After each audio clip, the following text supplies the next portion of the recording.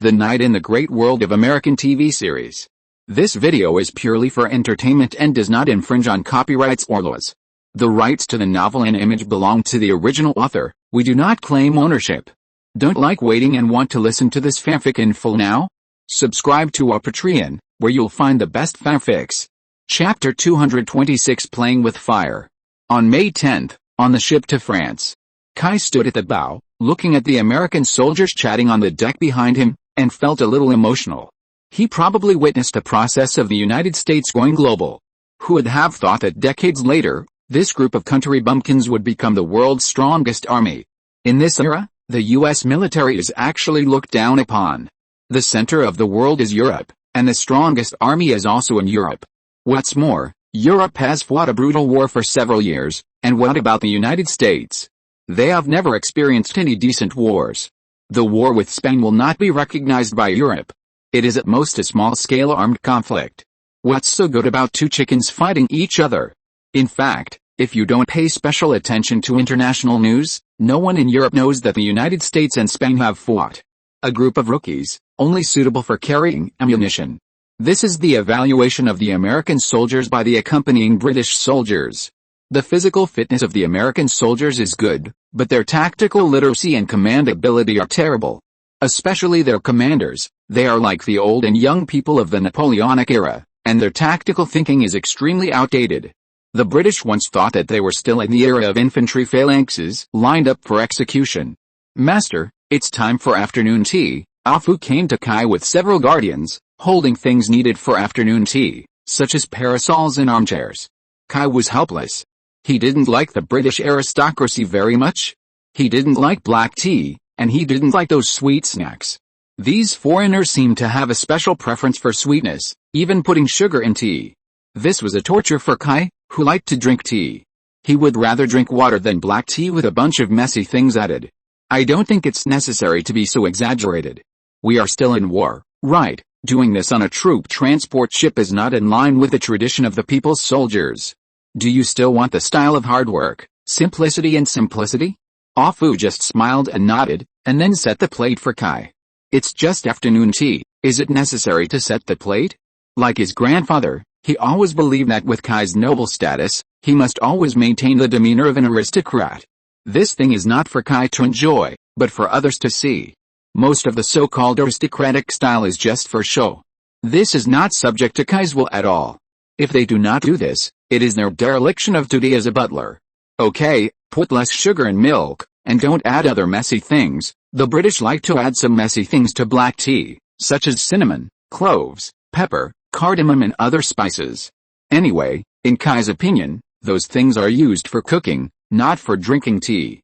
After a while, the captain of the battleship also came. He also came to enjoy afternoon tea.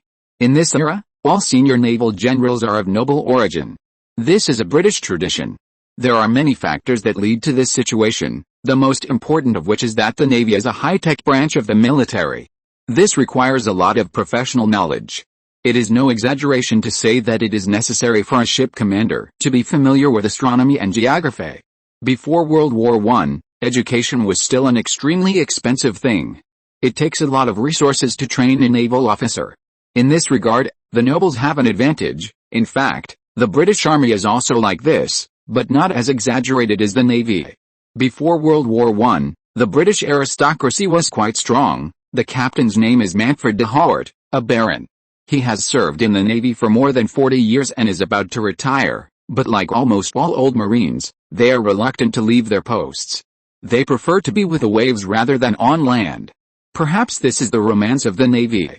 "Good day, Your Highness the Duke," Captain Manfred greeted Kai very politely. Then he sat down very naturally, and the guardian on the side also served him black tea very naturally. The old captain is a well-informed person and very cheerful. He especially likes to chat with others. Although he has no idea about Kai's identity, he still chats happily with Kai. Today is no exception. Today's chat is still about the damn war in front of them. Although they chat happily, it does not mean that they have the same views. On the contrary, their views are very different. For example, Manfred has always believed that the war was the fault of the Germans. They should have stayed within the rules set by the British Empire, instead of rashly provoking a war and plunging the world into war. But Kai's view is very different.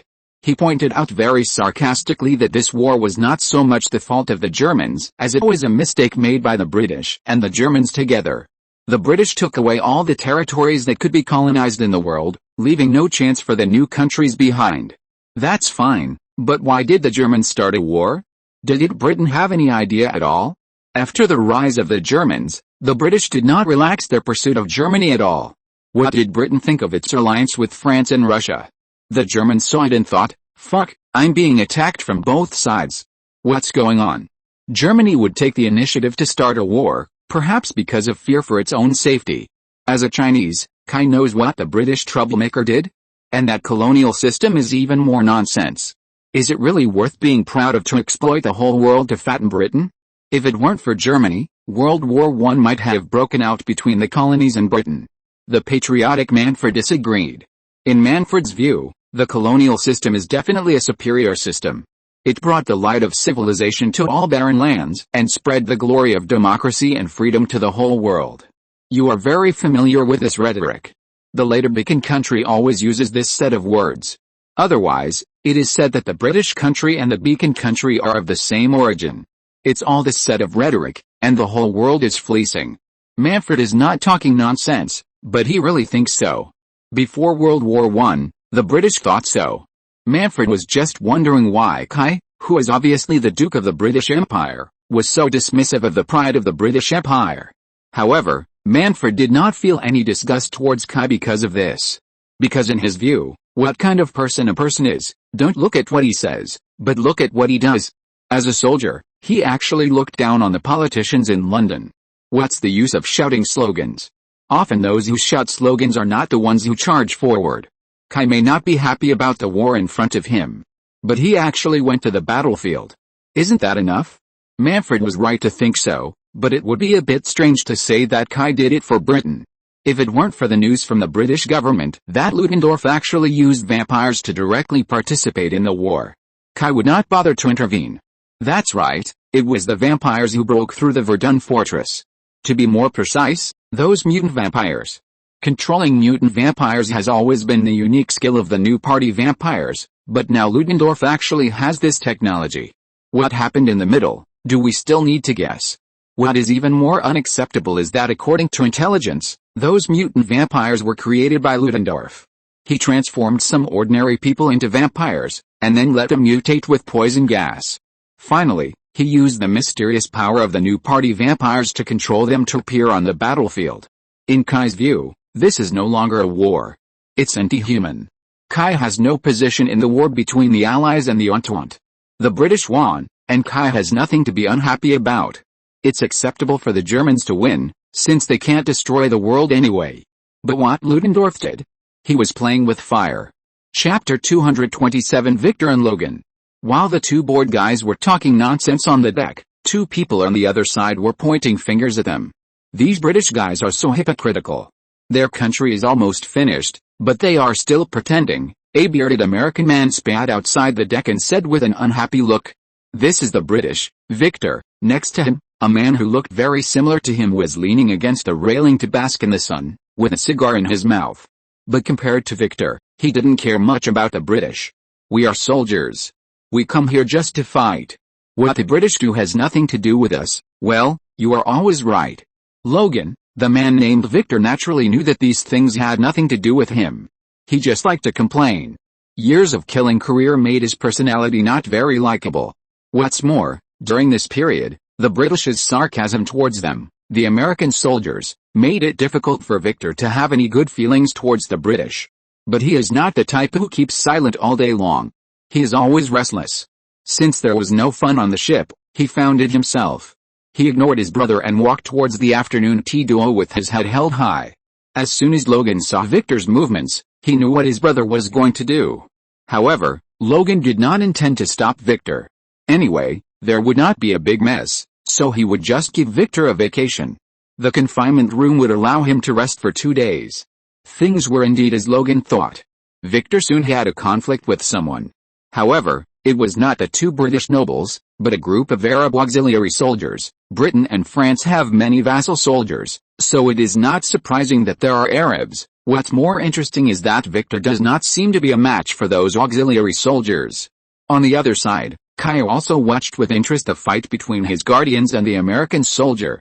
This guy seemed to be deliberately looking for trouble. He rudely tried to approach Kai and Manfred, but was stopped by Alfu and the guardians. Then the American soldier took the opportunity to make trouble and fought with them. These guardians are not ordinary people.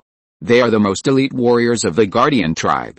They fought against the army of the god of death and were finally saved by Kai with the Holy Grail. In a sense, they are no longer normal people. Their bodies have been transformed by the energy of the Holy Grail. Although they cannot be said to have transcended the ordinary, it is not difficult to deal with ordinary people. As a result, several guardians cooperated but failed to defeat this American soldier. The American soldier's fighting style was extremely rough and there was no rules, but he relied on his height, strong body and extremely sharp fighting instincts to fight the guardians on equal terms. Even though he was constantly hit by the guardians, he still fought vigorously and did not lose the wind at all. This also attracted Kai's attention. After watching for a while, Kai found the difference of this American soldier. This guy seemed to have an extraordinary resistance to any damage. No matter what the guardian did, he seemed to be unharmed, and this guy became more and more excited, and his offensive became more and more fierce and ruthless. Finally, the tense situation made him unable to control his emotions. His palms began to change, the joints grew larger, the nails turned into claws, and the canine teeth gradually emerged. He was crazy and no longer cared about anything else. He just wanted to vent his madness. He grabbed the guardian's shoulder and threw him to the ground. In order to rescue his companion, another guardian rushed up and hugged his waist, intending to knock him down. Victor grinned, his claws unsheathed, and his 10 fingers fiercely inserted into the back of the guardian, then lifted the guardian warrior up and smashed it at the others who surrounded him. Seeing the miserable state of their companions, the other guardians finally couldn't help it. They had never intended to kill anyone from the beginning to the end. They just wanted to control this madman. But they didn't expect this guy to be so cruel. This level can no longer be considered a fight. Swish! The guardians drew out their scimitars. When Logan saw Victor out of control in the distance, he knew it was not good. When the guardians drew out their scimitars, he couldn't sit still. He didn't mind Victor being stabbed a few times, but if their uniqueness was exposed, it would be a big trouble. Logan was just about to rush over to help, and the Bedouin warriors and other guardian warriors also rushed over after hearing the news. Seeing that Logan was about to help, they thought that Logan was also an enemy, so they surrounded Logan. "Hey, man, I'm not here to cause trouble, I'm here to help, you can't stop Victor. For the safety of your companions, let me pass." Logan raised his hands to let the other party know that he had no ill intentions. But it didn't work. For the guardians and Bedouin warriors, everything else didn't matter. They couldn't let such a dangerous person get close to Lord Kai. While Logan was negotiating, the guardian warrior's scimitar had already left many wounds on Victor. Kai discovered Victor's secret. His wounds are recovering rapidly. Thinking of this, Kai felt that he couldn't go on. If he continued, the guardians and Bedouin warriors would have an accident sooner or later. Boom! After a loud bang, the whole ship shook. When the shaking slowed down, the others could see clearly what happened. Kai appeared in the center of the battlefield at some point, and Victor was pressed on the deck by Kai and could not move. Well, it should be more appropriate to say that he was pressed into the deck. The deck under their feet was all damaged and sunken, and Victor's head was deeply inserted into the deck. Although Logan didn't know how the British guy did it, he couldn't help but rush up. Victor was his last relative, and he couldn't just leave him alone. The guardians naturally couldn't let him get close to Kai, so they all planned to kill him. But Kai stopped them. Logan quickly ran to Victor and found that Victor was not in danger of life. In fact, he also understood that Victor was not so easy to die, but it was the first time he saw someone defeat Victor in this way, and he was a little worried. "I think we need to talk, American soldier." Victor woke up soon, and then he and Logan came to Kai's room together. It was the best room on the ship. Although it was not big, it was the limit of what they could do, and Kai didn't complain about it. Who asked Captain Nemo to refuse to act with the British Navy? The Nautilus is an irresistible temptation for the navies of various countries. Putting it in front of the Navy can easily cause trouble.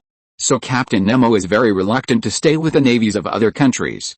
When he was in Egypt before, his Nautilus did not enter the port of Alexandria, but used barges for supplies.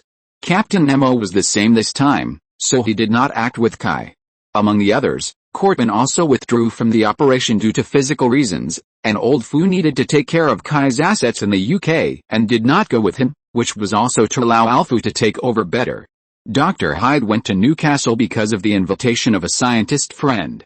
The only people who followed Kai this time were O'Connor, Daniels, Catherine and Alfu, and the other were Bedouin warriors and Guardian warriors.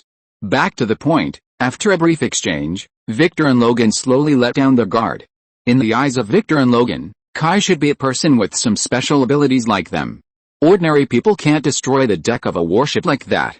Long-term wandering has long made them feel lonely, and they are actually eager to meet their kind. Now that someone has appeared, they are willing to give a little trust. Of course, this trust is not much. They have suffered too much deception and persecution in their wandering life over the years. They are willing to talk to Kai, but they are not willing to reveal their own details. Kai understands this very well.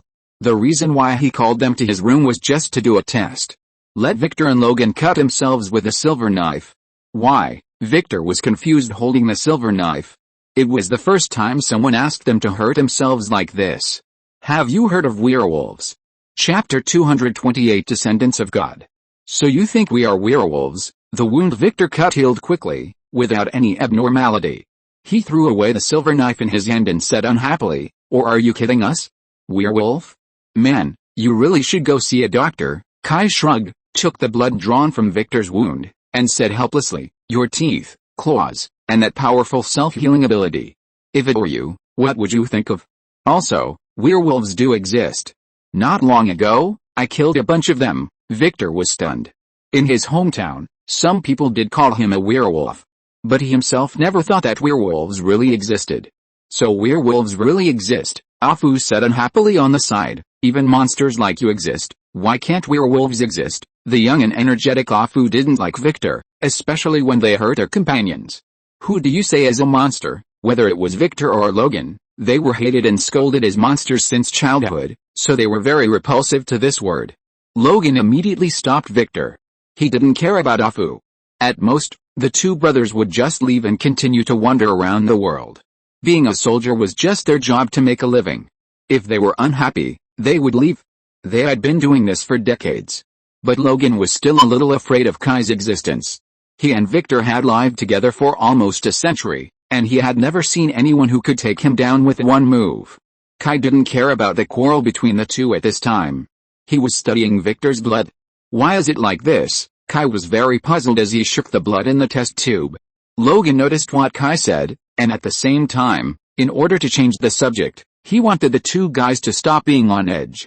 So Logan deliberately asked exaggeratedly, what's wrong? Did something happen? Kai raised his head and looked at Victor and Logan carefully. No, it's not a big problem, it's just a little strange. Kai put down the test tube in his hand and asked calmly, how much do you know about yourself? Including your origins and the supernatural powers in your body, what? You also want to say that we are monsters? Victor was a little sensitive, he said sarcastically. No. How could you be a monster? You are a pure human.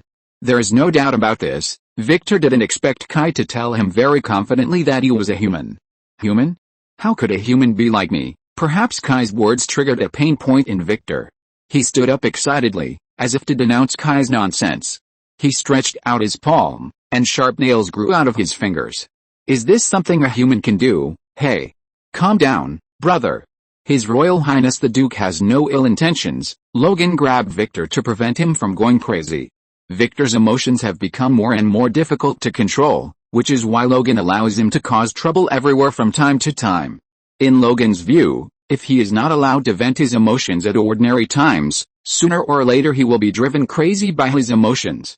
Kai looked into Victor's eyes, which were filled with ambition and anger, as if something was about to burst out. I really didn't mean to be sarcastic. What I meant was, forget it, it's troublesome to explain. In short, you are just a little bit special human. You can't be considered a monster. Kai originally planned to explain their specialness, but after thinking about it, Kai decided to give up because it was too troublesome. Victor didn't care. In fact, He didn't have any obsession with whether he was a monster or a human. He didn't have any goals or pursuits in his life. Strictly speaking, his goal was very simple, that is, to stay alive. A very humble request. But Logan was different. He really wanted to know what Kai didn't finish saying. I want to know what you want to say. Seeing Logan's resolute eyes, Kai thought about it and decided to tell them. Strictly speaking, you should be the descendants of God. Well, this statement makes it even more difficult for them to accept that they are monsters. Victor sneered. God? The one in the church?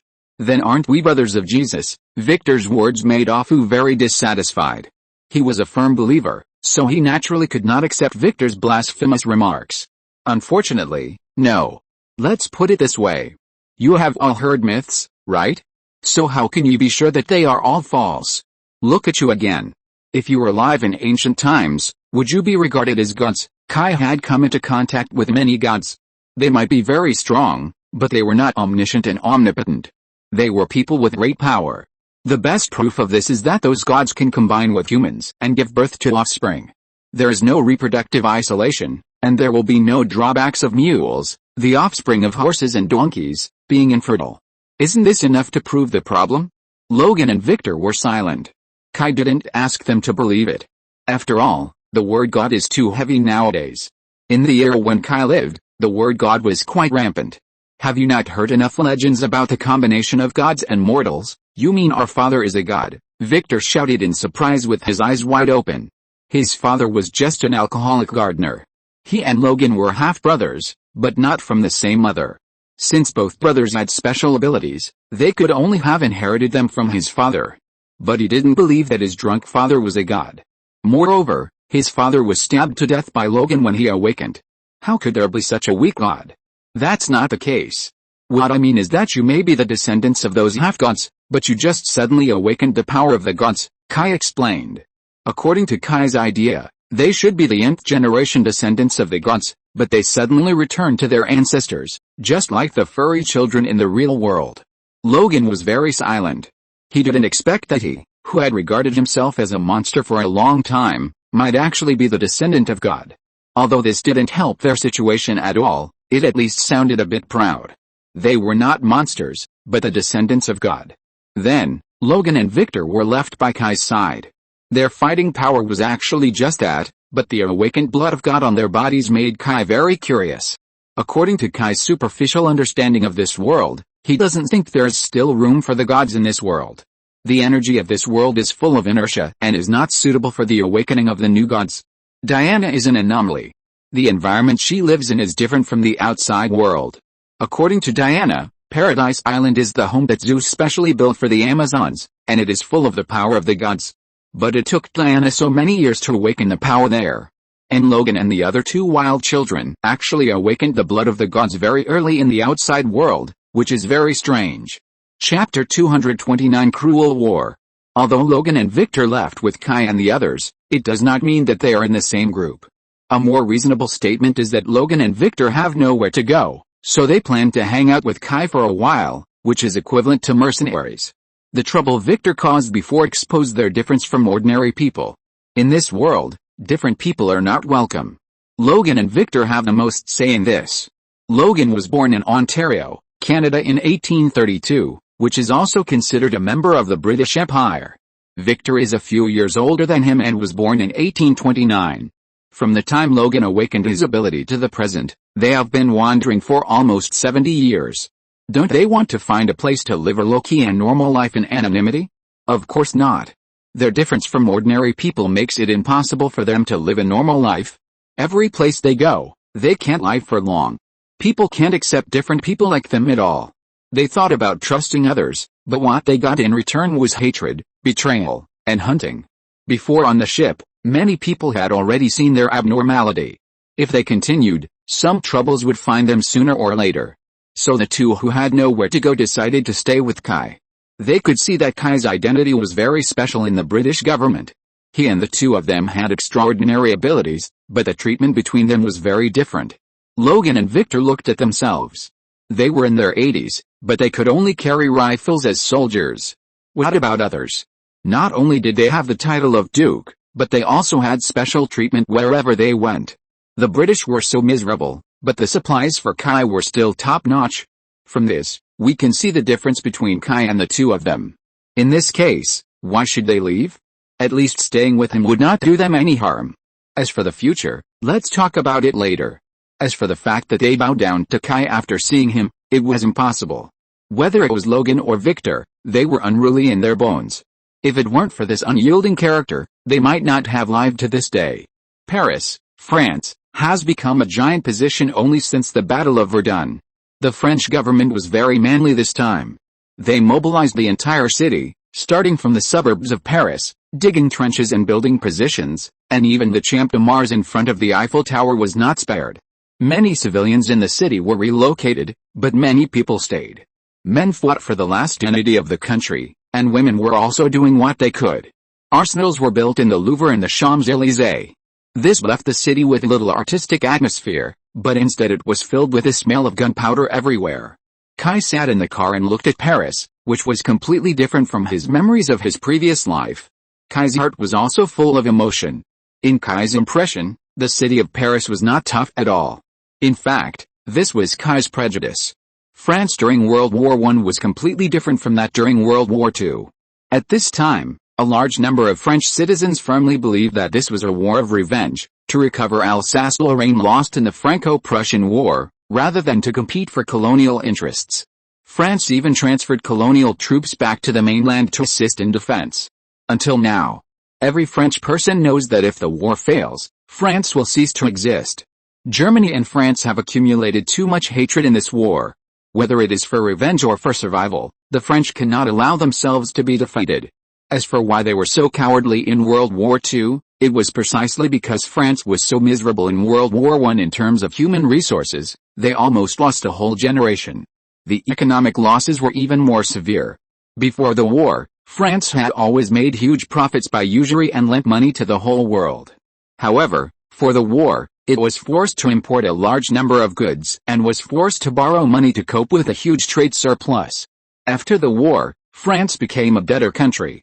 This is only the visible aspect. The losses in other aspects are even more severe. This is why France was so harsh on Germany after the war. And these injuries were still not recovered in World War II. So it left people with the impression that France was very weak. Kai also felt that the current situation in Paris was unexpected based on these impressions. Because the current French government has never thought of surrendering to Germany. Until now, as long as there is a glimmer of hope, they must continue the war, otherwise, wouldn't all the losses in the early stage be paid in vain? Driving in the city, you can hear the rumbling of artillery fire from time to time. This is not surprising.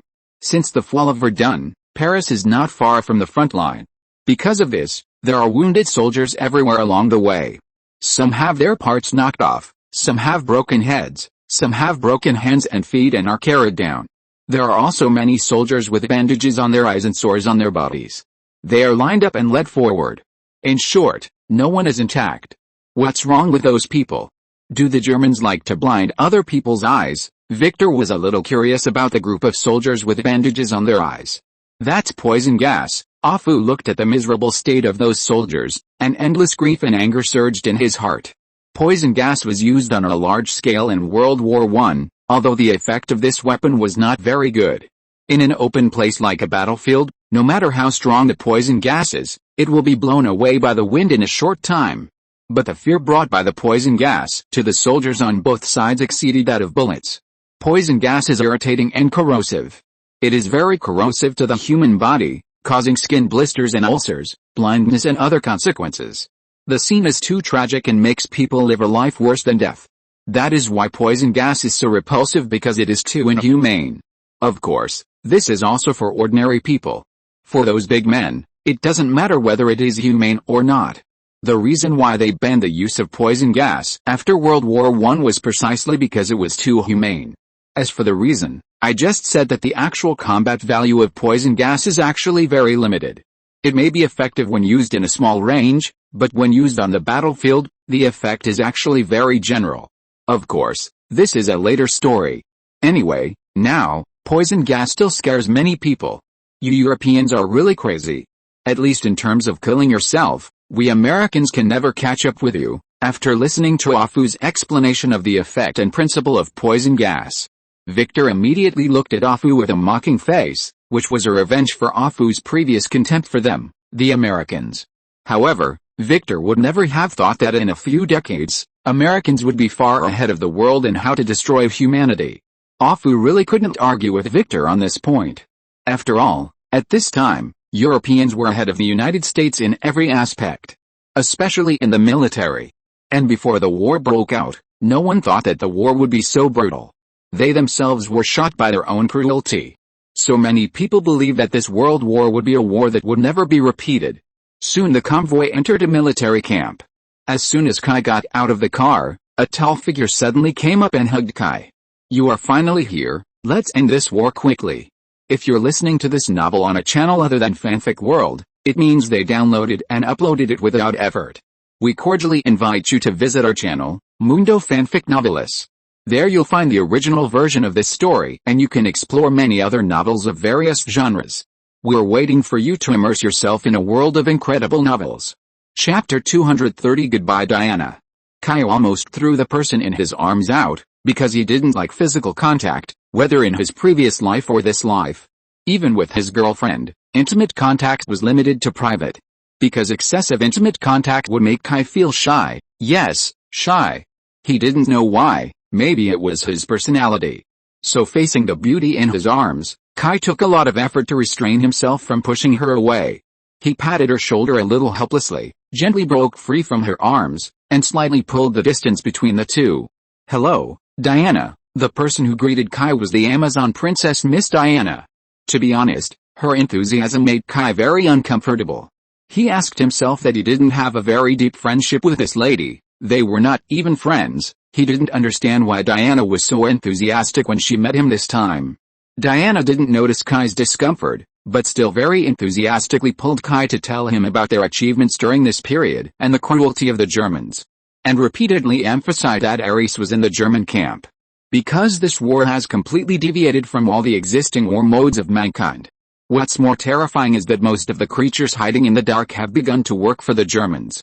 During the time when she and Kai were separated, she and her team members had destroyed 3 vampire families, 5 demon nests, more than a dozen wizards, and an uncertain number of monsters.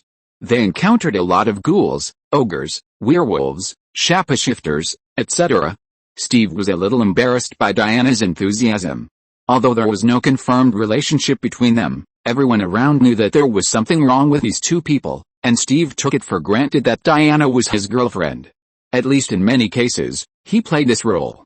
So Diana's enthusiasm for Kai made him very uncomfortable. If Steve's original temper was followed, although he would not say anything to her face, he would still show his masculinity afterwards. Unfortunately, whether it was to Diana or Kai, he seemed unable to exert his masculinity. Did he warn Diana to pay attention to her behavior? Don't be funny, Diana lives in an environment where women's rights are supreme, and she will not be fooled by Steve at all. Besides, Steve is no match for Diana. Even if Steve wants to be a male chauvinist, he must recognize this fact. As for whether to take Kai to a deserted place for a duel between men, that is nonsense. Whether he can win or not is another matter. The key is that Steve is not the kind of unreasonable person. Everything in front of him shows one problem, that is, the man in front of him did nothing at all. It was completely our Miss Wonder Woman who took the initiative. After patiently listening to Diana's imagination of her great cause, Kai finally couldn't help but say, "Miss Diana, I sincerely admire your great achievements, but you must not come to greet me for these things. I think we can be honest, Kai would not be stupid enough to think that this demigod girl was crazy." Diana didn't like this kind of greasy way at first. This was all learned from Steve. He once told Diana that if she wanted to achieve something, she must win over all the forces that could be won over. And in this, it is very important to speak to people in a human way and to ghosts in a ghost way. Diana has seen Steve use various methods to win over some Germans who can be won over several times. That's right, not all Germans are loyal to their country. There are also many traitors among them. Even in the early days of World War II, when Germany was in its heyday and almost defeated the whole of Europe, there were still many traitors inside, not to mention now. During this period of time, many people in Germany began to oppose the war and the German emperor. Among them, the Republicans were even more traitors. In the eyes of those people, the current Germany is the Germany of the German Emperor and the Junker nobles. What does it have to do with these Republicans? If it weren't for the collusion between these Republicans and domestic capitalists, the German Emperor would have ordered those traitors to be thrown into prison. In short, as a spy, Steve's methods naturally couldn't be so fair, otherwise he should be a general instead of a spy. To be honest, the plot of the movie Wonder Woman is really not good, especially the portrayal of the male and female protagonists, which is simply painful to watch. Diana didn't like this dishonorable practice at first, but was soon persuaded by Steve. Steve told her that in order to end the war and save more people, they must use some extraordinary means. This statement sounded correct no matter how you listened to it, so Diana was convinced. And Kai was her experimental subject. She had always wanted to pull the mysterious Kai into her commando team to fight against the god of war Ares together. That's why she was so enthusiastic just now. After learning that it was this reason, Kai was a little bit amused. Although Kai and Diana have always had differences in dealing with Ares, Kai still doesn't believe that Ares can really do such a big thing. Humans are just asking for death, why should they find someone to take the blame? Of course, if there is evidence that Ares is involved, that's another matter. The most important thing now is the problem of vampires. Kai didn't expect that after he destroyed the 7 Vampire Council, he would still have to tangle with these vampire bugs. But this time is still a little different. This time it is obviously controlled by the Germans behind the scenes, and Kai has nothing to say about it. These Germans are probably controlled by some mysterious Oriental power. They have obviously come to this point, but they are still rushing towards the road of death. Previously, cooperating with wizards, demons and the like was already considered crossing the line. Now, they simply turn people into vampires and use them to fight. Even though Kai had always emphasized that he had no position before, at this point, he could only stand on the side of the Allies in substance. After entering the command room, the intelligence department of the Allied powers took out the information they had collected. Speaking of this, we have to mention how unpopular the Germans are. The previous super soldiers and the subsequent vampire troops made many German soldiers on the front line extremely scared, and many of them with devout beliefs wanted to mutiny directly. Some of the soldiers in the southern German countries were even more angry. Although Germany was unified, there were still many contradictions within it. Especially the southern countries, they would merge with Prussia. In addition to the fact that the Germans were eager for independence, it was more because Prussia's military force was too strong, and they had no choice but to merge. But in fact, the contradictions between Prussia and the southern German countries were not small at all, and the biggest contradiction came from faith. It is well known that Germany is a Protestant country. But in fact, the entire southern German state is Catholic. It was not a big deal before, because of the war and because of interests, all the German states could be considered united. But only after the German Army General Staff launched some special operations, other states, especially the southern states, began to murmur. This is only a disagreement at the top, and the disagreement is even greater at the bottom. Many soldiers in the southern states began to question whether the war they were fighting was just. Standing on the side of God's enemies is not justice. This led to a sudden increase in the number of helpers in the Allies. Sometimes the power of faith is much greater than imagined. As far as we know, the Germans have set up several secret laboratories in countries such as Belgium and the Netherlands. After they sent prisoners of war and some rebels into those laboratories, no one has seen them since. We have every reason to suspect that the monsters we encountered on the battlefield came from those laboratories. Kai squinted his eyes and stared at the information in front of him, his heart full of anger. No wonder some people say that humans are the cruelest animals in the world. Then what should we do? Victor finally couldn't help seeing the information. The two brothers were always called monsters, but seeing these things, even he couldn't help but wonder who the hell was the monster? We should first eliminate those mutant vampires, and then destroy those laboratories. Finally, it's Ludendorff and Mrs. Viper. Steve directly told them their original plan. In fact, this was also the reason why they came here. They had already carried out several operations during this period, but they all failed without exception. There was no other reason, just because they were too weak. Chapter 231 I fell asleep while writing. Simply put, the rest of the commando team held Diana back. Diana was indeed very strong, but she was only one person, and she could not take care of the entire battle situation. The enemy's way of dealing with her was simple, just luring Diana away was enough. As long as Diana was not around, the remaining ones were still called elite warriors, but they were still far inferior to those monsters. These monsters were very different from the enemies they had faced before. In the past, no matter what they faced, the commandos had the ability to protect themselves, but now. So every time Diana had just made some gains, she had to give up the pursuit and go back to save her teammates. This back and forth naturally delayed many opportunities. This was also the reason why they had not made any progress recently. Those monsters are really difficult to deal with.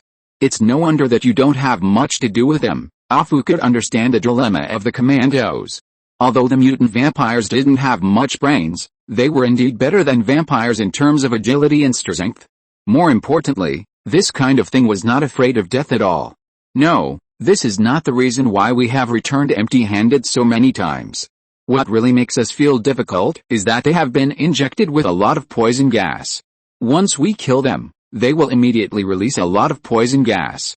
Many of our brothers have died because of these poison gases. Simply put, these mutant vampires were used as human gas bombs by Ludendorff. If they are not killed, they will cause casualties, and killing them will cause more casualties. When the others heard this, they looked at each other in bewilderment. They did not expect that the Germans would be so good at playing. This also explains why the Verdun fortress was breached overnight. Once these things ran into the fortress, it would be strange if the French soldiers could deal with them. Ordinary mutant vampires can still be killed with guns. Although the losses will be a little greater, it will not cause the French army to collapse. But if poison gas is added, it will be different. Some people will say that all countries in World War I were equipped with gas masks. Can't they resist poison gas bombs? In fact, it really can't. First of all, the effect of gas masks during World War I was not as good as imagined. Secondly, there are many poisonous gases that do not require the respiratory system to poison people, such as the famous mustard gas, which can poison people through the skin. Finally, even if the gas mask is effective, the effect will be greatly reduced in the hands of soldiers. The reason is simple, because it costs money. How much does it cost to equip all soldiers with the best gas masks? Don't overestimate the integrity of those imperialists. The objects of their exploitation have always been the people of other countries, and their own countries are also exploited. With that money, it is better to make more rifles and send more people to the battlefield. Therefore, soldiers are only equipped with simple breathing masks, which can easily cause poor breathing and make it easier to be poisoned. This is also one of the reasons why soldiers in World War I were so afraid of poison gas. In short, the Germans have made the most of everything. When Kai heard this, he suddenly looked at Victor and Logan thoughtfully. It seems that these two guys joined at the right time. Logan and Victor's almost immortal physique allows them to ignore the damage of poison gas. Logan saw Kai looking at them and probably understood what he meant. He didn't say anything but just nodded, which probably meant that he knew what to do. Victor was even more straightforward. Poison gas, huh? Then let them come. Let me tear open their stomachs and see what color these Germans' hearts are. Victor was indeed irritable, unpleasant, and even cruel and murderous, but he had not lost his conscience as a human being. So he was very unhappy with the things the Germans did. Kai nodded. These two guys had been fighting for decades, and there was no doubt about their combat effectiveness. As long as they took the weapons to deal with the vampires, it should not be difficult to kill vampires. After all, for vampires, these two guys are definitely a more powerful version, and they have no weaknesses. They are not afraid of sunlight, silverware, or garlic. Kai hadn't introduced Logan and the other two yet, so Steve didn't know their details at all. He could only tell from their military uniforms that they were from the same hometown as him, Americans. After being in Europe for so long, Steve was still very clear about the difference between European and American soldiers. Whether an army is strong or not is not determined by how many people they have or how many guns they have. It depends on their willpower. Italy is considered a great power anyway, but in fact, these Italians can't even beat the fucking African uncles. Are their weapons and equipment not good? At least better than the bows and spears of African uncles. Aren't they all cowards? The United States is actually similar in this era. Because of its superior geographical environment, there are no powerful enemies around the United States. In the past 100 years, they have fought with Britain, Mexico, and Spain. Among them, fighting with Britain was a disaster. No, it should be said that fighting with Canada was a disaster. Maybe some people think this is a bit ridiculous. When did the United States fight with Canada? It really did, and the record was not very good. That year, Napoleon and Britain were fighting in full swing in Europe, and the United States had an idea. At that time, Britain and the United States had conflicts over the sovereignty of many regions in North America. The United States wanted to take advantage of the moment when Britain and France were fighting to the death to drive the British out of North America, so as to achieve the intention of dominating North America. The United States was very confident at that time, because Britain had no more power overseas to deal with France. Even the naval forces left in America were pitifully few. Not to mention the army. Strictly speaking, the only enemy of the United States at that time was the Canadian colonial government. In the eyes of the United States, Canada was already a piece of meat on the chopping board. As a result, the unfortunate Americans ignored the resistance of the Canadians and their loyalty to their sovereign country, Britain, and then the Americans suffered. In the end, the British gathered the Canadian militia and directly overturned the United States at that time, killing all the way to Washington, and burned the presidential palace and the Capitol by the way. This is why the presidential palace was later called the White House. Although this was decades ago, the United States did not produce any decent results later. Overall, it is still a weak chicken. Not to mention the Europeans, even the Americans have doubts about their own combat effectiveness. At least Steve, who is familiar with Europe, does not think highly of the soldiers from his hometown. So when Victor stood up and spoke shamelessly, he would look questioning. What? Look down on us? Victor was obviously very unhappy with this pretty boy. No one else said anything. You, an American, actually look down on your own people. This is simply outrageous. It feels like the way Chinese people look at those foreign-worshipping traitors today. Steve naturally would not show such emotions and quickly changed the subject. But Victor would not let it go, so he insisted on practicing with Steve to let him know that they, the great United States, also have good players. Steve would not be angry with a small-time soldier, but Steve's team members might not be. They were selected by Steve, so they were naturally elites. In addition, they had been through thick and thin with Steve for such a long time, so they also had feelings. Seeing Steve's provocation, they naturally couldn't sit still, so they agreed to have a competition with Victor. Needless to say, the result of the battle was naturally a big defeat for the assault team. In fact, if some extraordinary means were not used, Kai would have defeated these two brothers. Their self-healing ability was really too exaggerated. Kai asked himself that he had seen the world, but he was also shocked. They are descendants of the gods, but in the ability of self-healing, they even surpassed their ancestors. This is also what Kai is very puzzled about. Chapter 232 Hans. 1917, at the Verdun front, at about 6:30, the artillery fire and attack of both sides stopped very tacitly. This commuting war mode was not a request from those bigwigs. It was a tacit understanding formed spontaneously by the frontline soldiers. They are living people, not the cold numbers in the reports of those bigwigs. They need to rest, so many frontline commanders will choose to turn a blind eye. Under the cover of night, both sides will tacitly draw a non-combat zone. These areas are often in the middle of the positions of both sides. The frontline officers will let a small unit walk into the non-combat zone without weapons and with their hands raised. They are here to collect corpses. This is what both sides of the war want to do. They hope to collect the bodies of their comrades, and no one wants to be exposed in the wilderness after their death. On this point, the soldiers on both sides have the same position. Any officer who dares to stop this behavior will be shot the next day. So later on, all the anxious fronts formed a unique battlefield culture. For example, after collecting their own bodies, both sides would send the bodies of the enemy's dead who were close to their own front to the other side in a friendly manner, and the other side would do the same. The two sides would even exchange some materials in the center of the battlefield. This also gave rise to a lot of battlefield black markets. In fact, the top leaders of both sides knew about these phenomena more or less, but no one cared, because the idiots who meddled in other people's business had already died under the black gun. It was too easy for a group of soldiers to kill their own commanders on the battlefield. They didn't even need to shoot black guns, they just needed to expose their superiors during the battle, and the other side would help them deal with it very cleanly. By now, those officers with inflexible brains have long been dead. For this, the top leaders have no way at all. What can they do? Clean up those criminal soldiers? Don't be funny. That's a meat grinder. The soldiers here don't even know what their tomorrow will be like. If they are lucky, they will receive some seemingly serious but not fatal injuries, and will not leave them disabled. When they return to the safe rear from the front line, the soldiers call these wounds the kiss of the goddess of luck. If they are a little unlucky, they will retreat from the front line with broken arms and legs. But at least they are alive. At worst, they will become one of the many corpses. So for the soldiers, life is actually no different. Anyway, they never expect the masters above to suddenly be kind and let them all go home early.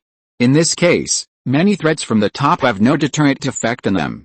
At this point in the war, the top leaders need to coax the soldiers to do many things. If they are really angry, others will directly mutiny, which will be more troublesome. Therefore, the unique culture derived from the battlefield, although it is of no benefit to the country, the top leaders can only turn a blind eye. It was the same today. A group of French and American soldiers walked into the battlefield without weapons and raised their hands.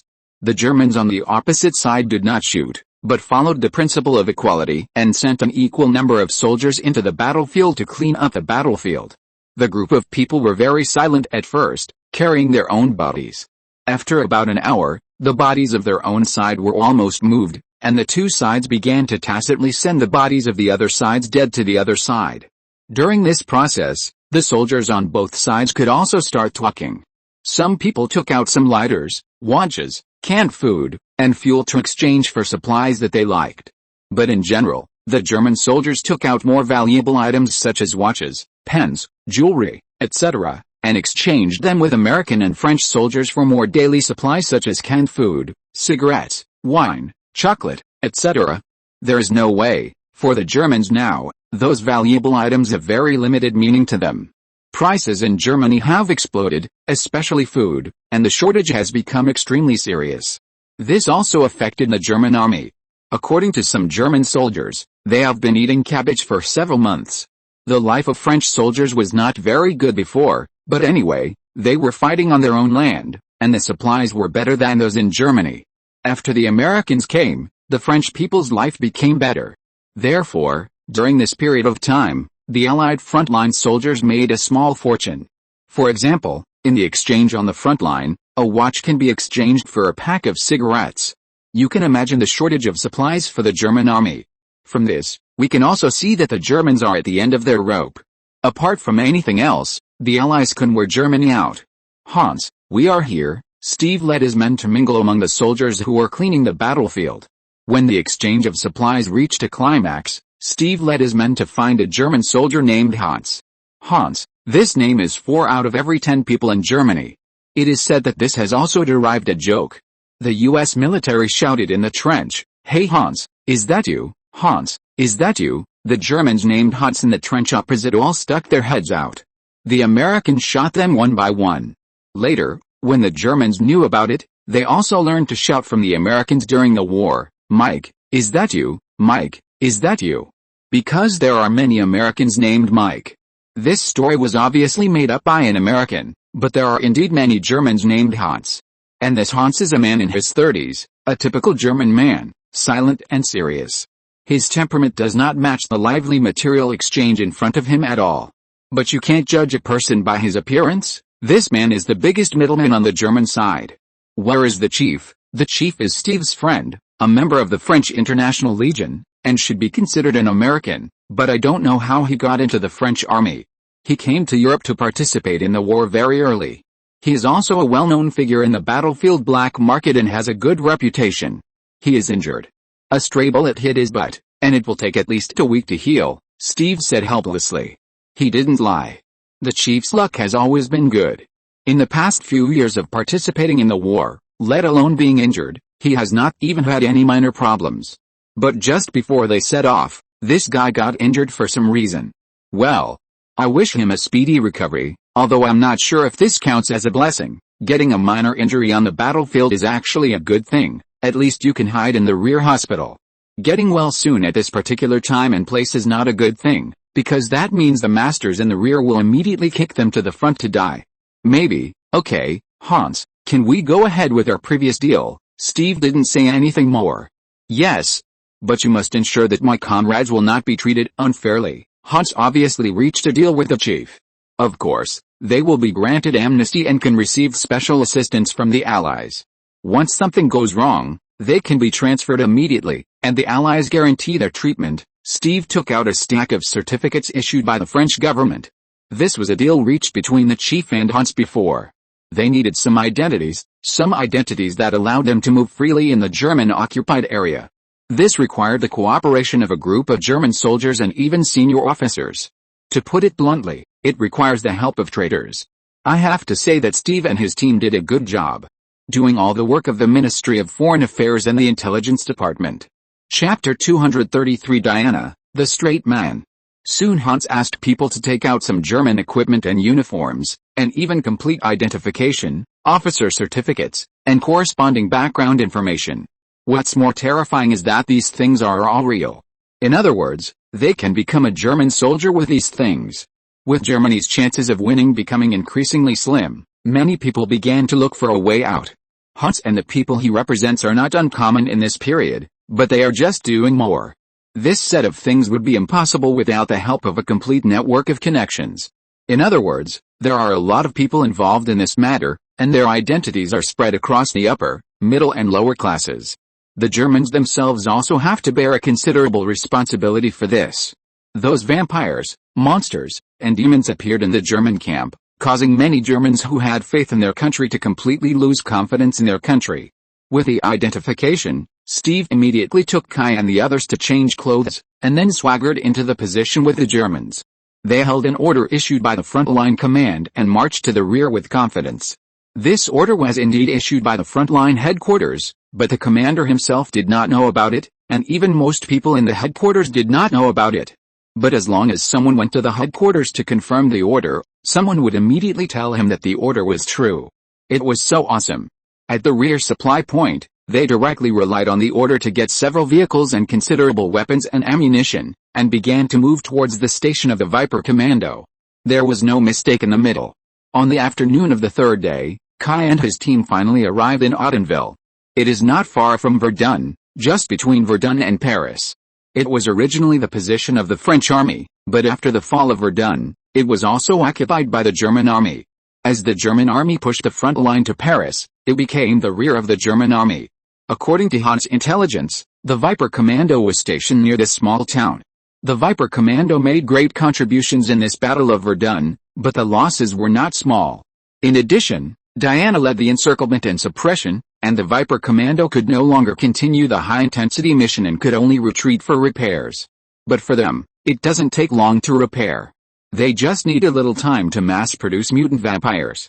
After arriving in Audenville, the two brothers Kai and Logan entered the town with Diana and the commandos, while Steve took several scouts to investigate the location of the Viper Commando outside the city.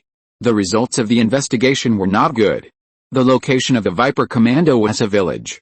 There were originally hundreds of old, weak and sick people guarding the village, but now all those people have disappeared.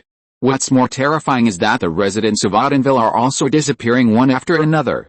In the recent period of time alone, hundreds of people have disappeared in the entire Audenville. The German army also prohibited residents from leaving the city, leaving them to wait for death. Their base is in an ancient castle, which is on the edge of a cliff facing the river. There is only one exit. There are many Viper Commandos defending the front. The firepower we can see with our naked eyes is 5 heavy machine guns and more than a dozen light machine guns. In addition, we contacted the local resistance forces, and they told us that there are still many poison gas bombs in the castle. It is very difficult to attack head-on, and it will attract the attention of other German troops around. Steve took out a temporary map and explained the defense system of the castle to everyone. Kai looked at the map, asked about the surrounding German defense system, and the architectural blueprint of the castle. After thinking about it, he said, "Don't bother so much. The 4 of us, Diana, Logan and Victor, will attack. Alpha will lead the others and Catherine to set up explosion points in the castle. After we evacuate, we will blow up the castle immediately." Then Kai looked at Steve again. "Steve, you and the resistance forces will help us arrange the evacuation route and meet us at any time. Once we succeed, we will be here immediately." Steve opened his mouth.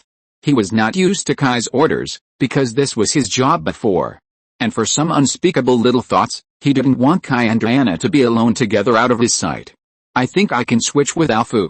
I am more familiar with intelligence work, and there must be a lot of useful intelligence in the castle. Kai didn't care about Steve's little thoughts, and he didn't want to steal anyone's girlfriend. He did this completely out of practical needs. No, you are more familiar with the resistance here.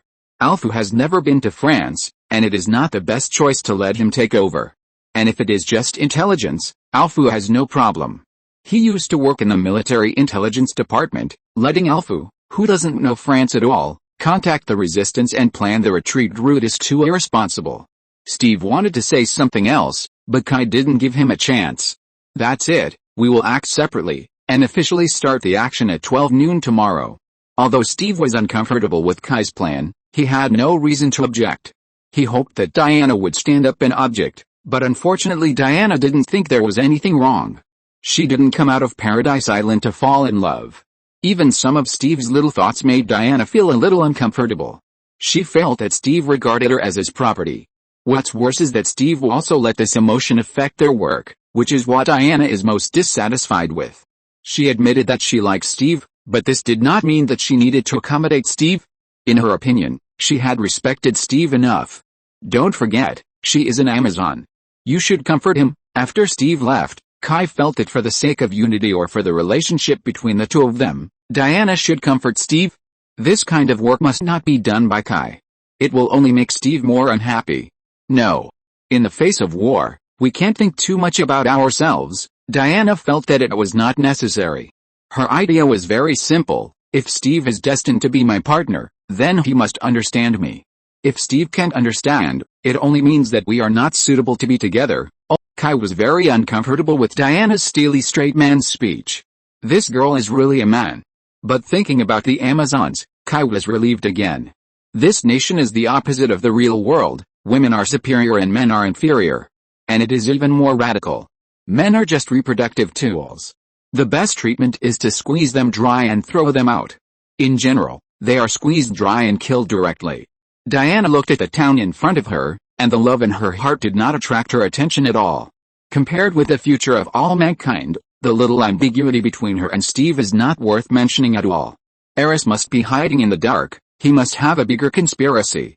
We must kill him before he harms the world. This is the sacred duty given to the Amazon by the gods, and it is also my responsibility. Kai shook his head.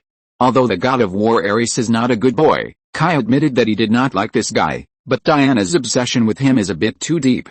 In a sense, it has even affected her judgment. This is how she was used as a knife by the British, and this is also the reason for the emotional ups and downs with Steve. Chapter 234 Happy New Year, one update today. At noon the next day. Fewer, German, fire, fewer, a shrill roar rang out from the German bunker. 5 heavy machine guns and a dozen light machine guns kept spitting out flames, hoping to stop the monsters from approaching. Unfortunately, the 4 monsters still resolutely came to the main gate of the castle. The 4 people were Kai, Diana and the Logan brothers. Among them, Wonder Woman was the one they knew best. In the European battlefield, their Viper Commando had fought Wonder Woman for 2 whole years.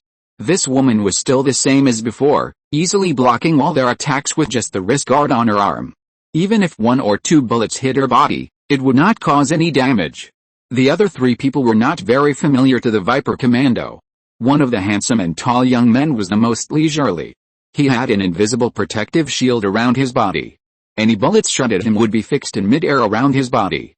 Then, when a certain number of bullets were accumulated, he would return the bullets to the German soldiers.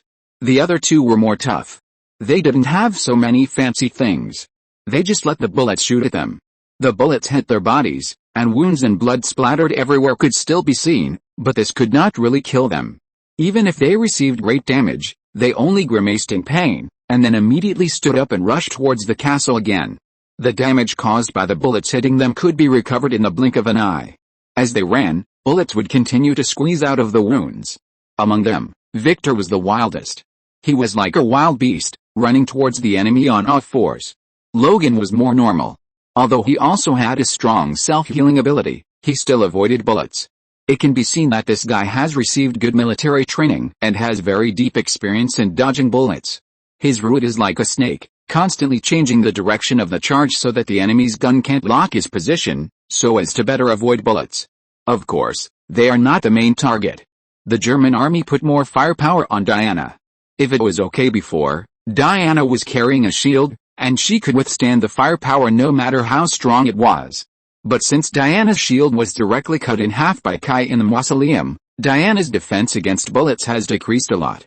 Although the bullets can't cause damage to Diana, the problem is that it still hurts the same. Even Diana, who was hit many times, had to retreat. This is Kai's inadvertent help to the German army. But today is different.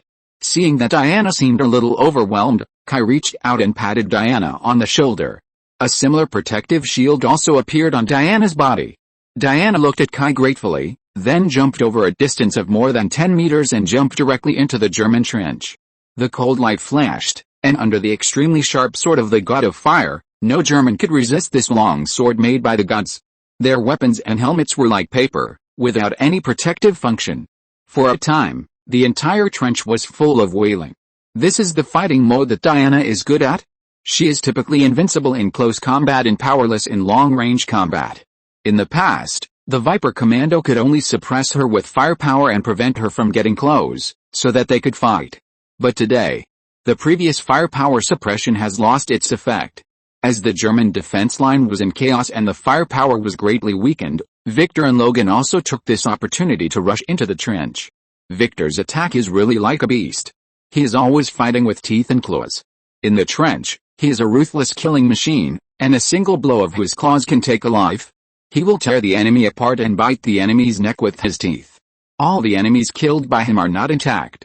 Logan was a little more civilized.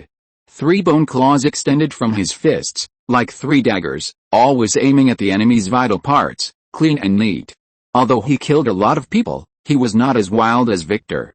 In comparison, Victor's fighting style was more oppressive and more frightening to the Germans.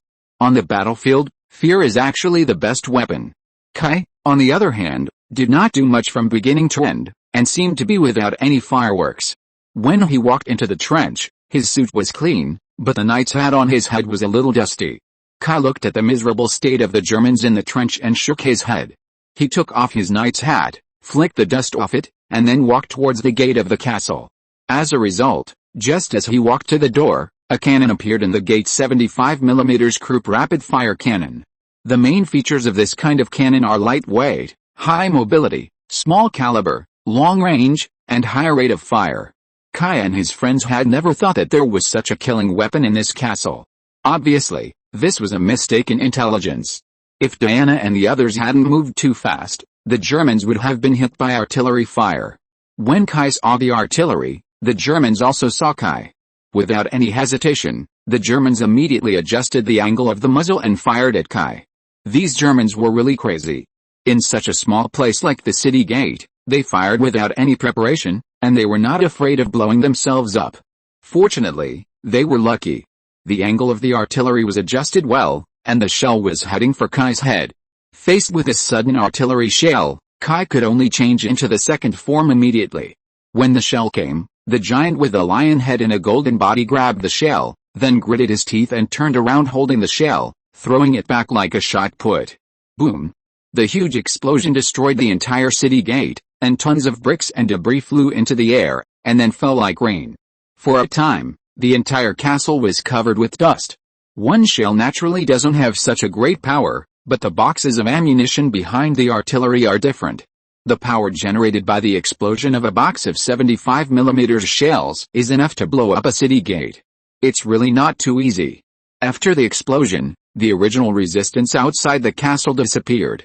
The Germans are also human beings. No matter how loyal they are to their duties, there must be a limit. If you can't even kill them by blowing them up in the face, what's the point of playing? So when the Germans on the outer defense line saw Kai standing there intact, they decisively chose to surrender. Inside the castle, a group of Germans were urging the new party vampires to get out of the coffins and drive the mutant vampires to meet the enemy. It is noon now. In the vampires' work and rest time. This time is when their spirits are the most depressed. And those mutant vampires were also forced to be locked in various cages and coffins. They were not prepared to be attacked at all. Wait until those vampires crawled out of the coffins in shock and controlled those mutants.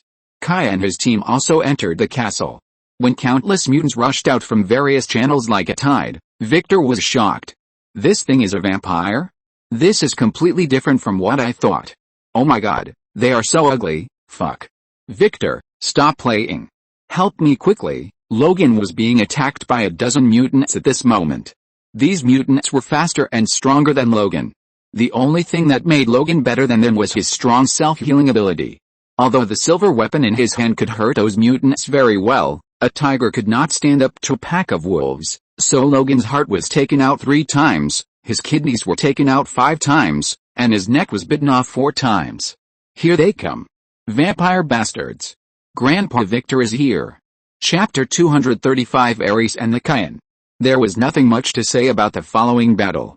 Although those mutant vampires were a nuisance, they were just a nuisance. Whether it was the Vulcan sword in Diana's hand, or the silver weapons in the hands of the Logan brothers, they were all extremely lethal to these mutant vampires. And Kai was even more of a bug. His second form was as hard as steel. Even if he stood there and let these mutant monsters bite him, he would not be shaken at all. He didn't even need to use other abilities. He just needed to turn on the desert flame, and these mutant vampires would burn to ashes like moths to a flame. Kai was just like playing some rubbish online games. He just needed to stand there and his experience points would rise. However, compared to those ordinary vampires, the mutant vampires could provide very little soul energy. Kai had killed 5 vampire patriarchs and a blood ancestor, as well as hundreds of vampires in Sarajevo before, which brought Kai 4 energy points. But Kai had killed a lot of these mutant vampires, but so far, the energy these things brought to Kai was pitifully small. In terms of conversion, there was not even a single energy point. The energy they provided was not even as good as those ordinary German soldiers outside. Just as Kai and his team swept the entire castle, on the other side, an unexpected person appeared in Luxembourg, Belgium. Masked man Carl, an accomplice of the bird demon monk Gregory. In fact, his real code name is Cayenne Man. Although he is a member of the Thule Society, since he transformed himself into a monster, the Thule Society has actually abandoned him. Back in Egypt, Cayenne Man was transferred away from Gregory by Baron von Grossman because of some things, and he was saved. If he stayed with Gregory, he would definitely be killed by Kai. Since Gregory's death, Cayenne Man was transferred back. During this period, he was arranged to participate in some unimportant research projects of the Thule Society. But now he appeared on the Belgian border. Cayenne Man Carl is now outside a very secret military facility. From the outside, this is just a small village in a deserted mountain, nothing surprising. But if you look closely, you will find that the whole mountain village is full of dangers, and the villagers walking in it are all smart and capable. Sometimes there will be teams of German soldiers coming out of the mountain village, and the flags of these soldiers are clearly the Viper Commandos. He did not enter the military facilities, and did not even alarm the people in the mountain village. He stood in the woods outside the village, as if waiting for someone. In terms of relationship, the Thule Society and Ludendorff's Viper Commandos are not the same kind of people. I don't know what his intention is to come here.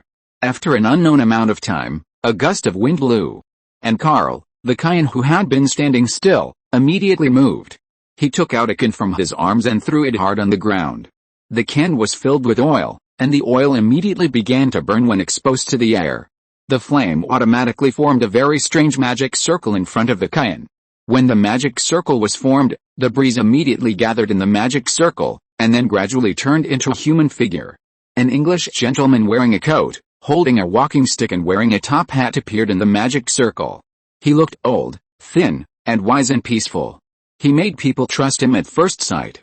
Egyptian holy oil, the old gentleman said with a little surprise when he saw the flames burning on the ground.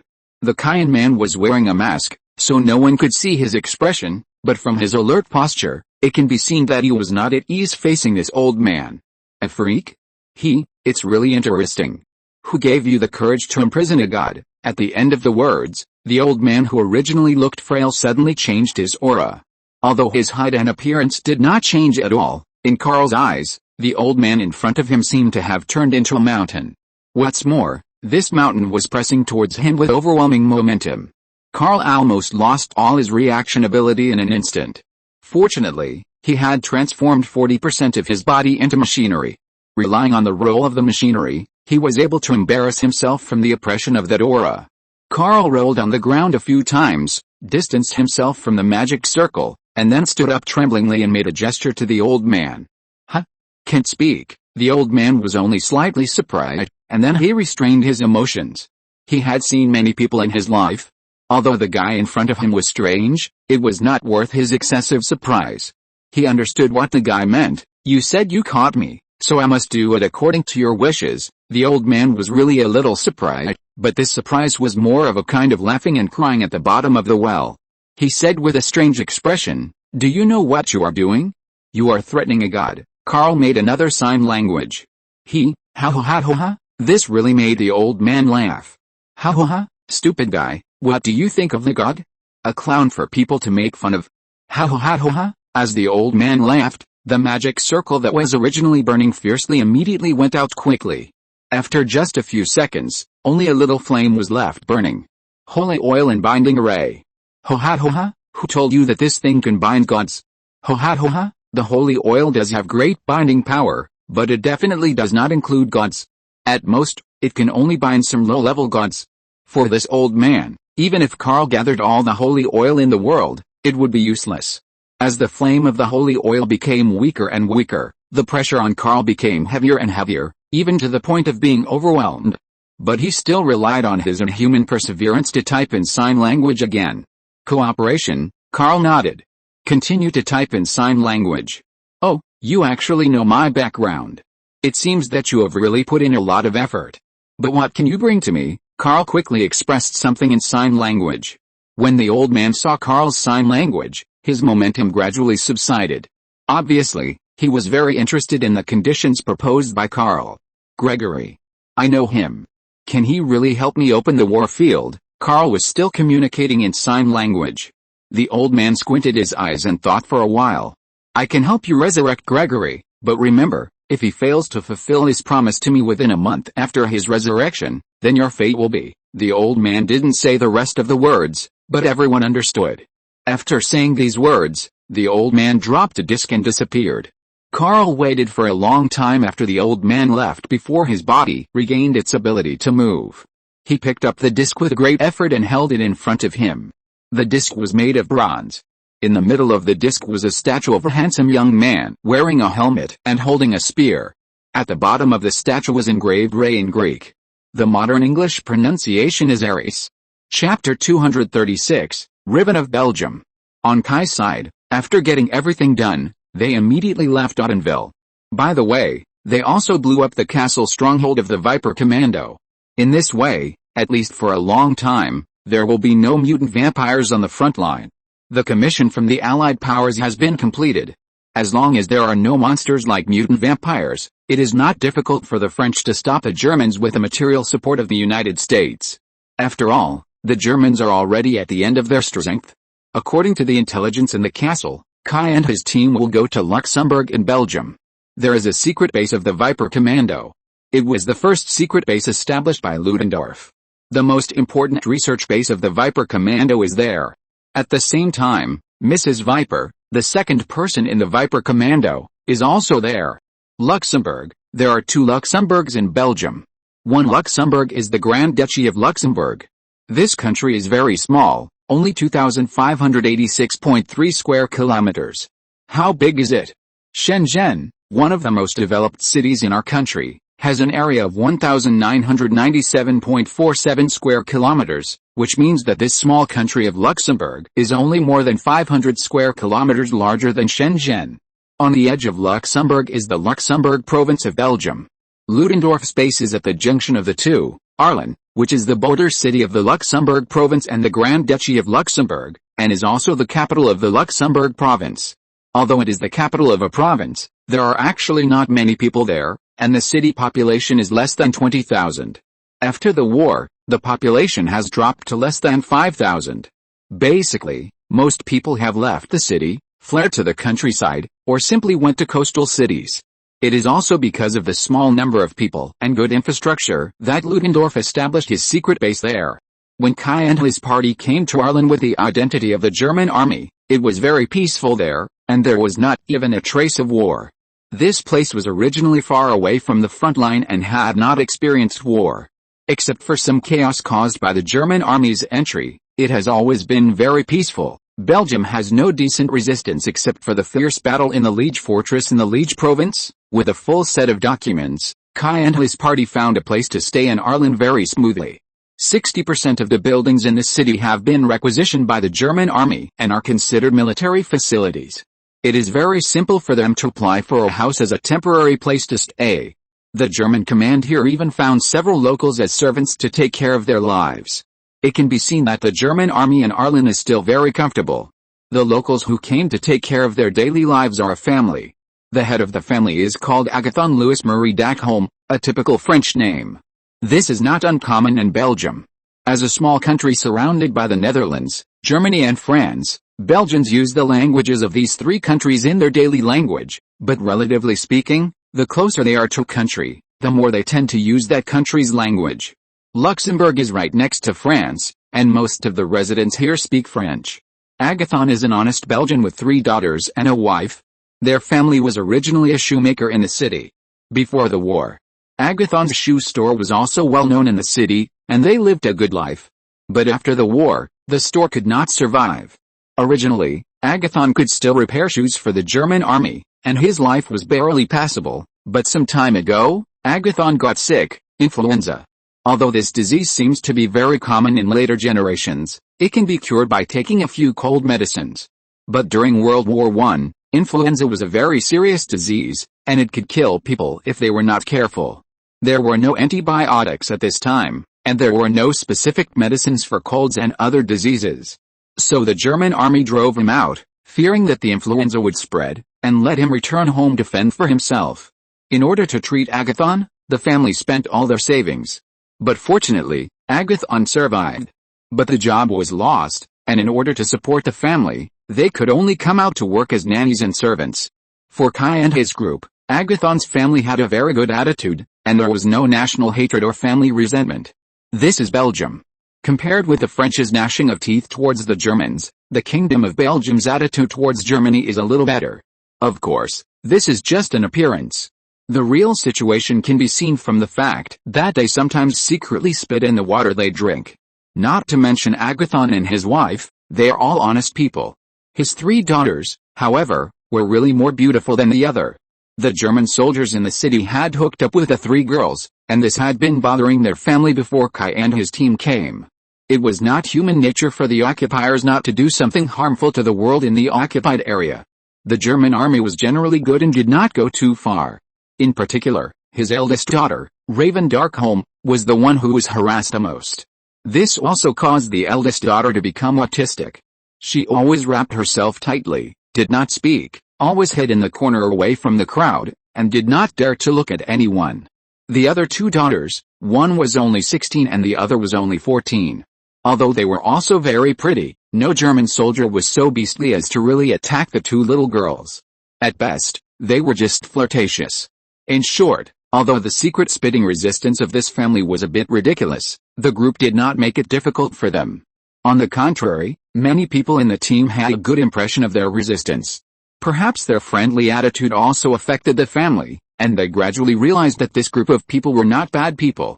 In particular, there were 2 women in their team, which gave the 3 girls in the family a channel to understand the outside world. After a few visits, the relationship between the 2 sides became pretty good. Of course, Kai and his team were not always engaged in united front work behind enemy lines. Their target was still the Viper Commando.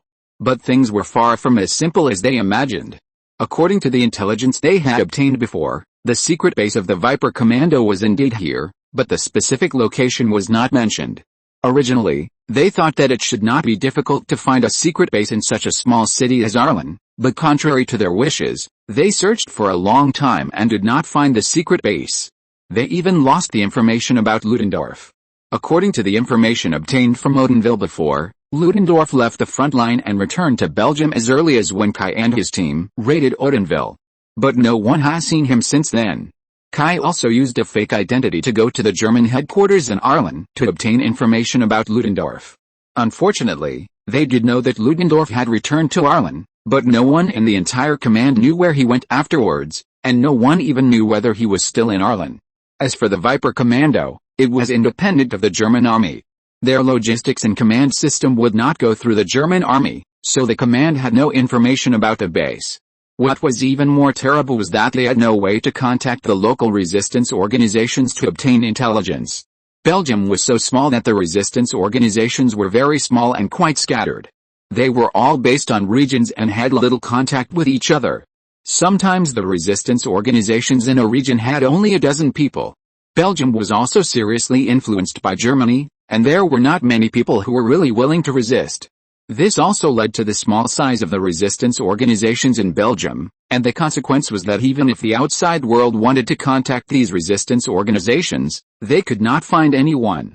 Just when the group was at a loss, Catherine secretly found Kai and told him that there was something wrong with being the eldest daughter of the Agassiz family. She killed someone.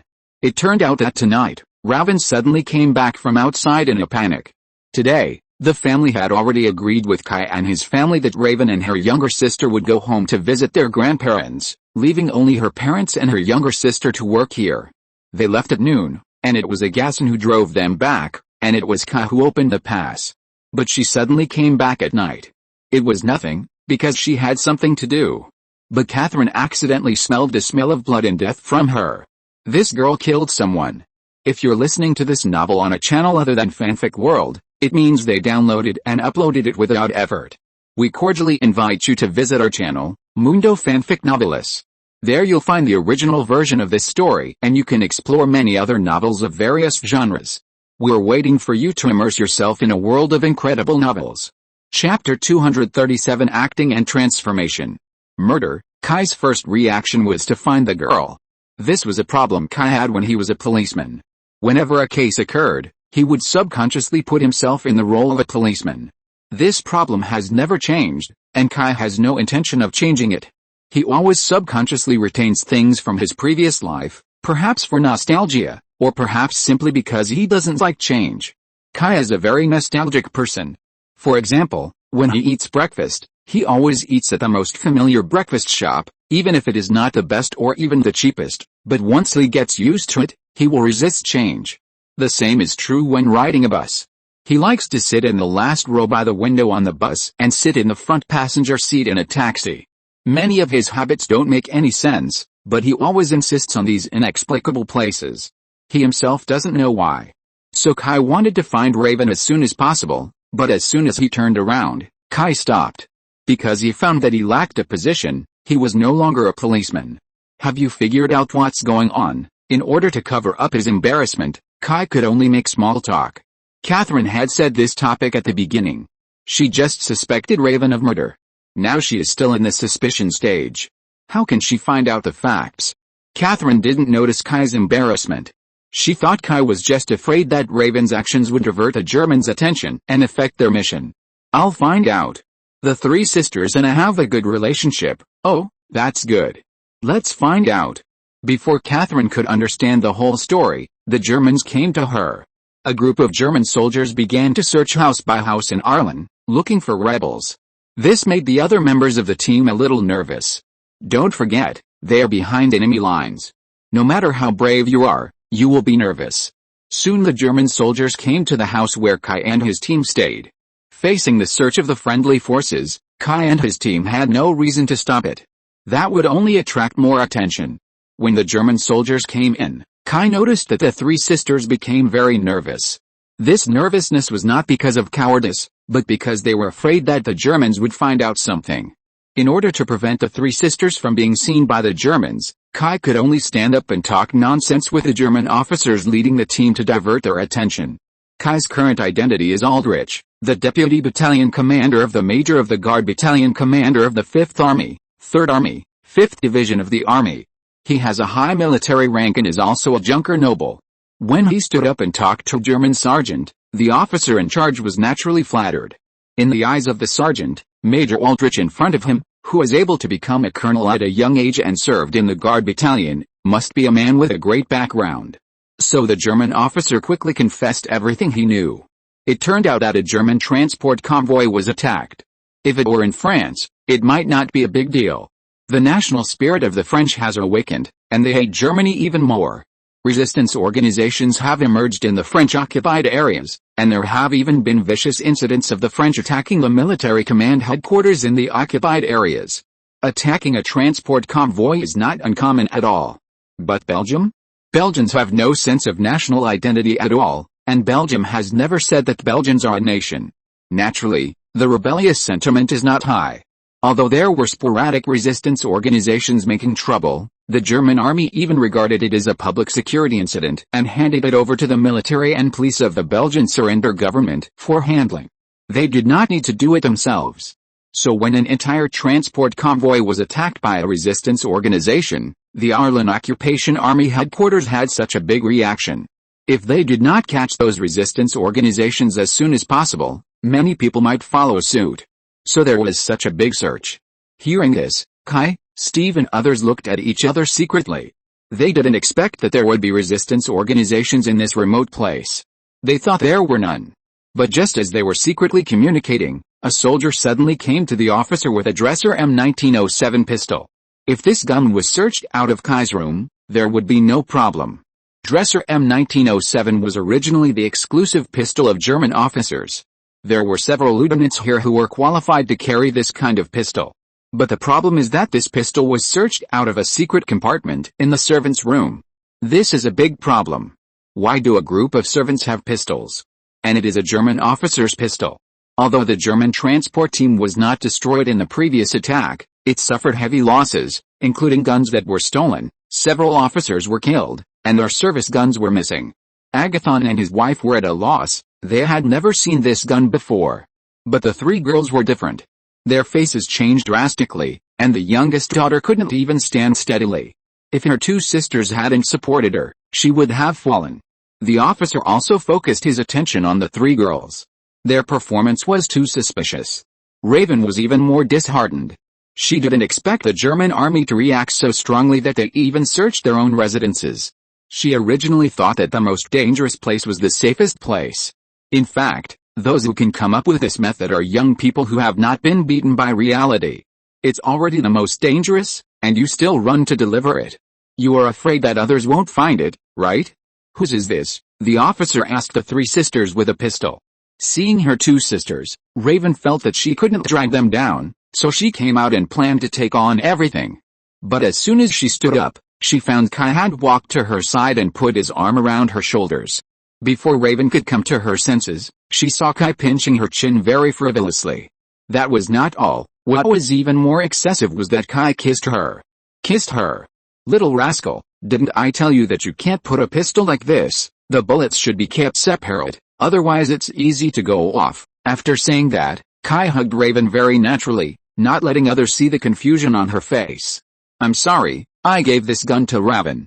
Not long ago, I heard that some annoying people have been harassing her, so I gave her this gun for self-defense. After saying that, Kai gave the officer a look that everyone understood. Don't ask why, I don't believe you don't understand. The officer suddenly realized that the German army's discipline was okay. But discipline could only suppress human nature, not eliminate it. A group of men came to the occupied area of a foreign country from afar. It was impossible not to find a way to relax. Are they all hiding in the barracks and playing with themselves? It is not ruled out that there are philosophers who have this hobby, but most normal men can't help but find girls in the local area. This situation is even more serious in Belgium, because the German army and the Belgians not only have no cultural barriers, but the atmosphere among the people is also acceptable, which naturally gave rise to many wartime couples. Generally speaking, everyone gets what they need, and there is no bullying. So the top leaders did not act like villains to meddle in other people's affairs. It is not uncommon for Aldrich to do this.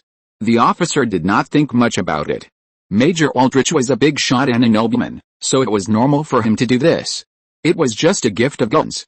Although other officers would definitely not escape military law, it was not a big deal for this one. The officer took the opportunity to stop worrying about this matter. Anyway, it was enough to figure out the source of the guns. Agathon had been working for the German army before, and he was a good citizen, so the suspicion of his family was not high.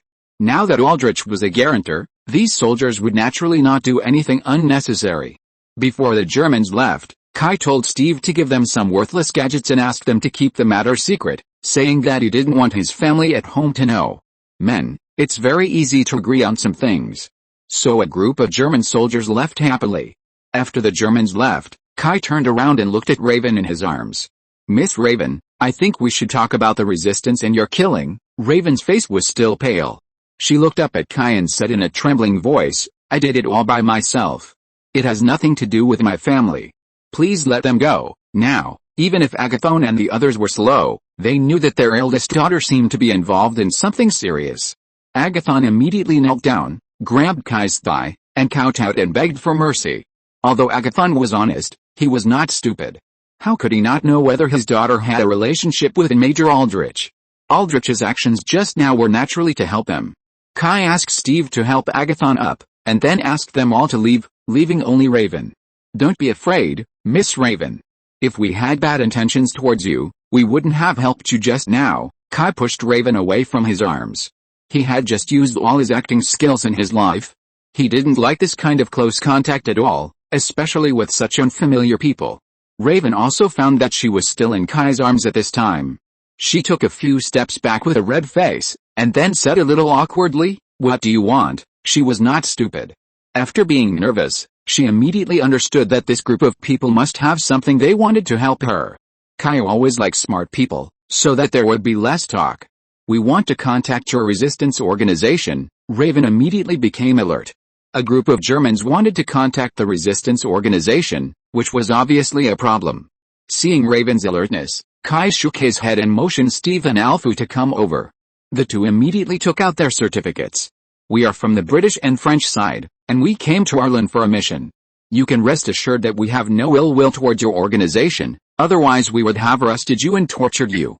Believe me, we can get what we want that way. Kai's words made Raven feel a little relieved, but she was still very alert. How could she, a Belgian village girl, know whether their documents were real or fake? She had never seen them before. Okay, Catherine, you come and persuade her. She is still full of hostility towards us. Kai is good at interrogating prisoners. But gaining a girl's trust is not his strong point. In his previous life, the police uniform he wore was a source of trust for many people, and he didn't need to think too much in many cases. But the problem is that this is not the police station in the previous life, and he is not a policeman. I don't know how Catherine persuaded her. Anyway, about half an hour later, Catherine brought Raven to Kai.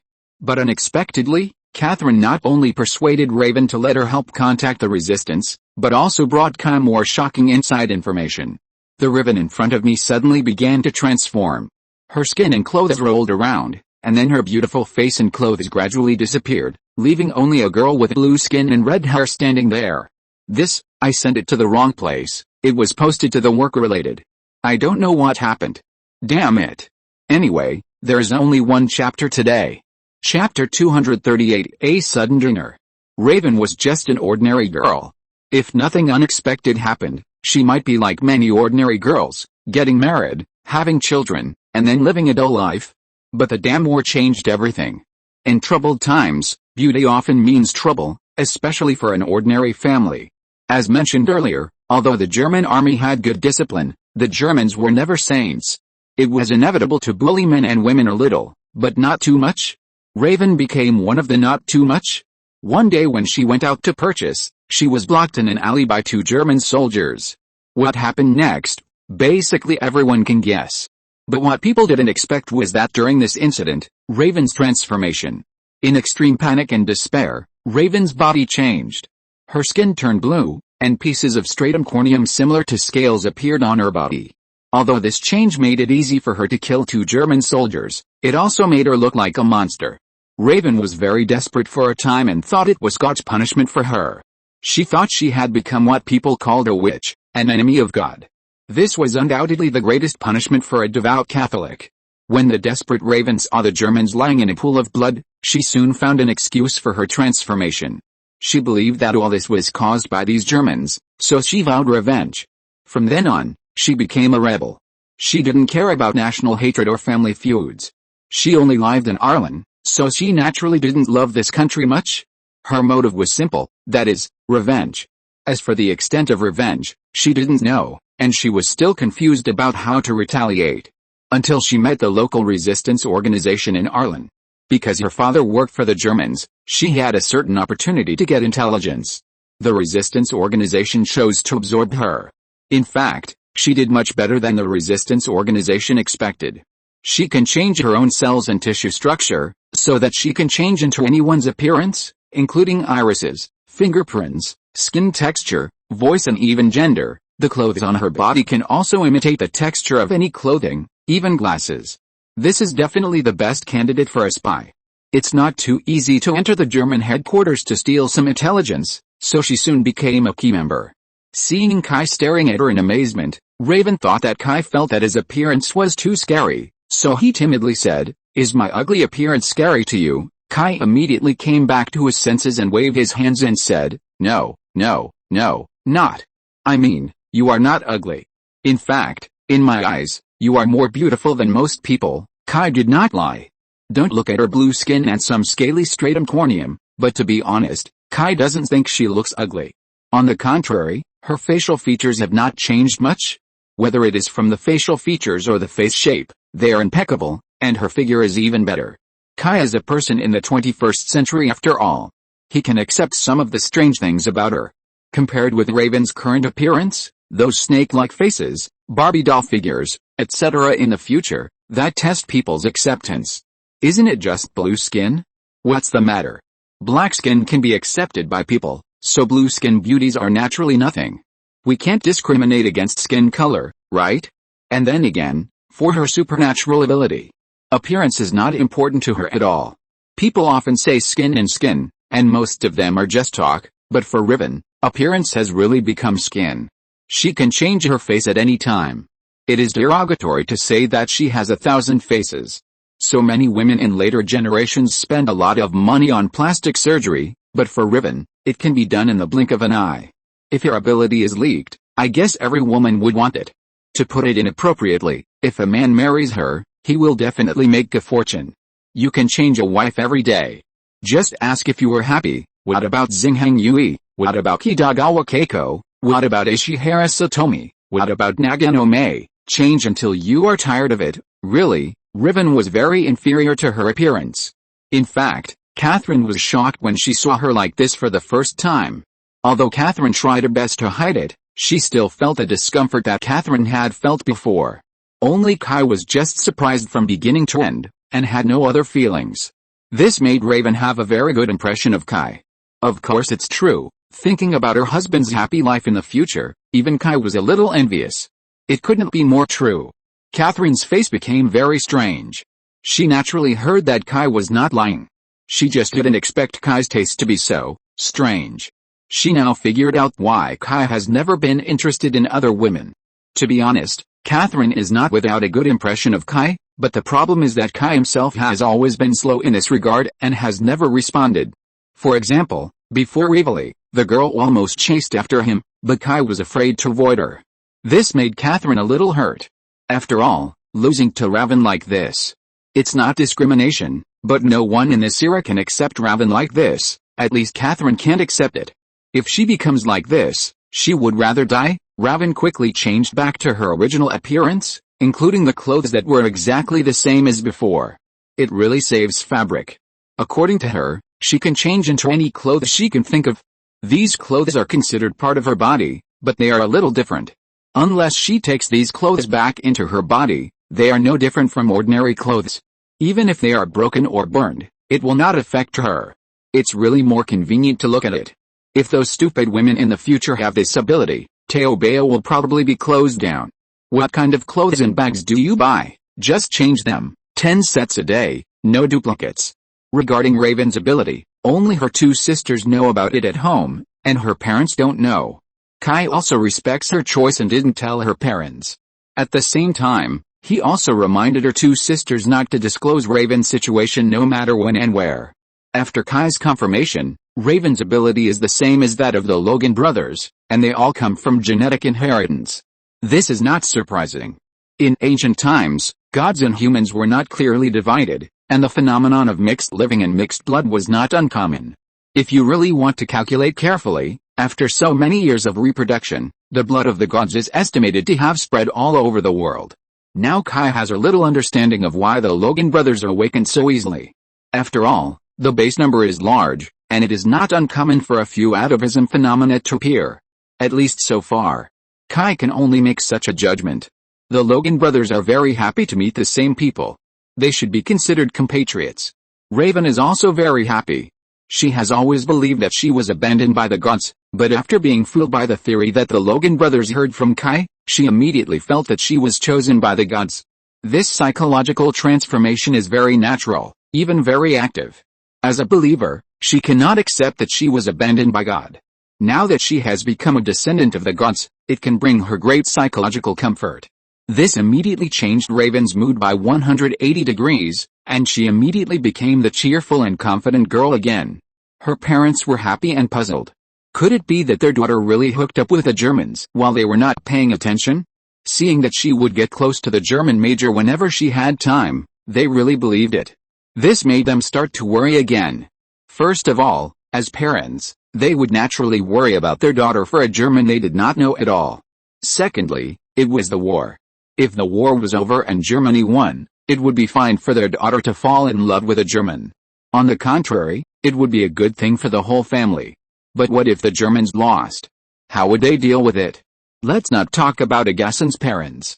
During this period, because of Raven's help, their contact with the resistance was very smooth. At the beginning, the resistance organization did not trust them very much. But Steve and Alfu were not on vain. After they contacted the resistance organization, they quickly led the resistance organization to successfully attack several German strongholds and even blew up a train station controlled by the Germans. Once this powerful letter of allegiance was handed over, the resistance organization naturally believed them. Alfu and Steve were born in intelligence, and they were much more professional than those resistance organizations composed of a mob. After several operations, they not only gained the trust of the resistance organization, but also became the leader inexplicably. Although they were nominally foreign consultants, in fact, the members of the resistance organization were very convinced of them. Because of this, their search for the Viper Commando base was quickly launched. It was around this time that Raven's parents and two sisters also began to move. Once Kai and his team found the Viper Commando base, their identities would probably no longer be hidden. To be honest, it was a miracle that a group of people could hide until now without being discovered. They stayed for too long. If nothing happened, it would be fine. They had many ways to fool around. Once something happened, their existence would be too conspicuous. So in order not to implicate Agassin and his team, they had to be sent away. Raven naturally followed them. Raven's ability was too useful. And in her state, it was impossible for her to return to the life of an ordinary person. Instead of letting her float outside, it would be better to absorb her. All of this was Alfu's idea, and Steve thought the same. The two even had more than one conflict over Raven's belonging. No matter what, they all represent the country behind them. If such talents are not introduced into the country, it would be the biggest dereliction of duty. In the end, Kai stood up and suppressed them, and Raven followed him. What kind of morality is imperialism? It is written in history books. Let Raven, a simple girl, be controlled by the two rogue countries of Britain and the United States. God knows what will happen. Don't have any expectations for the integrity of politicians, whether now or in the future. Kai's identity is too special. He asked himself if he was able to withstand the pressure of the British government. He didn't believe that Britain dared to force him. If he was really angry, he would fire a holy spear to liberate the British Parliament, and all problems would be solved. So Kai accepted Raven, and he accepted it without any pressure. Steve and Alfu had no way to deal with this. The United States represented by Steve really had a very weak presence in Europe. Even after World War I, this situation did not change. In the Treaty of Versailles in World War I, the United States was soon cheated by the British and French. It cost countless money and got nothing in the end. Raven was taken away by Kai, and the British must support it. Although Kai often ignores Britain, it is much better than other countries taking Raven away. The Americans can't compete at all. Without the support of the country, what is Steve? Even if he is a gigolo, it can't be helped by Diana. Kai is special. What can Diana do? Kai is still Diana's elder. When Kai was chatting and laughing with Athena and having a romantic relationship with Hera, Diana's mother didn't even know where she was. It's even easier for Alfu. Although he represents Britain, he is still Kai's attendant. He has to take over his grandfather's position as Kai's butler. His soul belongs to Kai, and he has no say in this matter. Originally, things went very smoothly. The resistance organization was local and had some mass base. It was not difficult for them to find out some information. But before they found Ludendorff's rat hole, the German headquarters received news that Ludendorff was coming to Arlen. Not only Ludendorff, but also a group of German high-ranking officials would come to Arlen. What kind of banquet is going to be held? Not only Kai and his men, but even the German headquarters in Arlen were confused. Arlen's geographical location is not dangerous, and there is no way to talk about development. Belgium at that time was not the Belgium of later generations. It is a bit unfair to say that it is a poor and remote place, but except for the coastal areas, other places are really not developed. Arlen is even worse. Think about it, a city with a population of less than 20,000, how strong can its economic strength be? Why did the German high-ranking officials go to Arlen instead of gathering in big cities? Kai thought about it and roughly understood what was going on. It is estimated that the German generals on the front line have an idea, and this idea is not very friendly to the German Kaiser government. The situation of the war has changed a long time ago. Only after the Battle of Verdun, the situation in Germany seemed to have improved, but in fact, Germany fell into a pit of no return without being able to fight Paris in one breath. In order to defend Paris, France almost took out all its strength, and no Frenchman could sit idly by and watch Paris fall. In addition to Paris being the symbol of France, there is a more realistic problem, that is, the entire Greater Paris area is the industrial center of France. This time is not like later generations, when major cities in the world are all deindustrializing. In this era, only London dares to do this, except for the United States, whose political system is destined to be a small government. The economic strength of the capital is very rubbish, and the capitals of American states and cities are also in small cities. Paris is the most essential area in the whole of France. Political center, economic center, cultural center, industrial center, Paris has it all. If Paris falls, France will no longer exist. In this case, the French dare not even surrender, they can only grit their teeth and fight. With the material support of the United States and the desperate efforts of the French, Germany's plan to defeat France is completely out of the question.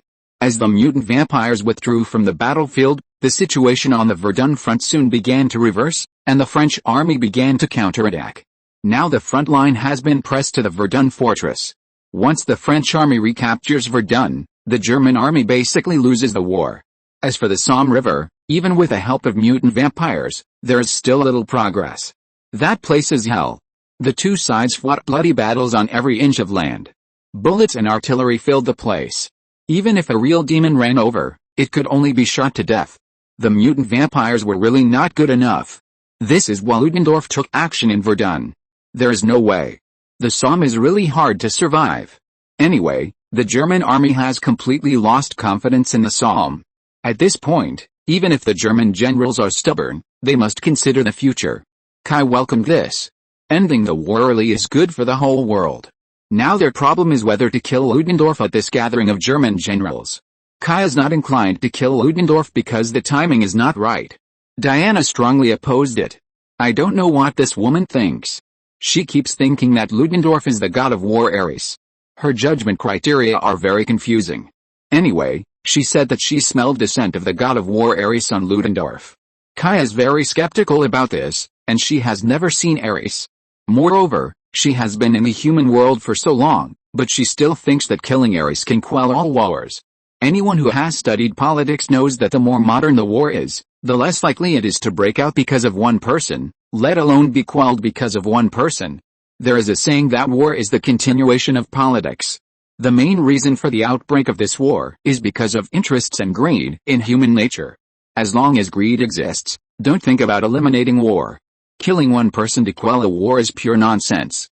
Believe it or not, even if someone killed Hitler before the outbreak of World War II, World War II would still break out. If a new leader who is more reliable than the Führer is replaced, the Germans may really make a bigger news. Many of the Führer's strategies are really confusing. In short, Diana is too naive. That's fine. If Ludendorff dies, can't the Germans find someone to replace him? Don't be funny, Ludendorff is just a soldier, and what Germany lacks the least is soldiers. As long as the scientists and equipment that made the poison gas were still there, and the new party vampires who defected to Germany were not eliminated, the German government could continue to play with them by replacing Ludendorff with someone else. In Kai's opinion, Ludendorff's life or death was not important at all. On the contrary, Ludendorff's appearance gave them a good opportunity to find the base by following the clues. For this goal, Ludendorff cannot die. Stubborn Diana did not listen to Kai's persuasion at all, and the conversation ended unpleasantly. Middle school boys always don't listen to advice, regardless of gender. Steve was very happy and hurried over to comfort Diana. Diana and Kai's growing intimacy put too much pressure on him. Afu, go collect intelligence and see who the participants are. Raven, you will come with me to the dinner? The local occupation commander did not forget Major Aldrich and sent someone to send the invitation. Kai can also take the opportunity to see what these guys are doing. Raven is very happy to be able to attend this kind of dinner. Which girl doesn't have a princess dream? Is the princess dream still a princess dream without the aristocratic ball? Unfortunately, Kay still ignored the destructive power of the middle school boy. Even though Diana's real age is already unknown, her carefree life still makes her stay in the middle school stage. She disappeared with Steve? There is no need to guess. These two idiots must have gone to assassinate Ludendorff. This is why Kay doesn't like naughty children. I'm still playing cards today and I didn't come back until 9 o'clock. So it's a bit late. I don't know how long this kind of life will last. There is pneumonia now. We are very close to Wuhan, so we are a little affected. There are fewer people on the streets, and many people can only stay at home playing cards. Book friends should also pay more attention, go out less, and read more. Chapter 239, The Morality of the German Army. Although Kai was angry about Diana's disobedience, he could do nothing about it. In the final analysis, Diana's position was never the same as his. Simply put, the two had different views on the world. Diana could simply think that this world war was provoked by Ares. But if Kai thought so, he would be a big fool. The reason why Diana thought so was entirely due to the limitations of the times and knowledge. Before the outbreak of this world war, no one in the world would think that this war would be so cruel and so large in scale. The same was true for the participating countries. The Germans always believed in the Schlieffen Plan. The core of the so-called Schlieffen Plan was to attack the West first and then the East.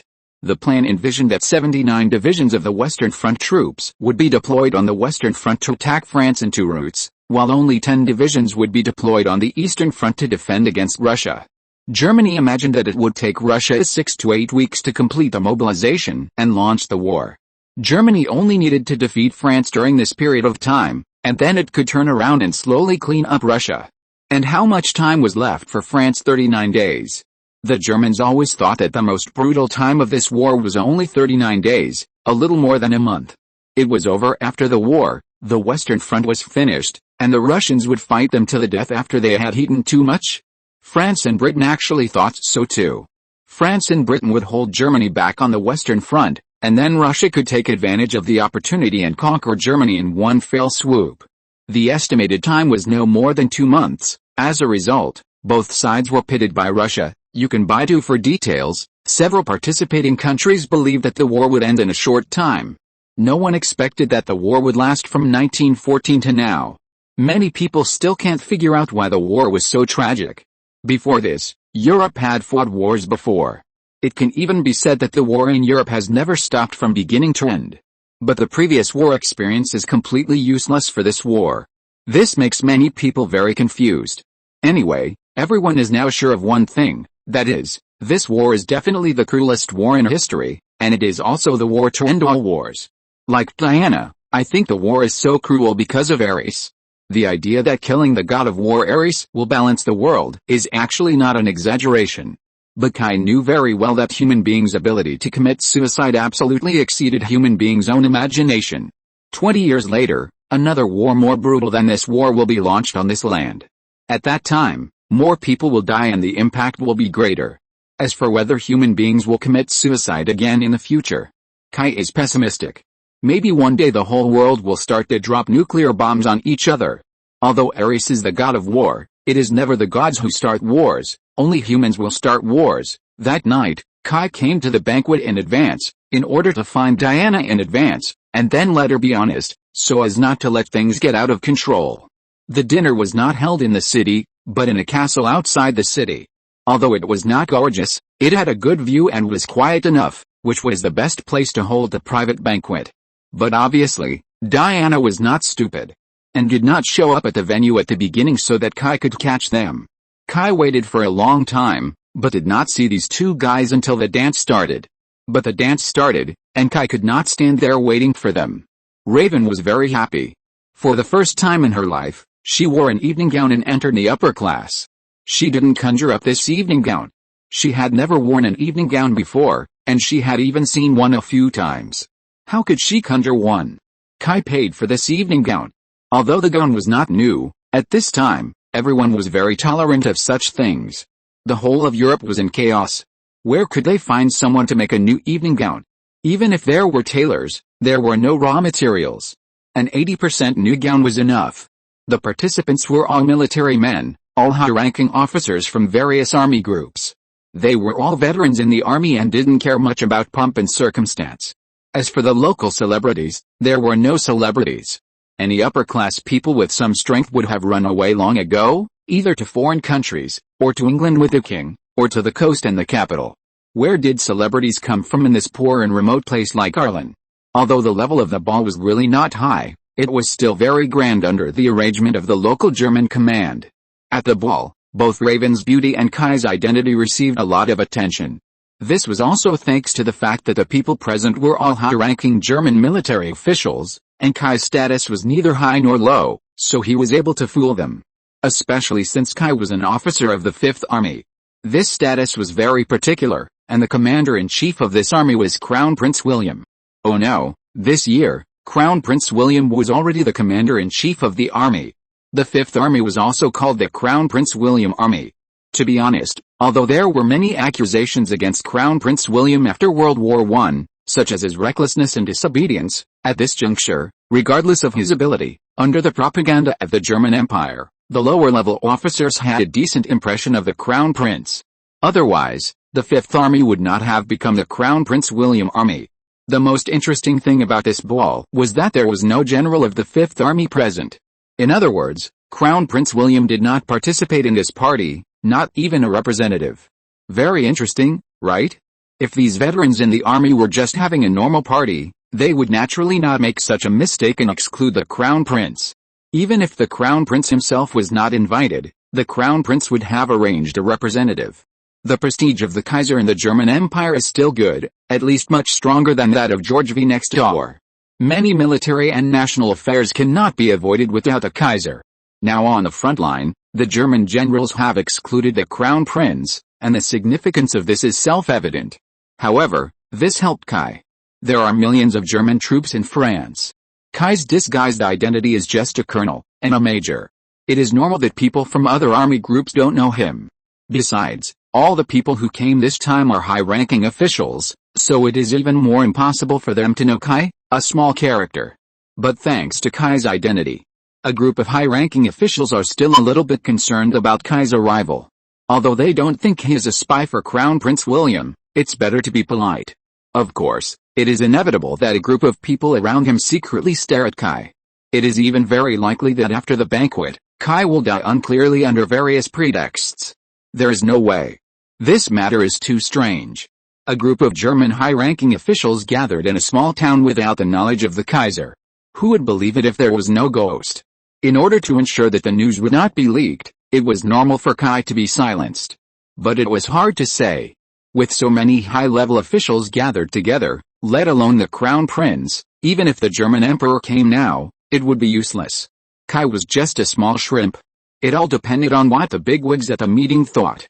But necessary surveillance was absolutely necessary.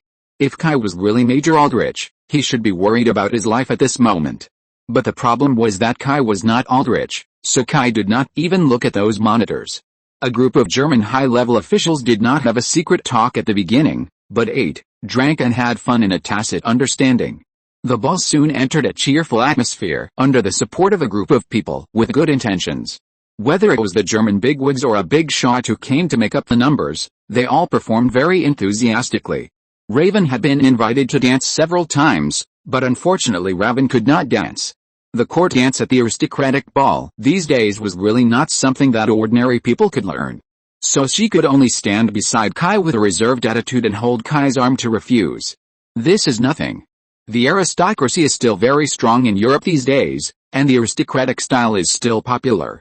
No idiot will get angry because of a lady's refusal. So most of them just smile and walk away.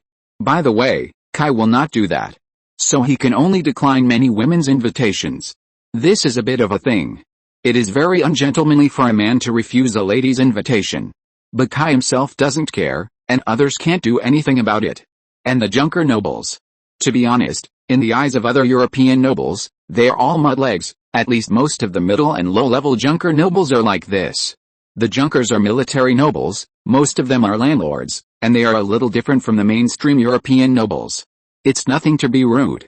This also makes Kai and Raven the outliers at the ball. A group of people are enjoying themselves, but they are playing 1, 2, 3, and 3. How can they not be outliers? But Kai is not in a hurry. Instead, he stands there and waits calmly. What are you waiting for? Of course, the protagonists. These German generals can only be regarded as raking grass to kill rabbits, an unexpected harvest. Soon the main villain finally appeared. Ludendorff and Mrs. Viper came together. The two of them were arm in arm, very close, and they were still talking and laughing with each other while walking. Ludendorff was a typical German, tall, with a big beard, and full of military style while walking. Mrs. Viper was much more interesting in comparison. Except for a scar on her right face, she was definitely a perfect woman, with a seductive and beautiful appearance, tall and plump figure, and green hair, although a little weird. But with that extremely beautiful face, it was surprisingly well matched. Others also expressed a strong welcome to Ludendorff's appearance. No matter how many outrageous things Ludendorff did, one thing is certain, he is indeed a star on the battlefield. Because of his existence, the German army played a more glorious record than in the original history. The German army always seems to be more tolerant of those who can bring victory.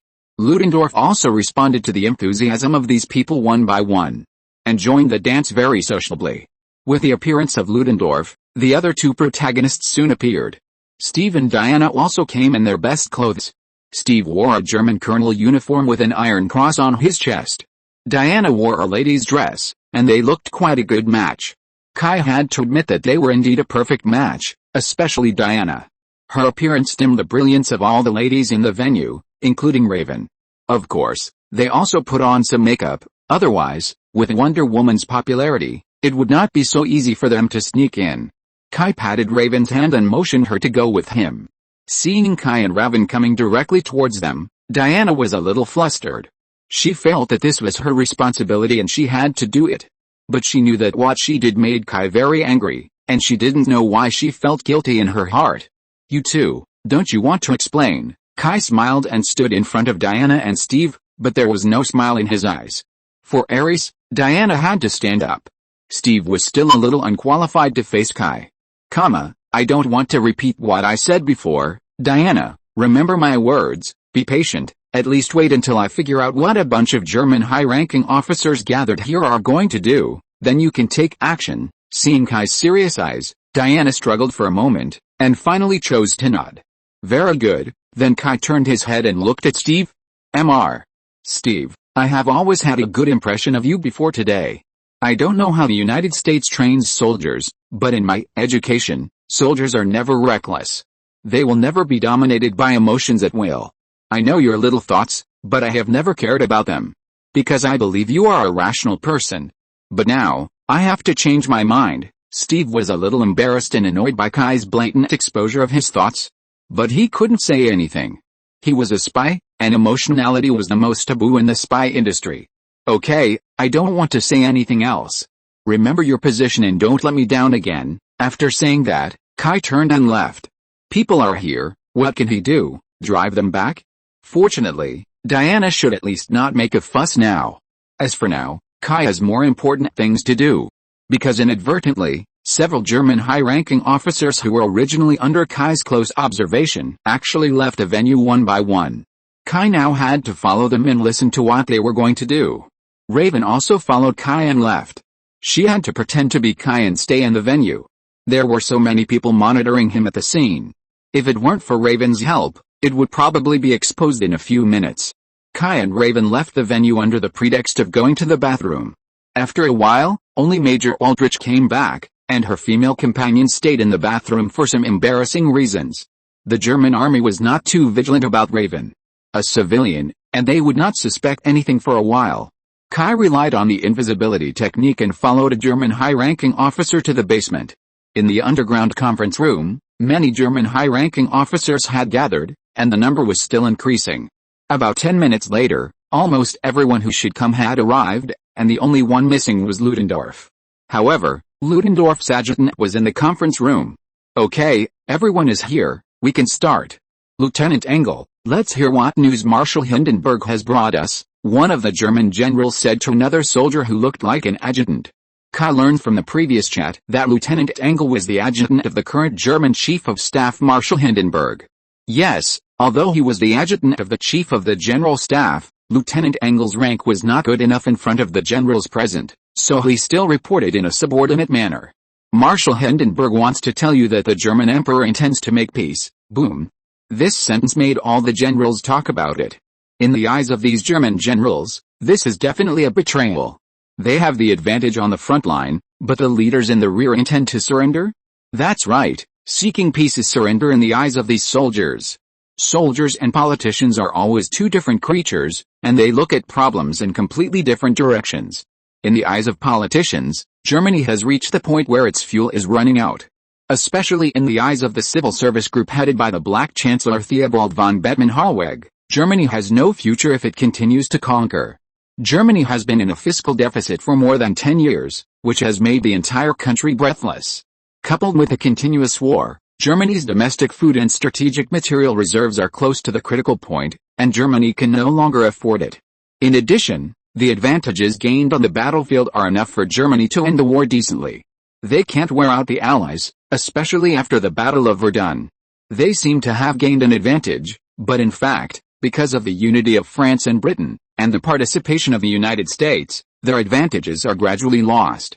Maybe one day Verdun will completely collapse. Instead of doing this, it is better to negotiate early and withdraw from the war decently. According to their current advantages, even if they can't gain any territory in Europe, they can force Britain and France to make concessions in colonies.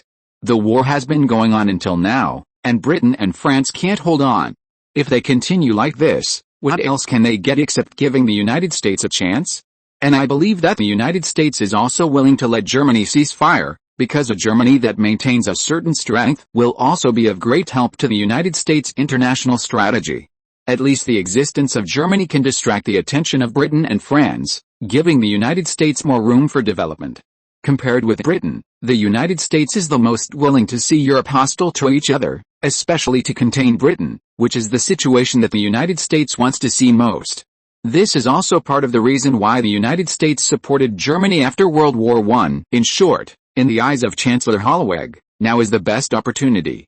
Unfortunately, the German generals don't think so. Does that mean we have fought this war in vain? Not only can we not gain any benefits on the Eastern Front, but we even have to keep our biggest enemy, France. We paid such a high price and fought this war, just to let those politicians sacrifice our interests in exchange for peace? What use is such peace to the great German Empire? This is treason. It's betrayal. From the military's point of view, peace talks are undoubtedly unacceptable. This means that Germany will give up a lot of benefits that have already been obtained. Or to put it another way, the military will give up those benefits. Germany's militarism is not something that happened overnight. The military is so powerful in Germany that even the German emperor had to give in. In fact, after the death of German Emperor Wilhelm I, the grandfather of the current German Emperor Wilhelm II, the royal family could no longer suppress the military, which was growing in strength. A strong power means a strong interest relationship. This is not a game of house. After the game is over, everyone goes back to their own homes. The conflict of interests involved can be written in hundreds of thousands of words. At least from the military's point of view, it is undoubtedly stupid to negotiate when a war situation is very favorable. As for the things that the civilian group is worried about, what does it have to do with these generals? They are soldiers. Do they have to worry about these things? Kai's perception of these soldiers has suddenly decreased a lot. Due to his experience as a soldier, Kai has always felt close to soldiers. But now the soldiers who were supposed to defend their country still have to continue this cruel war because of interest issues. This makes Kai unacceptable. It seems that not all politicians are shameless. The German emperor's attitude leans towards her chancellor. Lieutenant Engel said in a serious tone. His Majesty remained silent, obviously, although the German emperor did not speak, his attitude said it all. Then Marshal Hindenburg meant. Lieutenant Engel did not answer directly, but talked about other things. Marshal Hindenburg has asked General Ludendorff to prepare a feast for you. I believe that after you see those things, everything will be clear. Ludendorff is Hindenburg's best partner, and the two are surprisingly consistent on many issues. It is also because of the support of Marshal Hindenburg that Ludendorff has come to this point today. So, General Ludendorff hurried back from the front line just for this? Is it rumored that the new type of poison gas studied by General Ludendorff has been successful? Lieutenant Engel did not speak, but nodded silently. That's great. Before the German general finished speaking, he heard a huge artillery sound from outside. Kai's face changed directly. Damn. These guys came to watch the effect of the weapons. The sound of the artillery just now was a poison gas bomb. But why was it released in advance? Kai didn't care about these people at this time, and he showed up and rushed out. This scared the German generals. Chapter 240. I admire myself for finishing the code at 3 o'clock. When Kai rushed to the venue, it was already in chaos, and everyone was running for their lives. Needless to say, it must be Diana who did not follow Kai's instructions. But at this time, Kai had no time to care about this naughty child. He wanted to know more about where the poison gas bomb that had just been launched went. When Kai ran to the balcony of the venue, he saw Arlen in the distance covered by a thick yellow fog. Although it was several kilometers away from Arlen, Kai could still hear earth-shaking screams. There were at least thousands of people in the city. In addition, Kai also saw Diana. This woman was now riding a warhorse that she found from nowhere and galloping towards Arlen frantically. Now she knows she is in a hurry. What did she do earlier? If she hadn't alerted Ludendorff in advance, Kai could have completely prevented this tragedy from happening. Ludendorff's purpose of coming here today was to show the power of the poison gas bomb to those German military leaders. The audience was not in place, and Ludendorff could not have launched it in advance. The key is, if Diana had killed Ludendorff, it would have been good, and there would have been a chance to stop the explosion of the poison gas bomb. But I don't know how Diana did it, and she actually let Ludendorff run away. Kai couldn't believe that a demigod who had awakened divine power couldn't even kill a mortal. Was he kidding? At this time, Steve limped to Kai's side, and he also saw the miserable situation of Arlen a few kilometers away. What's going on? Kai asked with suppressed anger. Steve said frustratedly, It's Diana, I know. Who else could it be besides her? I'm asking why. Kai clenched his fist. If he wasn't afraid that the idiot in front of him couldn't withstand his punch, Kai wanted to punch him.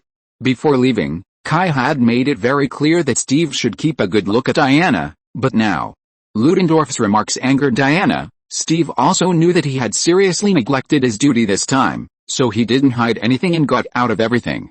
At that time, Kai went to inquire about the news, leaving only Raven to stay in place to deal with the surveillance on his behalf. Diana also remembered Kay's warning and did not go to Ludendorff for trouble. But the world is so wonderful. Diana did not go to Ludendorff, but Ludendorff, who was not sure if he was old and young, actually took the initiative to find Diana. He did not discover Diana. Diana was not that stupid and naturally disguised herself. Ludendorff just wanted to dance with Diana. Diana almost couldn't help but draw the sword from behind and cut this guy. But because of Kay's warning, she finally held back. But for some reason, she did not refuse Ludendorff's invitation. Steve couldn't stop it at that time. He was a colonel and stopped a general from picking up girls? Don't be funny. What's more, it's just dancing. It's not really going to happen. This is very common in the West, and no one will be so ungraceful in such things. If you forcibly stop it, it will be too conspicuous. In short, because of Diana's willfulness, Steve didn't want to make her angry, so he didn't stop it. Then Steve was attracted to another person, that is, Mrs. Viper. Mrs. Viper is much more important than Ludendorff, at least in the eyes of all countries. She is the most important scientist and biochemist under Ludendorff. Whether it is enhanced poison gas or various poison gases, there is the shadow of this lady. If Germany loses the war, these high-tech talents are destined to be fat meat in the eyes of all countries. The United States is no exception. It can even be said that the top scientists in Europe have a fatal attraction to the United States. For example, in the later World War II, The United States technology was able to catch up, and a large part of the reason was because of those European scientists who traveled to the United States. Not to mention the current United States. The United States of this era has no attraction to those top experts. Steve suddenly wanted to establish contact with Mrs. Viper so that he could poach her after the war. Of course, Steve did not give up his attention to Diana. It was a time bomb and he had to pay attention to it at all times. Unfortunately, something happened. At that time, Diana asked Ludendorff what they were celebrating, and Ludendorff naturally told her that they were celebrating victory. But Diana was not satisfied with this answer. She was very saintly and called for peace to Ludendorff. Say peace to a warmonger? I have to say that Diana is really thoughtful. Historically, Ludendorff was a staunch militarist and an extreme nationalist. He hated Jews and right-wingers and was often called the first Nazi. Of course, Diana's words of peace were only disdained by Ludendorff. He told Diana that peace was just a short ceasefire between wars. He also quoted the words of ancient Greek scholars and told Diana that war was a series of very radical remarks by gods, and gods needed human sacrifices. In exchange, war gave humans purpose and meaning, etc. He seemed to regard war as the ultimate channel for human progress and sublimation. In short, these remarks were basically stone hammers in Diana's ears that Ludendorff was the god of war Ares. What's more, Ludendorff was dismissive of sacrifices in war from beginning to end, and even turned a blind eye to the suffering in front of him. This completely angered Diana. When Steve was about to stop her, Diana went completely crazy. Just when Steve thought Diana would kill Ludendorff, no one expected that Ludendorff, who is already over 50 years old, would dodge Diana's assassination with extremely agile skills. At the same time, the members of the Viper Commando hidden around jumped out to protect their leader. These Viper Commando members, like Ludendorff, were extremely fanatical nationalists. They always believed that Ludendorff and Hindenburg were the cornerstones of the German Empire's dominance in the world, so in order to protect Ludendorff, these Viper Commando members almost used their lives to stop Diana. As a result, Ludendorff really escaped and detonated a prepared poison gas cannon in advance. Kai didn't know what to say. He had seen Ludendorff. This guy didn't have a trace of divine power. Kai dared to poke his eyes to guarantee it. Why did Diana always insist that he was Ares? Did the woman on Paradise Island ever teach Diana to observe things with a breath? Kai really guessed right. Paradise Island really didn't have this inheritance, because Amazon has always been a pure warrior route since ancient times. In short, Diana disappointed Kai very much this time. But this is not the time to care about this. Steve, take Raven away first and meet up with the others. Speaking of this, Kai was really lucky. At that time, because he was afraid that Diana would cause trouble, Kai had already asked the others to move, otherwise they would have suffered a great loss. Let alone the others, all the ordinary people in the team would definitely die. At most, only the Logan brothers could come out intact, and even Catherine was in danger. After all, in addition to having magical abilities, Catherine is just an ordinary person. It is hard to say whether she can escape in time. This can be considered a coincidence. What about you? Steve shouted hurriedly. Me? Of course I'm going to find Ludendorff. After saying that, Kai jumped off the balcony, and then disappeared into the night after a few takeoffs and landings. Fortunately, Kai was smart and planted a tracking rune on Ludendorff the moment he saw him. No matter where he ran, he would never let him go this time. On the other side, Diana finally arrived in Arlen. But what awaited her was silence. Except for some chaos in the city when the poison gas spread at the beginning, the whole city became a dead city afterwards. Diana saw only corpses on the ground at the entrance of the city, some human and some animal. All the rats in the city were dead. What's more terrifying is that the poison gas still shrouds the entire city, with no sign of dissipation, which has gone beyond the scope of poison gas. Diana knelt on the ground helplessly.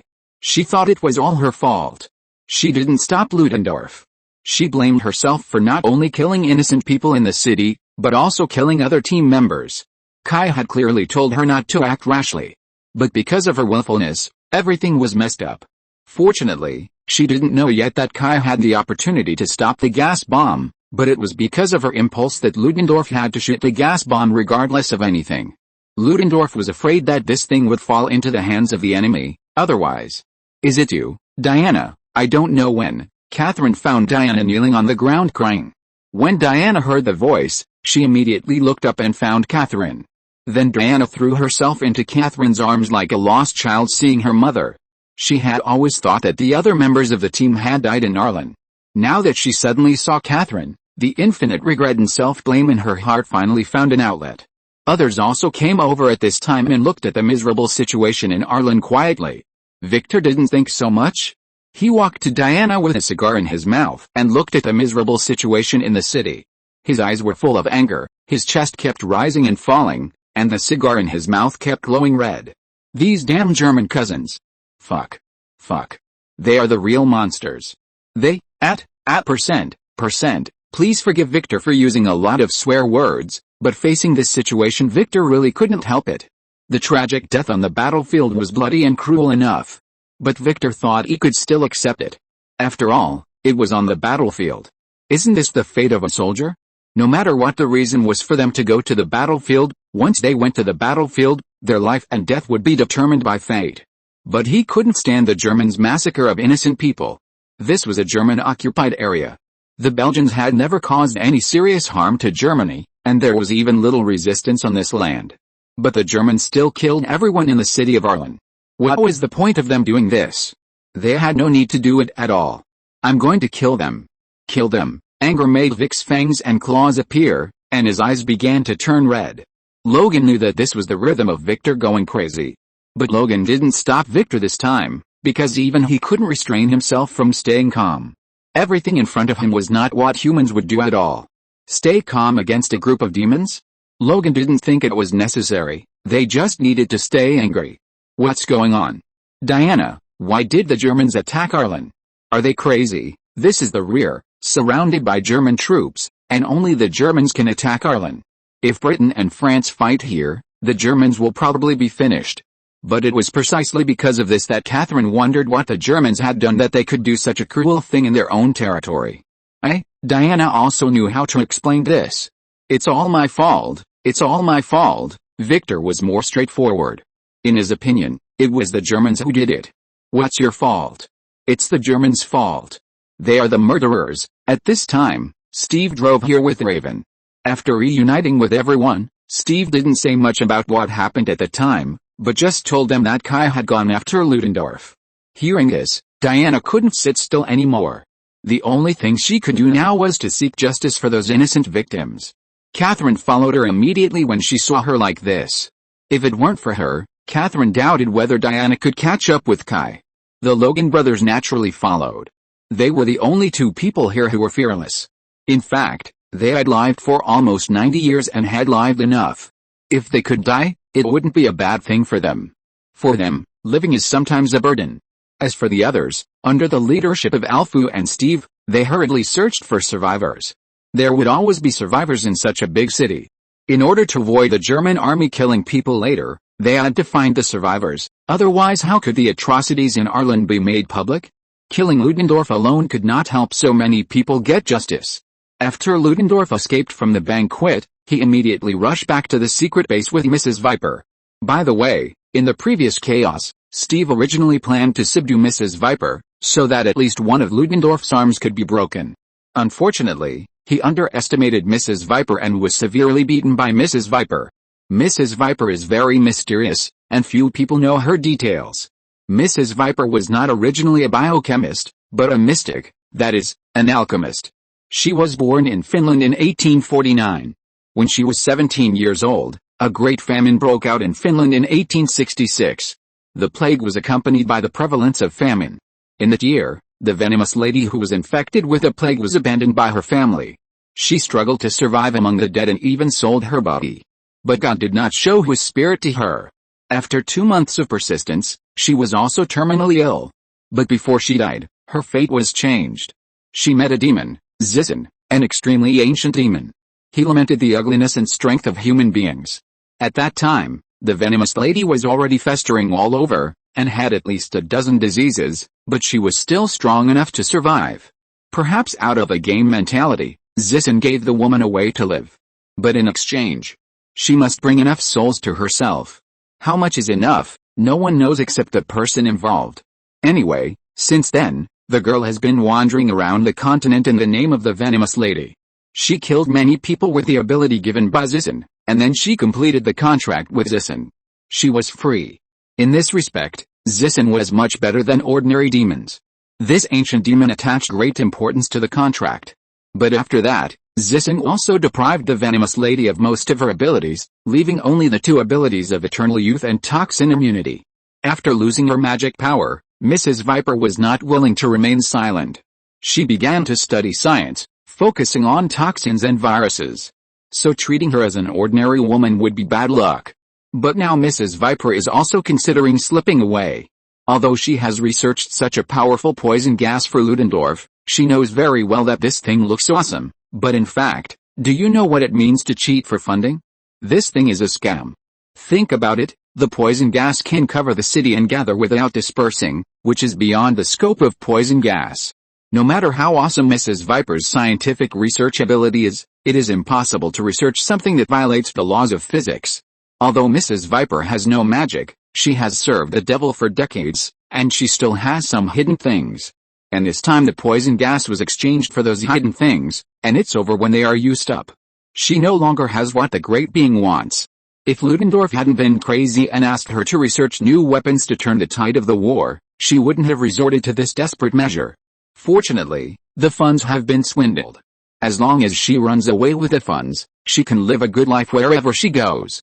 As for the Germans, what does it have to do with her? She has been living for herself from beginning to end.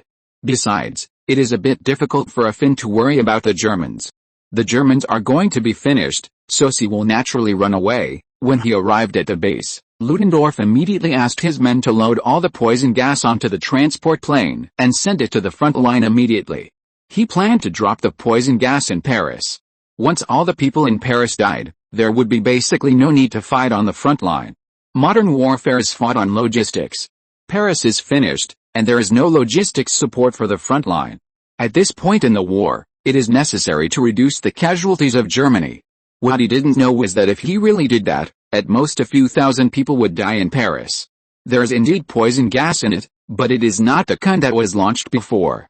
There is only one of that kind of poison gas in total, and it will be used up after it is used up. Mrs. Viper is a professional in swindling funds. Ludendorff also had no time to verify the authenticity of the poison gas. Now that Wonder Woman had arrived, he had to transport the poison gas as soon as possible. You know, for this batch of poison gas, he had spent all the funds given to him by the German Emperor and the Army General Staff. In a short period of time, he simply had no ability to produce it again. As for Mrs. Viper, the first thing she did when she returned to the base was to organize the information and prepare for evacuation. Of course, only God knows whether Mrs. Viper went to organize the information. Anyway, no one has seen her since then. Just as Ludendorff was busy preparing for the transfer, gunfire suddenly came from outside the base. The enemy is coming. Boom. But before Ludendorff could arrange for manpower to defend, the gate of the base was breached in a flash of lightning. A giant in golden armor stood at the gate of the base, with two huge steel doors lying in front of him. What the hell is this? Chapter 241 asking for a guaranteed monthly ticket at the beginning of the month. The members of the Viper Commando were all the most elite personnel in the German army, and their combat quality was beyond doubt. The moment they saw the enemy, everyone opened fire. Unfortunately, what made them despair was that all the bullets hit the monster and were deflected. The bullets that were deflected turned into stray bullets and ran around everywhere, and many teammates of the Viper Commando were injured. Ludendorff was very calm. He had been hostile to Wonder Woman for 2 years, and he had seen many amazing scenes. The current situation was not uncommon. Other members of the Viper Commando also expressed that they were emotionally stable. They shot to buy time while retreating to keep a distance, so that the companions behind them had time to range. Soon, heavy machine guns were brought out. Da da da da da da da da da. Countless bullets formed a firepower network in the air, covering the invading enemy tightly in it. But at this moment, a delicate shout came from a distance, and the Germans looked up and saw their old rival Wonder Woman. She seemed to get rid of gravity and rushed from the distant air, getting closer and closer, until it landed in the middle of the Germans. The huge potential energy turned this tall woman into a meteor, and a heavy machine gun and its operator were smashed to pieces. The huge noise and impact caused the members of the Viper Commando to panic. The misfire of the heavy machine gun made the golden giant, who was originally restricted by bullets, loses restraints. The giant's figure suddenly blurred, and a phantom was drawn, crashing into the enemy group. In an instant, countless limbs and arms flew in the air, and tons of blood were splashed on the ground. For a moment, it was like hell descended on the earth. On the other side, after dealing with a heavy machine gun unit, Diana was also a little surprised after seeing Kai's results. She didn't expect that Kai, who always looked gentle, would have such a wild side. But at this time, Diana's main attention was not on Kai. Her target from beginning to end was Ludendorff. Ludendorff seemed very calm. Even though two powerful enemies broke into the base, he was still not afraid. Instead, he held a machine gun and kept blocking the two enemies. The same was true for the members of the Viper Commando. They did not run away, but fought back on the spot with great courage, not retreating an inch. Hold on. Hold on. At this time, Ludendorff had already been to the front line to command. This situation has not been experienced for nearly 30 years. Ludendorff's background was not very good. His father was a landlord, and his mother's status was okay, as she was a noble lady. This was actually very good, but among the senior officers of the German army, this status was not very good, and even very low. The senior officers of the German army at that time were all Junker nobles. He relied entirely on his own talents to get to where he is today. Since he was recommended to enter the Berlin Army Military Academy in 1890, he has been rising all the way and has been working in the general staff. Being on the front line in person is already a very distant memory. But now, Ludendorff is not only not timid at all, but on the contrary he seems to have found his passion. While shooting, he constantly commands his subordinates to fight, and his voice is so loud that it has covered the sound of gunfire. What about those vampires? Let them out. Although the members of the Viper Commando still resisted with all their might, the gap in strength could not be made up by willpower. The battle line was still retreating. Even if every soldier here was not afraid of death, they could not stand the speed of being killed by others. So Ludendorff could only take out his other trump card, vampires. For Ludendorff, vampires were a trump card that could not be taken out until the critical moment. This was not because he cared about public opinion. For Ludendorff, everything could be sacrificed for his country and nation. Public opinion was not even considered by Ludendorff. The real reason why he cherished vampires so much was that vampires were considered a non-renewable resource. How much is a soldier worth? Germany had nothing but soldiers. Even if it was a member of the Viper Commando, it would not be too difficult to replenish them if they were lost. But what about those vampires? The number of these remaining vampires of the new party who defected to Germany was not large. It was really one less if one died. Some people said, nonsense, they were just vampires. Wouldn't it be enough to just let those vampires open up for the first embrace? It is wrong to say that. Vampires can indeed have a first embrace, but the problem is that those newly born vampires are not real vampires at all. At most, they are some low-level blood slaves with some vampire abilities. It takes a long time to grow up to become real vampires. And during the war, time is the most lacking. So Ludendorff would not let those vampires go to the battlefield unless he had to. After all, only with those vampires can he have a steady stream of mutant vampires appearing on the battlefield. But at this point, he couldn't care less. Because in his opinion, as long as he waited for the plane to take off, the war would definitely end in a very short time, and the demand for mutant vampires was not urgent in a short time. When it was really needed, they would find a way. After all, there was no shortage of vampires on the European continent. What Ludendorff didn't know was that even if his plane took off successfully, and even successfully threw the poison gas to Paris, his ambition would not be realized. If he knew, he probably wouldn't throw all the vampires out so happily. This can also be regarded as Mrs. Viper helping the Allies from the side. If these vampires were left in the hands of the Germans, it would definitely cause endless trouble. Those new party vampires actually didn't want to participate in this kind of battle. They cherished their lives very much. But people have to bow their heads under the eaves. Ludendorff was not so easy to deal with. In order to control these vampires, he secretly used a lot of means to make these vampires obey him. In this way, all the vampires in the hands of the Germans were sent out. After the vampires joined the battle, the pressure on the Germans was indeed reduced. It's not that the vampires are so powerful that they can contain Kai and Diana. It's really, when the vampires appeared, Kai and Diana's spearheads automatically turned to the vampires. After all, no matter how you look at it, Vampires are still more annoying. Those vampires did not intend to escape, but unfortunately neither Ludendorff nor Kai intended to let these vampires escape. So the vampires became sandwich biscuits, and were beaten by the Germans and Kai in the middle. The vampires could see that the Germans were using them as cannon fodder. Apart from cursing the Germans for their treachery, they could only run away desperately. Unfortunately, their move still failed. Because the Logan brothers also came. Although they were not professional vampire hunters, they had seen the weirdness of vampires. With their fearlessness and silver protection, they had no problem dealing with these stray dogs. Soon the vampires were killed. But the Germans also achieved their goal. The plane took off. Seeing the plane take off, Diana and the others suddenly realized that they now understood why those Germans were so fearless and blocked the entrance of the base, just to prevent them from entering the depths of the base. It turned out that it was to let this plane take off. They cared so much about that plane that even Ludendorff was willing to protect it at the cost of his life. The importance of the things inside is naturally self-evident. That mysterious poison gas. Only that thing could make Ludendorff protect it at the cost of his life. What Diana, a bare child, could think of, Kai would naturally not be unable to think of. Thinking of this, Kai no longer cared about the Germans, but spread his wings of light and flew into the sky. Ludendorff was a little dumbfounded. He didn't expect the enemy to fly. But it was too late to stop Kai from approaching the plane.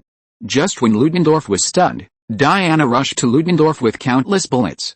Diana grabbed Ludendorff and lifted him up with one hand. Pay the price for your evil, Ares. Ares? Is that what you call me? Sweetheart, Ludendorff was lifted up by Diana, but he was not panicked at all. He lowered his head and looked at Diana with difficulty, his eyes full of madness and determination. Do you want to dance with me? After saying that, Ludendorff took out a bottle of azure test tube from his pocket, stuffed the test tube into his mouth, and bit it. A blue gas was instantly inhaled into his body. The gas seemed to bring him great pain, blood vessels burst on his face, and a sound similar to bone breaking sounded in his body. Before Diana could understand what was going on, she was punched in the face by Ludendorff. The force of this punch was even comparable to that of a cannonball, causing Diana to fly backwards until she hit a position made of sandbags. What is this? Diana stood up from the sandbags, enduring the pain in her nose. Ludendorff's face showed an abnormal blue-purple color, like a hanged ghost. He stood up shakily, resisting the heart-wrenching pain coming from his body, and grinned. This is the power from God. Honey, I like you to call me the name of the god of war. After that, Ludendorff's body rushed towards Diana like an arrow from a string. Just as he was about to approach Diana, he pulled up a fire hydrant on the side and smashed it hard at Diana. Diana raised her hands and blocked the blow with her silver gauntlets, but immediately her abdomen was hit hard by Ludendorff's knee. Diana's hard body made Ludendorff's knees crack very obviously, but Ludendorff didn't care at all. In fact, compared with the pain that kept coming out of his body, the pain of the broken knees was nothing. Diana was different. The heavy blow to her abdomen still made her have an obvious physiological reaction. She only felt that the stomach acid in her stomach was about to rush out of her throat, and the severe pain made her eyes go black. But this was not over yet. At the moment when Diana was bent over by the blow, Ludendorff pulled out his pistol and shot Diana in the head. As soon as the gunshot rang out, Diana's warrior instinct reacted. Even though her consciousness was still occupied by pain, Diana's body still made the best reaction. She raised her left hand and blocked the bullet with her silver bracelet. The rebounded bullet shot into the muzzle that had just been fired. Bang! The two consecutive short explosions sounded like one because the interval was too short. The pistol exploded directly in Ludendorff's hand, and what was worse was that the bullet in the pistol also exploded. This caused half of Ludendorff's palm to be blown off, and his ring finger and little finger were blown off. Although Ludendorff was already immersed in pain, even if his hand was blown off, it would not shake his will, but the problem was that his body's stress response still existed. Because of this explosion, he subconsciously took a step back to the side, intending to avoid the explosion. This is a natural reaction of a soldier, and Ludendorff himself once saved his life because of this reaction. But this time, it had the opposite effect. At the moment when his body reacted, Diana seized the opportunity, grabbed Ludendorff's hand and threw him out. Ludendorff crashed into a car, and the huge impact force shattered all the glass of the car, and half of the car body was deformed. Diana would not give up this opportunity, and immediately drew out her sword and flew forward to kill Ludendorff. But at the last moment, Ludendorff rolled to avoid the long sword, allowing the long sword to be inserted into the car body. When Diana wanted to draw the sword, Ludendorff punched Diana's arm and knocked Diana's hand off the sword. Then Ludendorff grabbed Diana's neck like crazy and slammed her into the car. Ludendorff seemed to have become Hercules. The tall Diana was like a stick in his hand, smashing it against the car again and again. The huge car was deformed and finally fell apart. When Ludendorff smashed Diana against the car for the last time, he happened to see Diana's lost sword. He drew out the sword and stabbed Diana fiercely. Diana held the sword with both hands at a critical moment. The sword of Vulcan was the long sword of Hephaestus, the god of fire, personally made for Amazon. This sword is indestructible and can split the hardest material in the world. It is a gift from Ares, the god of war, left by Hephaestus, the god of fire, to Amazon to deal with. So even Diana herself could not resist the sharpness of the sword of Vulcan. Blood kept dripping from the edge of the sword. Seeing this, Ludendorff grinned and grabbed the hilt with both hands and stabbed down harder. He seemed to see the best allied fighters die in his hands. Boom! The wrestling was still going on here, but a huge explosion occurred in the sky in the distance. The explosion dyed the night sky into daylight. A huge fireball appeared in the night sky. Countless debris and fragments kept falling from the fireball, and a wing could be seen among them. No, that was the plane that carried all of Ludendorff's dreams. It was the proof of the German Empire's dominance in the world and the key to victory in the war. But now, everything is over. Ludendorff looked at the falling fireball, and his grief and anger were beyond words. But at the moment of his grief and anger, 6 bone claws suddenly pierced out of his chest. Marifak. German. Logan's face stretched out from behind Ludendorff's shoulder and fiercely sent an American national curse to his ear. Ludendorff looked at the 6 bone claws on his chest, and the blue-purple color on his face faded a little. He knew that was a sign of the drug's fading efficacy. That thing was a new type of enhanced poison gas developed by Lady Viper.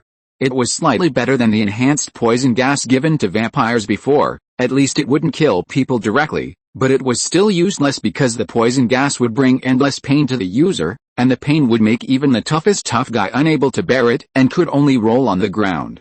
It was completely useless. But we have to admit that this thing can bring inhuman strength to the user. Just now, Ludendorff relied on this to suppress Diana. This is why Ludendorff left a bottle. He regarded this thing as his last trump card. But now the time is almost up. Resisting the feeling of weakness, Ludendorff broke all 6 bone spurs with one punch, then turned around and inserted one hand into Logan's chest. In the process, Ludendorff's palm bones were all broken, but Ludendorff didn't care at all. He knew he was dead, but before he died, he must eliminate a few more enemies for the Empire. Logan's heart was crushed.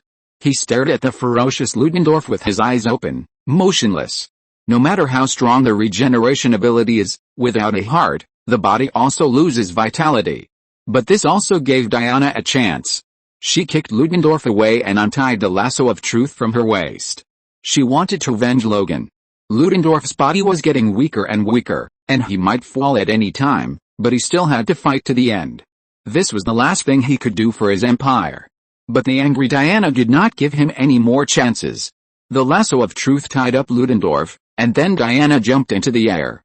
At the same time, Ludendorff was also carried into the sky by the lasso. When Diana landed, Ludendorff was at the highest point. Diana pulled the lasso hard and threw Ludendorff to the ground. Boom! This collision directly smashed another car into a discus. Ludendorff was lying in the discus, bleeding all over his body, his hands and feet twisted in a very strange posture. Obviously all his bones were broken. Diana staggered towards Ludendorff. "I am Diana from Paradise Island, the daughter of Hippolyta, the queen of Amazon. Your anger towards this world ends here. I represent all the goodness in this world, and I am here to complete the mission of the Amazons and expel you from this world." When the long sword pierced Ludendorff's chest, Ludendorff's expression was very strange. Maybe I really want to ask, what the hell are you talking about? This is probably the most nonsensical verdict Ludendorff has ever heard in his life. He is just a militarist. What does it have to do with the world and the Amazon? After killing Ludendorff, Diana clearly felt that the shackles on her body were lighter. She finally completed the mission of Paradise Island for thousands of years. Chapter 242 Ares. After Diana killed Ludendorff, she looked around in a daze. But she didn't see what she wanted to see. The German soldiers were still fighting, and they didn't stop resisting. On the other side, Victor saw Logan fall to the ground, but he didn't stop fighting. Instead, he became more and more angry. He used his claws to tear the German soldiers to pieces. In the distance, teams of German troops were rushing towards the base in the dark. The war didn't stop. Why? The god of war is dead, the war should disappear. Why? These people are still killing each other. Why? No.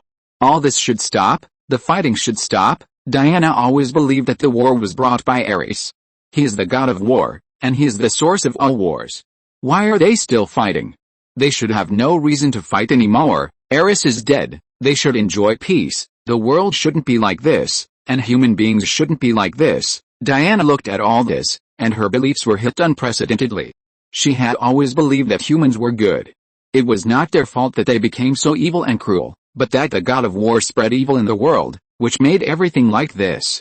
You feel strange? Suddenly a deep male voice came from behind Diana, and Diana turned around immediately. She found a gentleman in a coat observing something beside Ludendorff's body. He wore a knight's hat and held a civilized stick in his hand.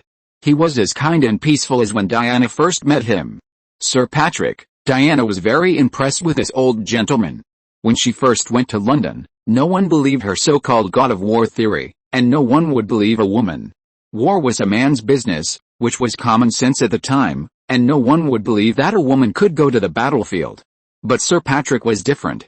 He listened to Diana's words very seriously and supported her actions.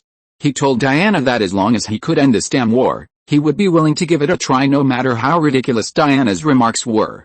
It was also because of his support that the current team was established.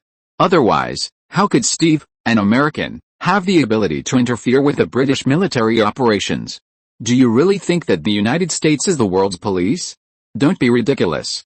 At this time, the United States is just a backward country bumpkin, and the British don't care about the views of the Americans. But now, Diana has a bad feeling. Diana, dear, do you think it's strange? Do you think humans should not kill each other? Sir Patrick took off his hat very politely, nodded slightly, and said to Diana, Sir Patrick, why do you? But Diana still hoped that her guess was false. If the person who has been helping her from beginning to end is an enemy, then everything she has experienced, what is it? You should call him the god of war Ares. Diana, in a golden light, Kai walked out slowly. He had already released the second form at this time. Because he could see that the real Ares was not here, it was just an incarnation that resided in the body of Sir Patrick, and there was no threat. Kai, Sir Patrick seemed very happy. Ah. It's not easy. In this age when all the gods have already disappeared, I can still see an acquaintance. Sir Patrick or the god of war Ares pondered for a moment. Well, let me think, how long have we not seen each other? About 9,000 years. The last time we met was more than 7,500 years ago BC. Haha, come to think of it, we seem to be born to be incompatible. Every time we meet, it is under such unpleasant circumstances. Kai adjusted his cuffs. Yes. Our relationship has never been good. Of course, the biggest reason is because of your unreliable father. Ares' face froze, as if he remembered some bad memories. But he immediately discarded those emotions. Unreliable. Is it a new word? But it's very vivid. I think so now. It seems that we have reached a rare consensus, Kai said with some emotion. Ares was once the most beloved son of Zeus and Hera, but in comparison, Zeus was more proud of Athena. The conflict between Ares and Athena was actually a fight between the two for the fatherly love of Zeus, the old pervert. Kai did not expect that Ares would say bad things about his father today. It seems that something happened between you two. Kai grabbed the restless Diana. It was useless to rush over at this time. He could not really do anything to Ares. Are you curious? Ares did not care about Diana. Instead, he looked at his old enemy with interest. Since they met, they have never talked so calmly. Confrontation is the norm between them, especially since Kai and Hera's bad relationship. I really want to know what happened that year. When I woke up, the world had changed a lot. The gods were nowhere to be found, and the once great civilization disappeared. Now it seems that I can only learn something from you. Kai has always wanted to know what happened that year. He wanted to know where Camelot went and why his former friends and relatives disappeared without a trace. Ares laughed, and laughed happily. Ho ho ho ha ho ha ho ho ho ha ho ha. Now it was Kai's turn to be confused. This person didn't have this problem before. What happened? After laughing for a while, Eris stopped laughing. Sorry. I lost my composure a bit. Let's get back to the point. I can answer your question. The answer is very simple, because the Age of Gods is about to end. Interesting, what do you mean? Kai still didn't understand. He knew what the Age of Gods was, but why did it end? Who stipulated it? A group of people suddenly felt that humans should not be bound. So they decided to end the Age of Gods, give the world to humans, and let them develop on their own. That's what they call freedom. Unfortunately, Zeus agreed. He decided to abandon the rule of the gods and give the world to humans. You're right, my father is a fool. He sacrificed the dignity of the gods, gave up the world of the gods, and let a bunch of apes run rampant. Do you think he's stupid? Eris suddenly lost his composure, and his anger was even felt by Logan, who had just woken up. Well, Logan is alive again. His heart was crushed by Ludendorff, but after a while, not only did his heart grow back, but even the original injuries were restored. This regeneration ability is simply a bug. You mean, the gods disappeared because they wanted to give humans freedom? Kai was a little confused. Come on, that was more than 7,500 years ago BC. Did the concept of freedom already sprout at that time? Was it so fashionable at that time? Yes, you think it's ridiculous too. Eris seemed to have been lonely for a long time and had a strong desire to confide. So, who decided it? Kai couldn't say he hated this decision, but he couldn't say he liked it either. Instead, he was more curious about who decided the direction of this world. I don't know. I only know that they call themselves immortals. They found the leaders of all the gods at that time, including Zeus. I don't know what they said to make most of the gods agree to their decision. I asked Zeus. He didn't say anything. Then, are there any who haven't agreed, disappeared without a trace, without leaving any trace? They all disappeared. Ha ha ha ha ha. What do you say for freedom? Isn't it because they are afraid? Zeus. He is afraid. Ha ha ha ha. The so-called king of the gods was afraid. He ran away in disgrace. He doesn't deserve to be a king. He doesn't deserve to be a god. Eris almost cursed at the end. So, you plan to destroy the world, Diana said coldly. Destroy the world? Eris looked at Diana in surprise, and then regained his composure. Why should I destroy my own world? Then you spread war, spread your hatred. Ha ha ha ha ha ha ha. Do you think I spread all this? Honey, do you really think so? Unexpectedly, after hearing Diana's words, Eris laughed out loud. No, no, no, my little girl, I have never spread anything, and I rarely even intervene. I just watch quietly, and I even hope that these ignorant monkeys could achieve a world that even gods could not accomplish in freedom, as Zeus expected. Diana could not accept such an Eris. If he was really a bystander, then the duties of the Amazons would really become a joke. You are the backup left by Zeus, right, my sister? Eris did not care what Diana said, but said with malice. What? Everyone was stunned now. Are these two people a brother and sister? Even Diana was stunned. She believed in the gods, but she never thought that she would be one of the gods. No wonder, only Kai was not surprised, because he knew that Diana was the descendant of the gods. He just didn't know that she was the seed of Zeus. What kind of virtues are the Greek gods? No need to explain more. Among the three main gods, only Hades is pure and innocent, with only one wife and a few lovers. Well, even if this is pure and innocent, at least he has never harmed mortals. Hades has always been the most honest of all the gods, and he doesn't always cause trouble. But for some reason, in modern times, this guy has inexplicably become a villain, which is really unfair. Kai has a decent relationship with him, but they don't have much in common. This guy is a senior otaku. It seems that Zeus has calculated my choice. What choice? Diana asked impatiently. She still didn't believe it. Destroy humanity. Didn't you say you wouldn't destroy the world? That's right, I never wanted to destroy the world. I only want to destroy humanity. I've been watching from the sidelines for so many years. I want to prove that Zeus is wrong. Humans don't deserve the gods' efforts. They are evil. And facts have proved that I am right. This pathetic species of human beings is not worth the efforts at all. They are always wandering in self-destruction. They don't even know how precious things they have gained. If that were all, I might not care about human lives. After all, they may kill themselves, but human evil is not only that, they are plundering the world and destroying the world. They think they are the masters of the world, They actually try to manipulate the entire world. Their existence makes the world full of pain. Countless creatures that should have survived are destroyed in their hands, and they will surely destroy more. Humans are destroying the world. Come on, dear sister, join me in creating a new era. It's time to end the sad era of mankind, and a new era should be ushered in. Aerys' passionate speech stunned everyone. Even Logan and Victor were a little shocked. They were human beings, but they had to admit that some of Aerys' words were right. Human beings are indeed pathetic. Okay, Aerys, don't say such useless words. It's not your turn to decide what will happen to the world and human beings. Don't make me laugh if human beings destroy the world. The world will always exist. Human beings will only destroy themselves in the end. Kai was dismissive of this. Will human beings be destroyed? Kai's answer is yes. Kai has always been pessimistic about this question. Think about human beings after the 21st century. Although Kai is not an environmentalist, he also believes that human beings will kill themselves sooner or later.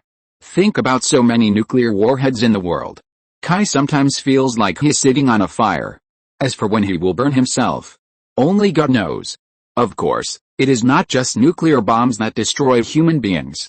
Many things can destroy human beings. Human beings have never been as powerful as they think. They are afraid of heat, pain, viruses, water, fire, and themselves. All these can destroy human beings. But what about the world? The world is still the same world. Humans may make the world desolate and turn the earth into a dead planet.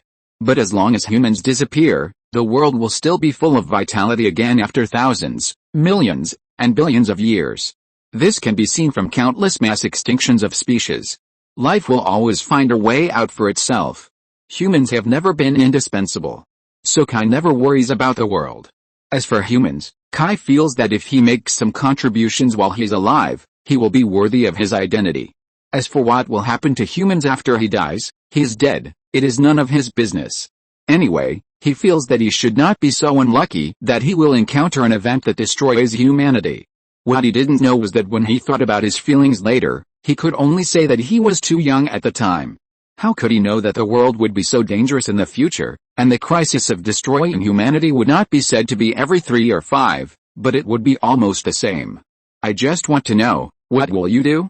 Rely on these Germans? Or rely on the British? Do you think it is possible? Kai feels that Aerys will always have his own plan. As for the Germans and the British, they are just his pawns. Chapter 243, Athens, Greece and the Resurrection. Aerys was stunned when he heard Kai's words. Then he laughed. Kai, you are such a smart bastard. How about joining forces with me? As long as you agree, I can promise that I can give you half of this world. You know, I won't lie, Aerys is an extremely conceited and arrogant guy. He can use tricks, but he never lies. He doesn't have a good reputation among the Greek gods.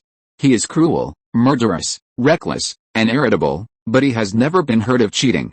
He is the god of warriors. He thinks that the sharp blade in his hand is the best weapon.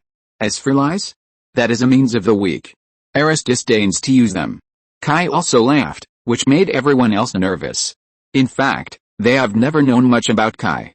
Kai is not a sociable person. He rarely talks about his own affairs with others. Even Catherine, who is closest to Kai, only knows Kai to a limited extent. So they are also wondering whether Kai can withstand this temptation. Rule what? Rats and cockroaches? If humans are gone, what can I rule? Besides, if I really wanted to rule, would Zeus really chase me? Don't forget, Hera had enough of Zeus's promiscuity and almost turned against him. If I really wanted to pursue rule, I could have joined forces with Hera to overthrow Zeus. After saying that, Kai saw that Aerys was about to deny it. The mess between his parents was the last thing Aerys wanted to mention. It was too damn embarrassing. But Kai stopped him immediately. Don't deny it so quickly. After Zeus found out about Hera and I really thought about it and found that the chances of success are quite high. You know, I have a lot of friends. At least the gods of Asgard and Egypt will help me. As for Sumer, do you think Gilgamesh will reject me? It's true that Zeus' bad deeds in the past didn't just anger Hera. In fact, many gods were unhappy with Zeus, such as Gaia, Hephaestus, because his wife was the goddess of love Aphrodite, and Poseidon, the son of the sea god, was killed by Ares, but Zeus openly favored Ares. Without the support of the strongest goddess Hera, he couldn't sit firmly on the throne. The others were confused.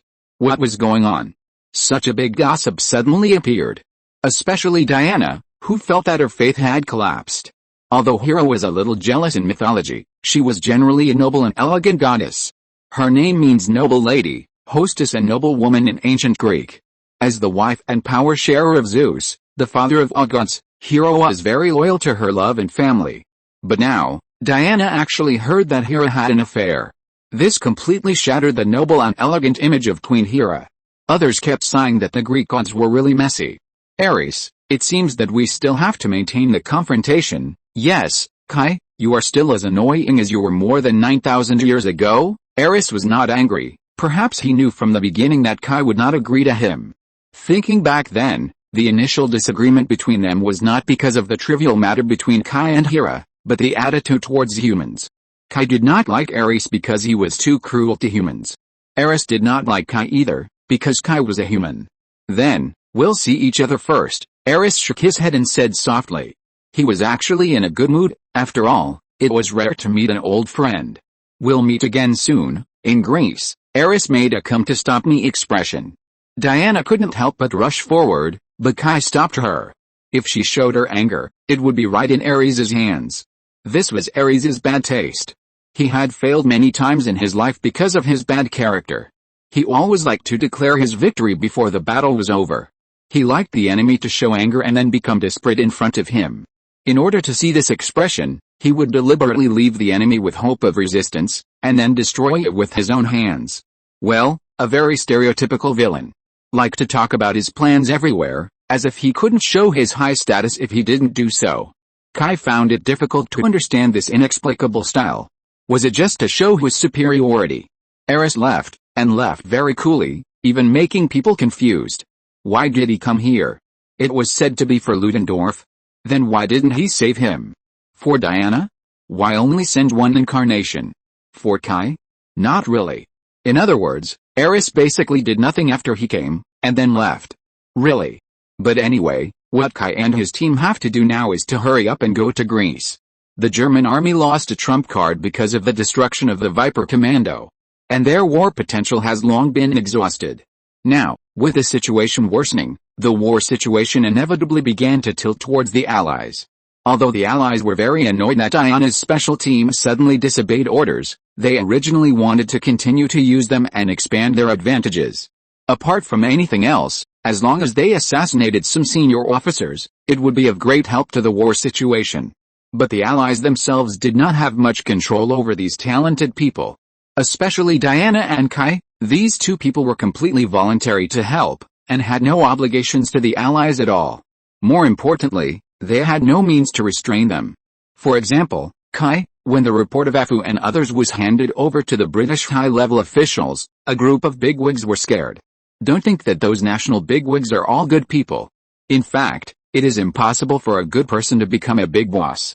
For example, Churchill, who is admired by many people in later generations, if you look through his resume carefully, you will find a fact, that is, this so-called greatest British Prime Minister, before winning World War II, his resume was a mess. He was typical of being incompetent at everything, but he was promoted like a diabetic. He was a master of political struggle. What he liked to do most was to make trouble for the cabinet, and he would make trouble no matter which party formed a cabinet. This is also the reason why he was called an independent conservative. He was even expelled from the party for a time, but others were still alive and kicking in the political arena. This is naturally related to his own political ability, but his life experience also brought him a lot of help. You can search for Churchill's family on Baidu. It's very awesome. People like Churchill are representatives of politicians.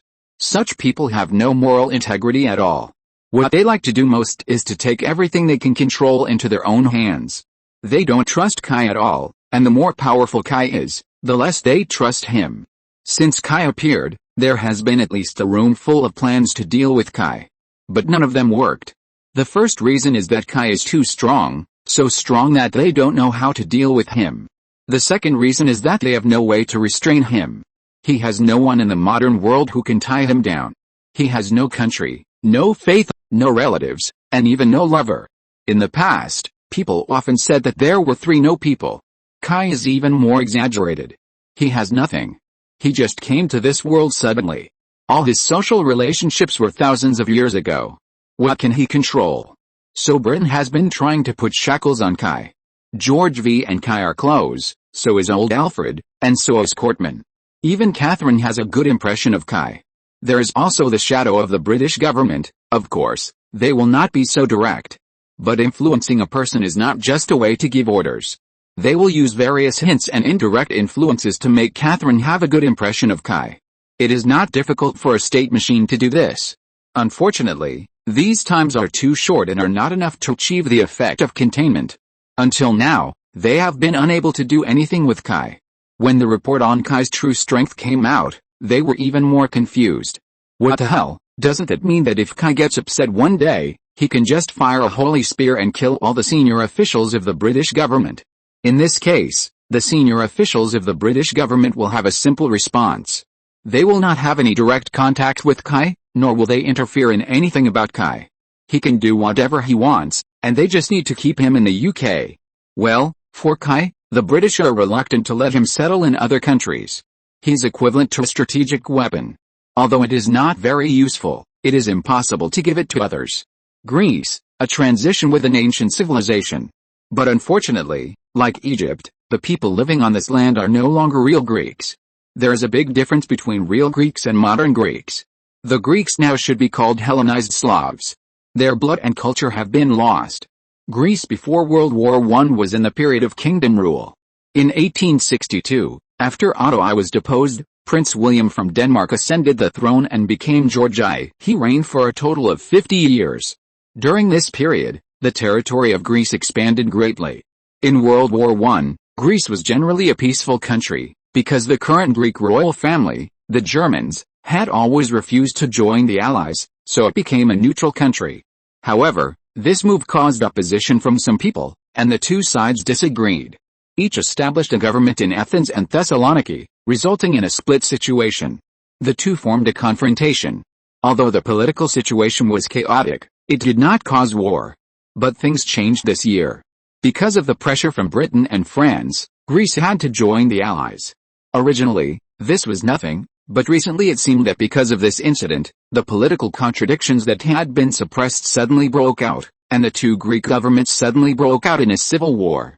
This made the Allies a little overwhelmed. Now that the overall situation is almost settled, Greece, a country that originally did not participate in the war from beginning to end, inexplicably broke out in a war. Where can this be justified? Moreover, the civil war was extremely cruel from the beginning, and the royalists and republicans killed each other in Greece. The civil war only lasted for half a month, and more than 300,000 Greeks died in the war. The total population of Greece is only 1 or 2 million. These people are completely crazy. This is something that many international observers simply cannot understand. Athens, the heart of Greece, is also the core of the battle between the two Greek governments, and the battle here is the bloodiest.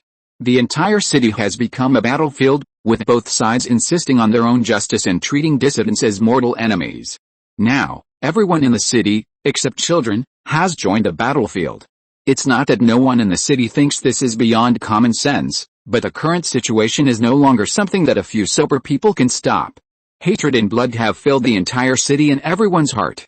In the village of Olympia in Athens, located in the northwest of the Peloponnese Peninsula, there is the largest existing temple site in ancient Greece, the Temple of Zeus. The Temple of Zeus was built in 470 BC and completed in 456 BC. It was built to worship Zeus. It was once famous for its ivory and gold statues. But in 86 BC, the Roman commander Sulla captured Athens, destroyed the unfinished buildings, and removed some of the stone columns and other building materials and transported them to Rome. So there are only some ruins left here, but even so, you can still get a glimpse of the past. The Temple of Zeus was built in the Ionian style, and later it was changed to the Corinthian style, and marble was used. But in this era, no one cares about these. The Balkan Peninsula is not a good place for tourism. The Balkan powder keg is no joke. It has been a frequent war since ancient times. Someone has calculated that on average, there is a war every week in this land. So there are not many people who dare to come to the Balkans in this era. So the Temple of Zeus has become deserted. But today it seems very lively here. Are you sure? Mortal, A handsome Greek young man wearing a horned helmet and holding a spear stood in the temple, watching a group of weird guys doing things in the temple. This man is Ares. Ares is very handsome. Among the gods, Ares' appearance has always been ranked among the top few. It is also because of this appearance that Ares is very popular with the goddesses. Opposite him was a person who was supposed to be dead, the demon monk Gregory. He should have been completely dead, even his soul was absorbed by Kai's golden finger. But now he stood there intact, as if nothing had happened. Of course. Respected god of war, I can't lie to you, after all, my life is in your hands. Gregory seemed very humble. He had to do so, because Ares did as he said, and took control of his life. Gregory was indeed dead, and even his soul was annihilated. But Gregory left a backup plan before going to the Scorpion King's pyramid. He cut off a part of his soul and made it into a voodoo doll for the resurrection ceremony.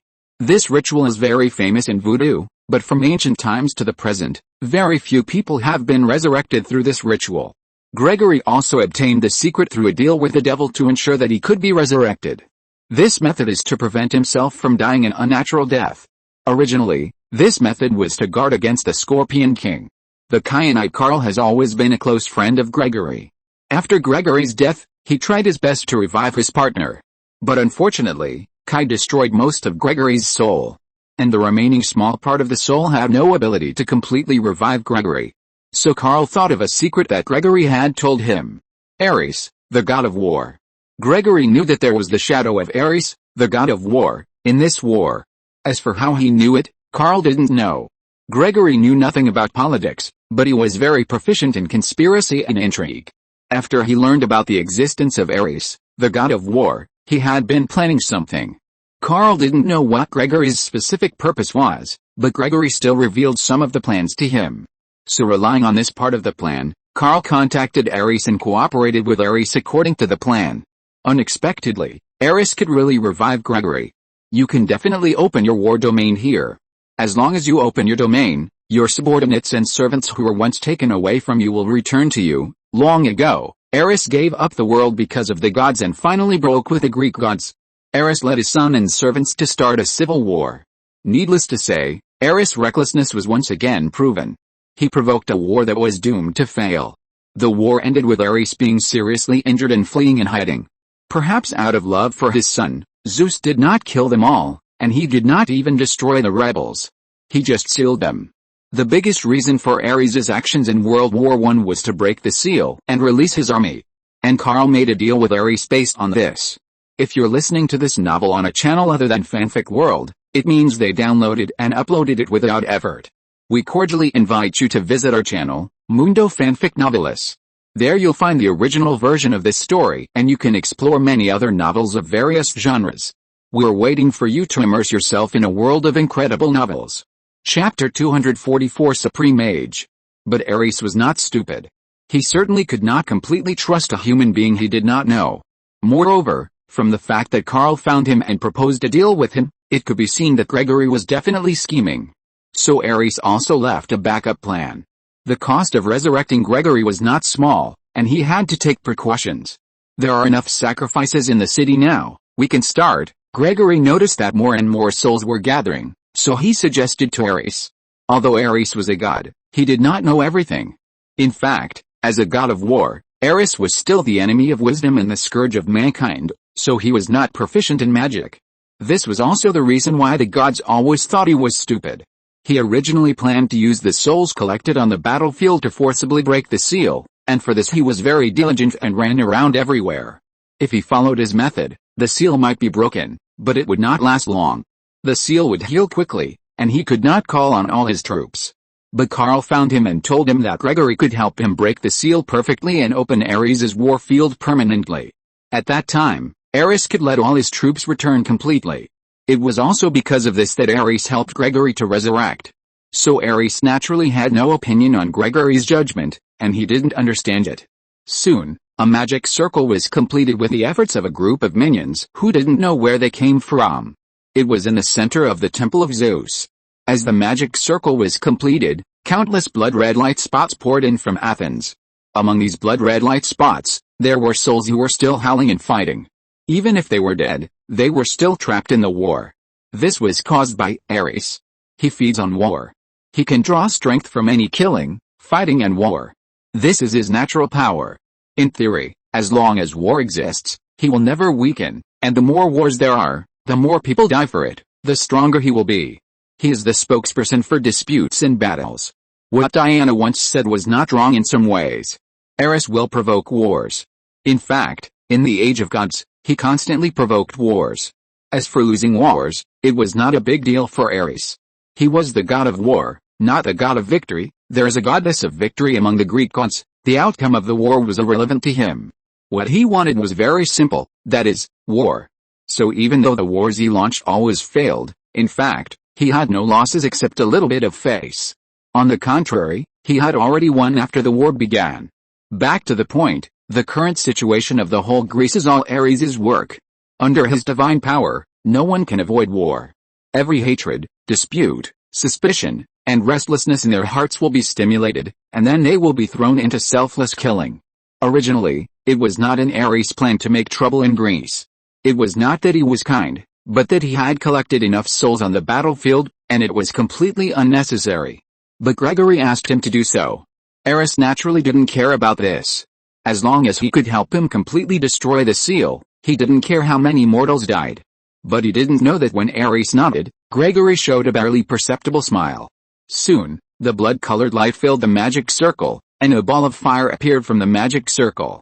Then the flames began to grow, and finally formed a huge circle standing in the center of the magic circle.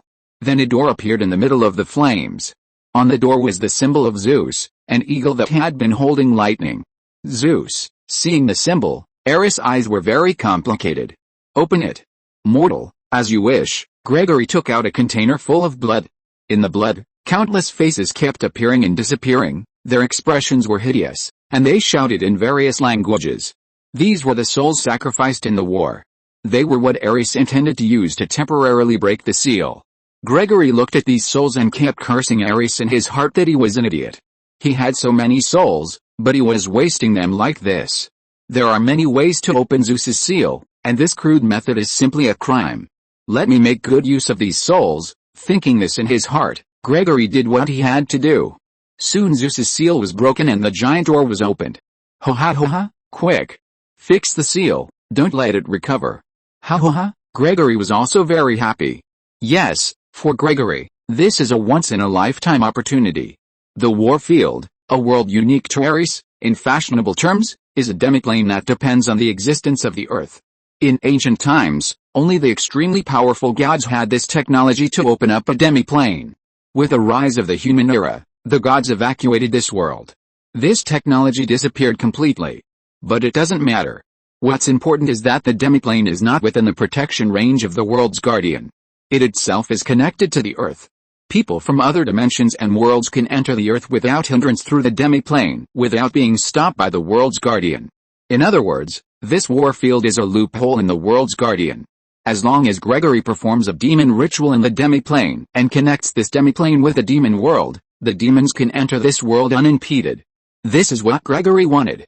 In fact, the news that the god of war Ares was active on the battlefield was not discovered by Gregory himself. He was not capable of that. The one who really discovered all this was his master, the Blessed Mother. Everything was the plan of the Blessed Mother. The Blessed Mother was only a demon lord who rose in the past 1,000 years. Compared with other ancient demon lords, her foundation was still very shallow. In order to gain more power and territory, she had to catch up with those ancients. To this end, the fastest way is to come to the earth to harvest souls. In the demon world, souls are the best currency and consumables. So she started to lay out a long time ago, and Gregory was her pawn. Including the previous actions in Egypt was also one of the plans of the Blessed Mother, and so was Ares. As the seal was completely opened, a red plane appeared behind the door. Then a series of huge footsteps began to appear from the other end of the plane, and then a huge army walked out from the red horizon. Leading the army at the forefront was Ares' beloved son, Phobos. He symbolizes fear. He is the child of Ares and Aphrodite who had an affair. He is Ares' favorite child. There was once a poem that sang like this. Like Ares who kills without blinking an eye, accompanied by his beloved son Phoebus, strong and powerful, enough to scare the brave who have been on the battlefield for a long time. He inherited all the advantages and disadvantages of Ares. He's a well-deserved warrior, but he has a bad temper and everything is based on strength. The weapons are battle axes and war hammers. Next to Phoebus is his younger brother, Deimos. He and Phoebus are called the Terror Twins, but unlike Phoebus, he has a gloomy personality and loves to kill. He holds a longbow and a javelin. Following them is Ares' army, a group of Cyclops, Minotaur, trolls, goat-headed monsters, snake demons, and Ares' followers, Thracians. A tribe located in northeastern Greece, this tribe is marked by bravery and cruelty. They regard Ares as their ancestor and believe that he is the head of the gods. These Thracians had been acting as plunderers since ancient times, and were regarded as beasts and disasters by all Greeks. These Thracians wore bronze helmets and blood-red cloaks behind them. Legend has it that these cloaks were originally white, until they were stained red with blood. The endless army began to approach the giant gate. Then they gathered in the open space of the temple of Zeus. Ares, Ares, Ares, Ares, Ares, Ares. When they saw their master, these warriors who had been sleeping for tens of millions of years still paid the highest respect to their god, as in ancient times. Ares looked at these armies and smiled. You've waited so long, my servants. But it doesn't matter, the time has come to fight for me again. It's time to let this world return to peace. And you, my servants, I will give you a new world. A paradise world. Here, we will wash away the suffering of this world with blood, and you will rebuild our world under my protection and on blood. Now, pierce the heart of every human being with the weapons in your hands until my feet step on 2 billion corpses. Ares, Ares, Ares, Ares, Ares, Ares. None of these guys who can enter the field of war are not warmongers. They are eager for war and killing. Apart from this, they have nothing else to ask for. Under the command of Ares, Ares' army began to march towards Athens. That night, no one in Athens survived. They were all sacrificed by those monsters in the name of Ares. The tragic situation in Athens did not attract the attention of the outside world. Under the power of Ares, the massacre in Athens did not spread throughout the world. But this does not mean that no one knows. Kai and his friends are heading to Greece. They have now crossed France and arrived in Rome, Italy. According to the plan, the Nautilus will pick them up in Rome tonight and send them to Athens within a day. They are now waiting for the arrival of the Nautilus in a house on the seaside in Rome. Everyone else went to rest, leaving Kai alone standing on the beach. Kai couldn't sleep. In fact, when Ares told him that they would meet in Athens, he felt a strong sense of uneasiness. He was confused about what Ares was going to do. But he was sure that this bad-tempered guy would make a big news for him. In Kai's view, Ares was a child who had not grown up under the doting of his parents. He was willful and self-righteous. What's more terrible is that he also has a strong destructive power. Kai looked at the beach quietly, and unconsciously thought of Ares' bastard parents in his heart. Zeus didn't say anything. There were too many black materials about this guy. I didn't know how to start when I wanted to complain. He was the source of all evil. But Hera. Even if the relationship between him and Hera was a bad fate, Kai still had to admit that this woman was not only charming, but also the smartest and most powerful woman he had ever seen.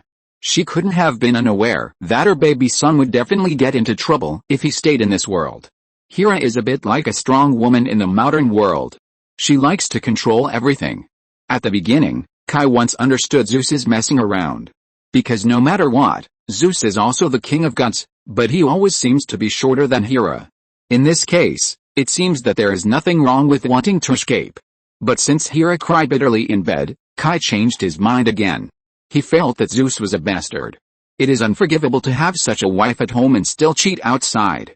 Really, Kai has tried it, and Zeus's wife is really great. She is good at the hall and the kitchen, not to mention when they are intimate in private. Although she is full of queen attributes, she is actually not only caring, but also extremely gentle, very accommodating to men, and fully allows men to play their strengths. Of course, the most important thing is to let go. Although it was later known that the woman's crying was actually to make Kai feel sympathy, Kai's idea that Zeus was a bastard has not changed much. If there's anything wrong with Hera, it is probably her doting on her son. She always protects her reckless son, which makes Ares always unscrupulous. But Kai knows Hera. With her temperament, she will never abandon him to protect Ares. When a naughty child enters society, the beatings he suffers are always more severe. Kai is a little confused about what happened that made Ares stay on Earth. Just as Kai was thinking about it, a thing similar to fireworks appeared under his feet and drew a circle. Kai recognized this thing because he had tried it once in Asgard before. That was King Bully introducing him to a new friend. In short, that experience was quite unpleasant. Before Kai could react, Kai suddenly disappeared. Only a gradually shrinking circle of fireworks was left on the ground. Ugh, just like last time, Kai still couldn't adapt to this kind of transmission. Thousands of years have passed. Why is Agamotto's teleportation spell still so uncomfortable? We finally meet, Kai. Kai was still vomiting, and a pleasant female voice came from the other side. Kai wiped his mouth and raised his head. He found himself in a temple-like place, a bit like a Tibetan Buddhist temple. Then he saw a woman, a bald woman. The woman was very pretty, but not beautiful, but she always gave a very calm feeling, especially because she was bald, which made Kai immediately think of a profession, nun. Woman? Nun. The woman raised her eyebrows. She didn't expect that the ancient would say this first. Who are you to Agamotto? Using the same spell as Agamotto, Kai didn't believe that she had no relationship with Agamotto. Agamet is mine. In Chinese, he is my ancestor. The woman didn't have too many emotional fluctuations because of Kai's words, and was still very calm. Then who are you, ancient one? Chinese. Kai's first reaction was that this was a Chinese, because the name was very consistent with Chinese customs. Although this woman clearly has a Western face. No, although I have spent most of my time in Tibet, China, I am a Celtic. Well, strictly speaking, I should be considered your descendant, Puff. Kai did not expect that ancient one would give such an answer. Are you kidding? When did I have descendants? What a joke. Although he had been intimate with Morgana at the beginning, he definitely did not get pregnant.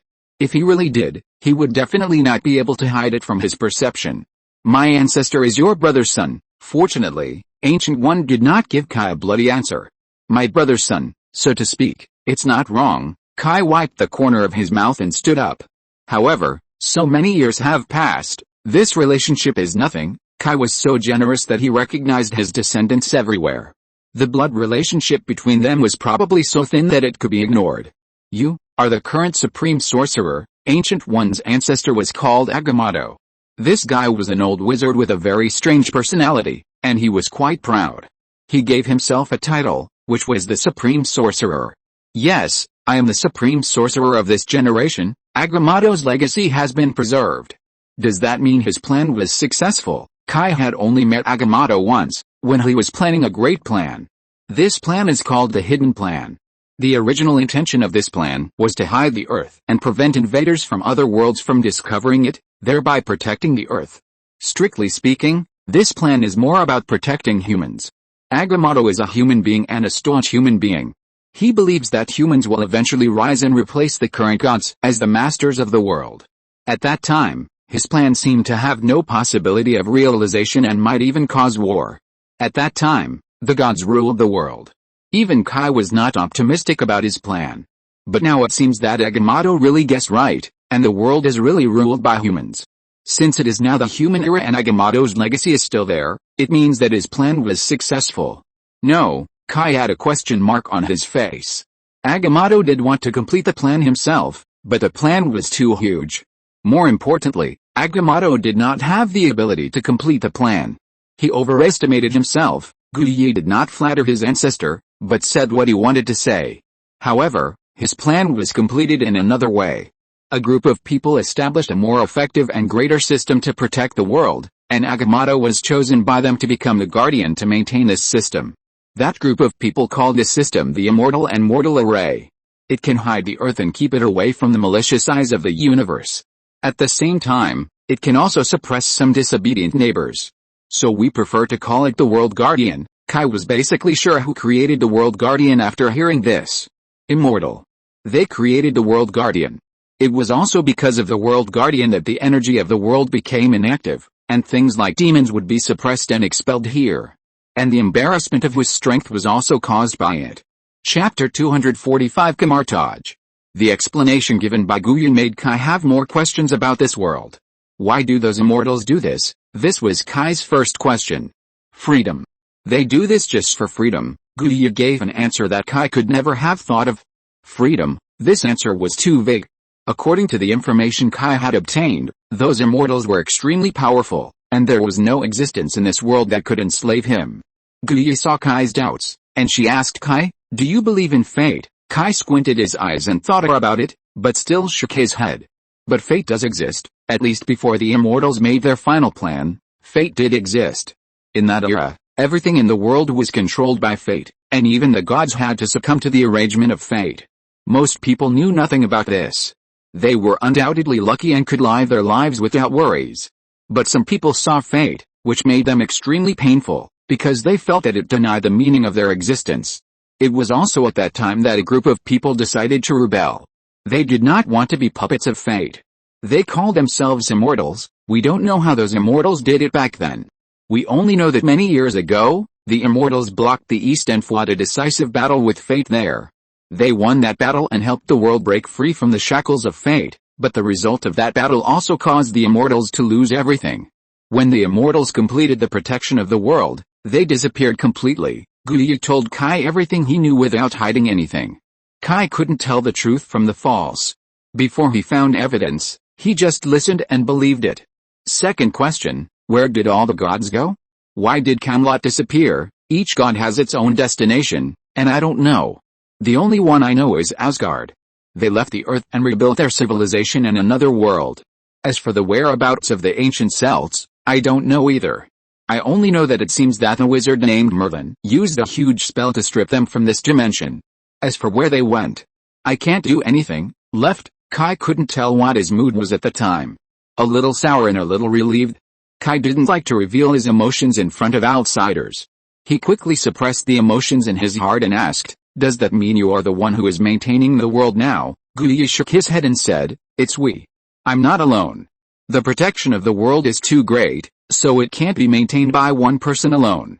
So long ago, Agamotto organized a group of mages as the protectors of the world, and this organization has been maintained until now." Kai was a little confused. Since it was an organization, why did they turn a blind eye to the war happening in front of them? It shouldn't be difficult to eliminate a war with the ability of a mage. If it was only Guya before, Kai could understand how powerful one person could be. But now he knows that Guya is not alone. Then why did she sit back and watch this war happen? Isn't it their duty to protect the world? Kai did not hide his doubts. And Guya also gave his answer. We are protecting the world, but humans are free. We have no obligation, let alone the right, to tell them what to do and what not to do. Unless there is a catastrophe that threatens the survival of the entire human race, we cannot interfere with humans. So you have never thought about stopping the war. That is their own choice. Have you seen those demons? Ancient One asked back. Yes, I want to say something. Did Agamotto always want to completely solve the demon invasion? Why did you come to you and watch those demons appear? In the era when Agamotto was still alive, demons had always been Agamotto's main opponent. He always believed that demons were the biggest enemy of humans, and the relationship between humans and demons was equivalent to that of wolves and rabbits. No, it was more naked and terrifying than this relationship. In the eyes of demons, humans are a precious resource similar to oil. They will try every means to get them. This is also the reason why Agamotto always guards against demons. But now, what Kai sees is completely different.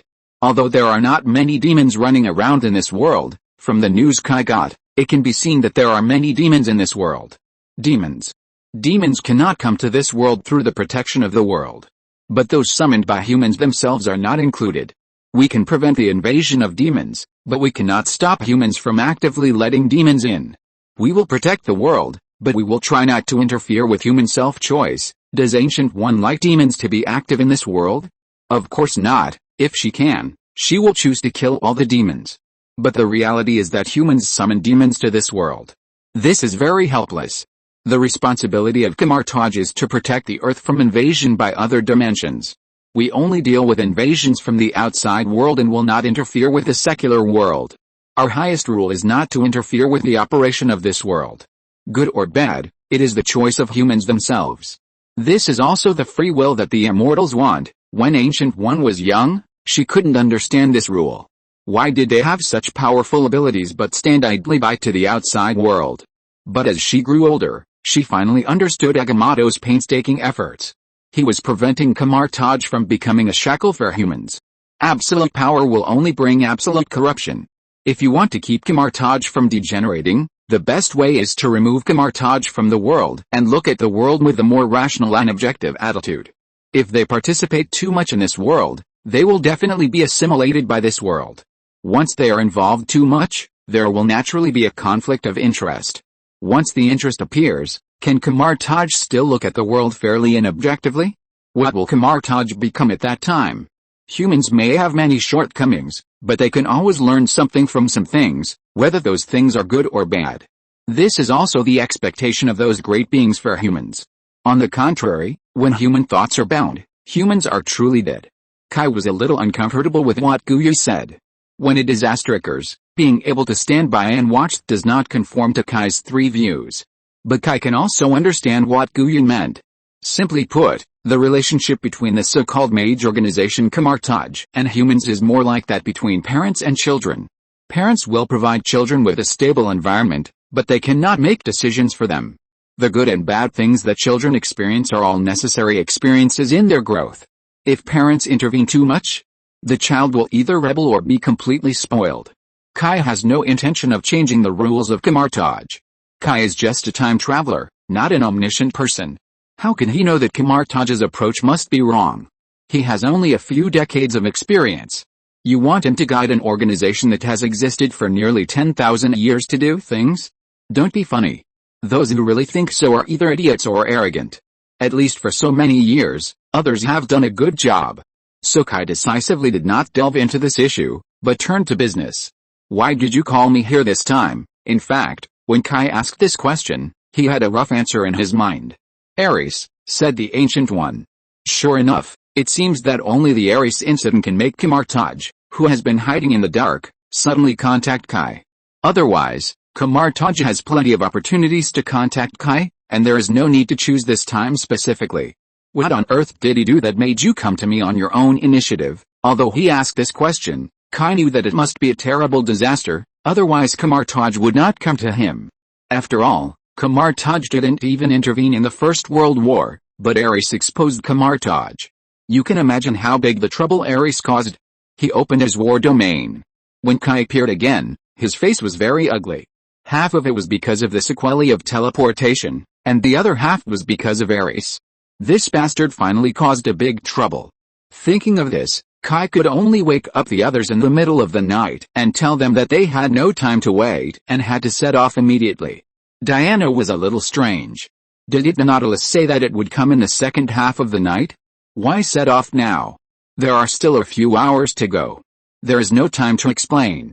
Let's go now. After saying that, Kai suddenly began to gesture with both hands, and then stretched out his right index finger to draw a circle with a diameter of about 30 centimeters in the air. An orange-red light circle formed in the air, gradually getting bigger, and finally formed a door with a diameter of about 3 meters and flashing orange sparks. Opposite the door is a beach, and there is a sign on the beach that says "Welcome to Astor Beach." Astor Beach is the best beach in Athens. This beach is very famous in later generations, but now, it can only be said that apart from the Athenians themselves, not many people know about it. But it is not difficult to see the destination from the Temple of Poseidon in the distance. At least Afu recognized that it was Athens at a glance.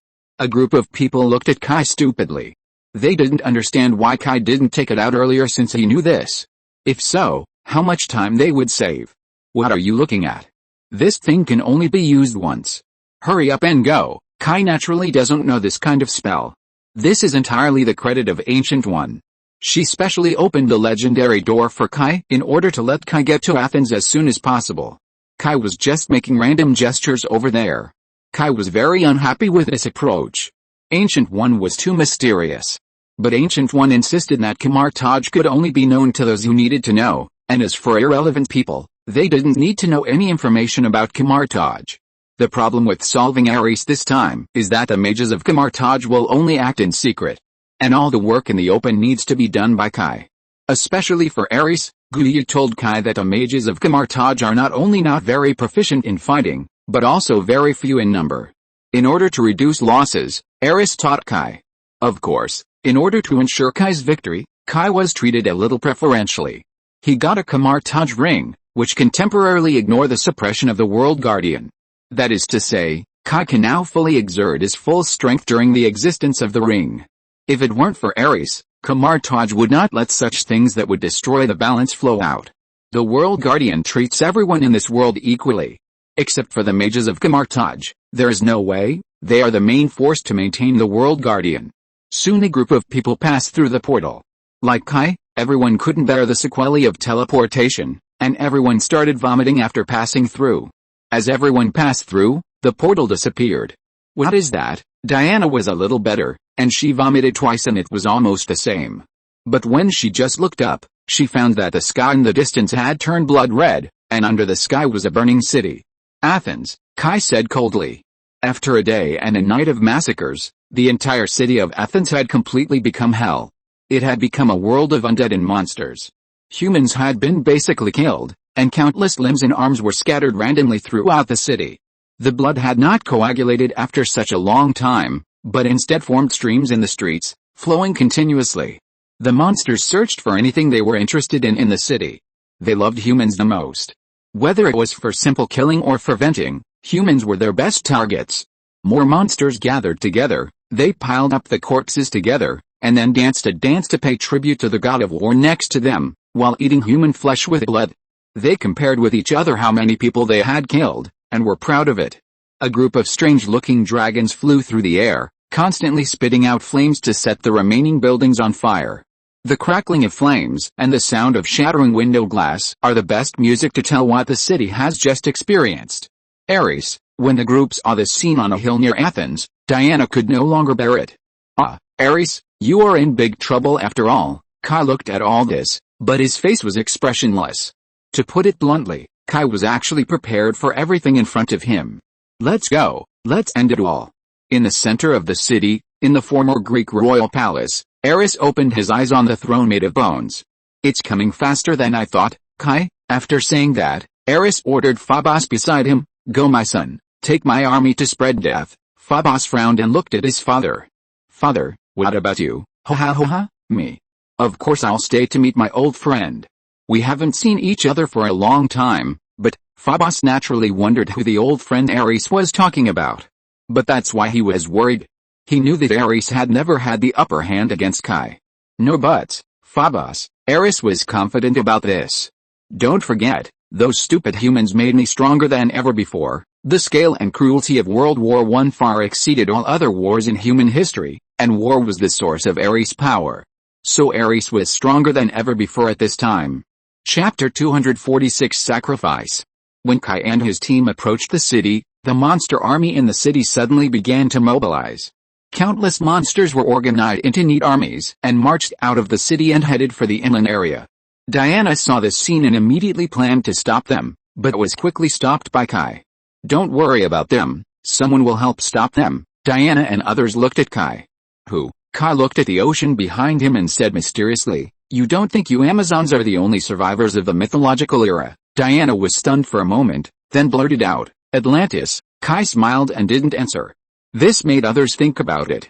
In Europe, the legend of Atlantis has been circulating for a long time. The legend says that it is the name of an ancient continent, country or city-state with a highly developed civilization. The earliest recorded description appeared in the book Dialogues by the ancient Greek philosopher Plato. It is said that it was destroyed by a prehistoric flood in 10,000 BC. Even in the ancient Mexican manuscripts preserved in the Vatican and the works of the Mexican Indian civilization that have survived to this day, there are similar descriptions. 4 generations of humans have appeared on the earth. The first generation of humans was a generation of giants. They were not residents here, but came from the sky. They were destroyed by hunger. The second generation of humans was destroyed by a huge fire. The third generation of humans was apes, and they were destroyed by cannibalism. Later, the fourth generation of humans appeared, humans in the sun and water stage. Human civilization in this stage was destroyed by a huge flood with huge waves. It can be said that the legend of Atlantis has been deeply rooted in people's hearts, especially in this era of the rise of science fiction novels. Many novels will use Atlantis as a blueprint. Others also doubted that the Atlantis that Kai said was the one they imagined. But Kai was unwilling to say more, so they naturally didn't ask more. They just thought Kai was a little weird, and he was hiding a lot of things now. Kai was not like this before, he was not a mystic.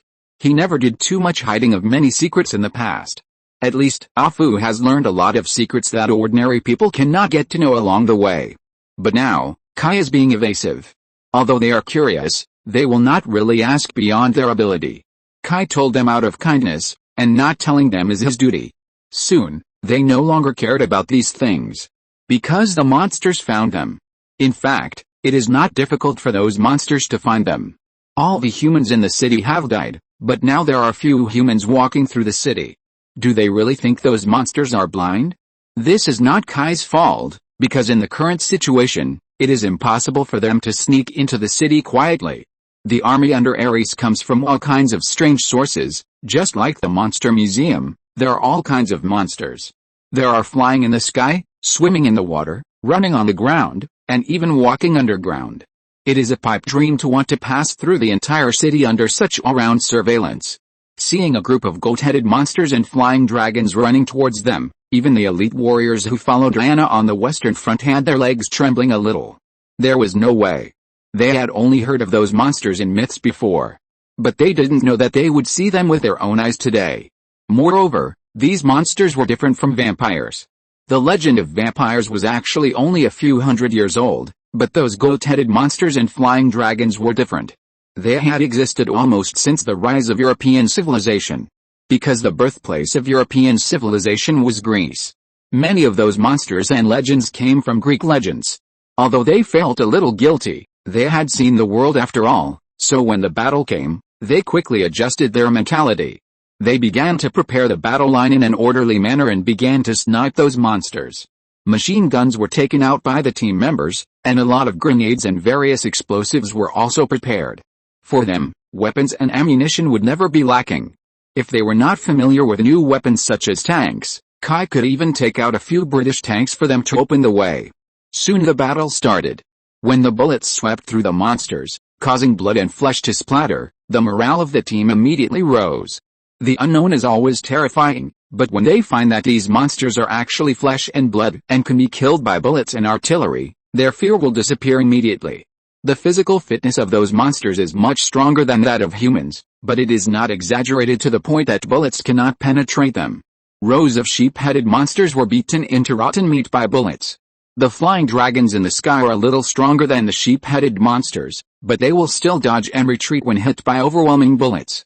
The battle did not put humans at a disadvantage from the beginning. But at the same time, the monsters will not retreat so easily. They may have primitive weapons and not smart minds, but there are two things that they are much stronger than humans. One is the number, and the other is that these guys are really fearless. The sound of gunfire made countless monsters gather here, blocking them tightly from front to back, left to right, and unable to move forward at all. In the end, it was Diana and Kai who came to open the way. Thunder Pillar, a bolt of lightning flew out of Kai's hand, instantly electrocuting a large area of monsters into charcoal. Diana on the other side was not to be outdone. She didn't know any magic, but she had divine power. She jumped into the air, crossed her arms, and an orange shock wave instantly blew away a group of monsters. At this moment, a one-eyed man came out from the corner with a huge wooden stick as tall as two people. Diana just landed beside him. The Cyclops didn't hesitate at all and hit Diana, who was not yet stable, with a home run. Diana hit a building like a cannonball. Boom! The building collapsed quickly, and the huge smoke and rubble completely covered Diana's figure. Steve saw Diana being attacked and immediately planned to save her. Unfortunately, the giant didn't seem to stop, and dragged the huge wooden stick in his hand towards the ruins of the building. "You monster, stay away from her." Steve raised the light machine gun in his hand and kept shooting at the giant, hoping to knock down the Cyclops. Unfortunately, the Cyclops had thick skin and flesh. Although the bullets from the light machine gun could leave wounds on it, they could not really hurt it. All the bullets were stuck by the giant's tough muscles. Instead, the pain from the bullets completely angered the giant. Steve did it, or rather, he did half of it. He successfully led the giant away, but then he was in big trouble. Giants usually don't have much brains and bad tempers, and most importantly, they are very vengeful. The giant picked up his big stick and planned to flatten Steve, the little ant that made it feel painful. Roar! The giant roared and raised his stick, and Steve wisely chose to run away. He didn't think his small body could withstand the stick even once. But the giant's roar soon stopped. Steve turned his head and saw a spiral sword, burning with flames extending from the giant's open mouth. Without waiting for Steve to say anything, the sword casually slashed, and half of the giant's head was cut off, revealing the owner of the sword. K. Don't leave your teammates at will. You can't deal with these things alone. Kai didn't say much. After explaining this sentence, he immediately jumped off the giant and beheaded a manticore that was about to attack Steve. But Diana, Steve pointed at the building that Diana had knocked down and was about to say something. But he was interrupted immediately. Worry more about yourself. Diana won't be killed so easily. Kai's voice had just fallen.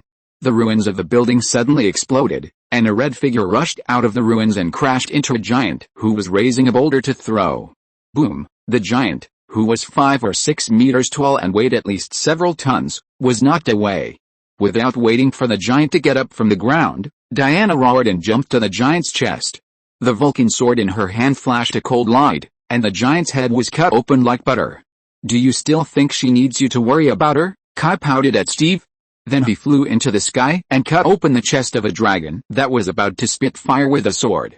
The flame that was supposed to be spit out instantly burst out from the dragon's chest and burned himself into charcoal. After killing the dragon, Kai immediately changed his target. He fell freely from the air and smashed into a group of monsters like a boulder. The huge impact force caused the monsters that had originally gathered together to explode, revealing the target Kai was going to deal with. A rare monster, a snake demon. It can also be called a snake demon. It should be explained here that the snake demon and Medusa are completely different things. Medusa is a person's name. Medusa is one of the 3 Gorgon sisters. She is the only mortal among the 3 sisters, and the image of Medusa is not the human head and snake body that people think of. That was a version modified by the Romans in the later Roman era. The real Medusa has swan wings on her back, no hair on her head, only venomous snakes twisting and twisting.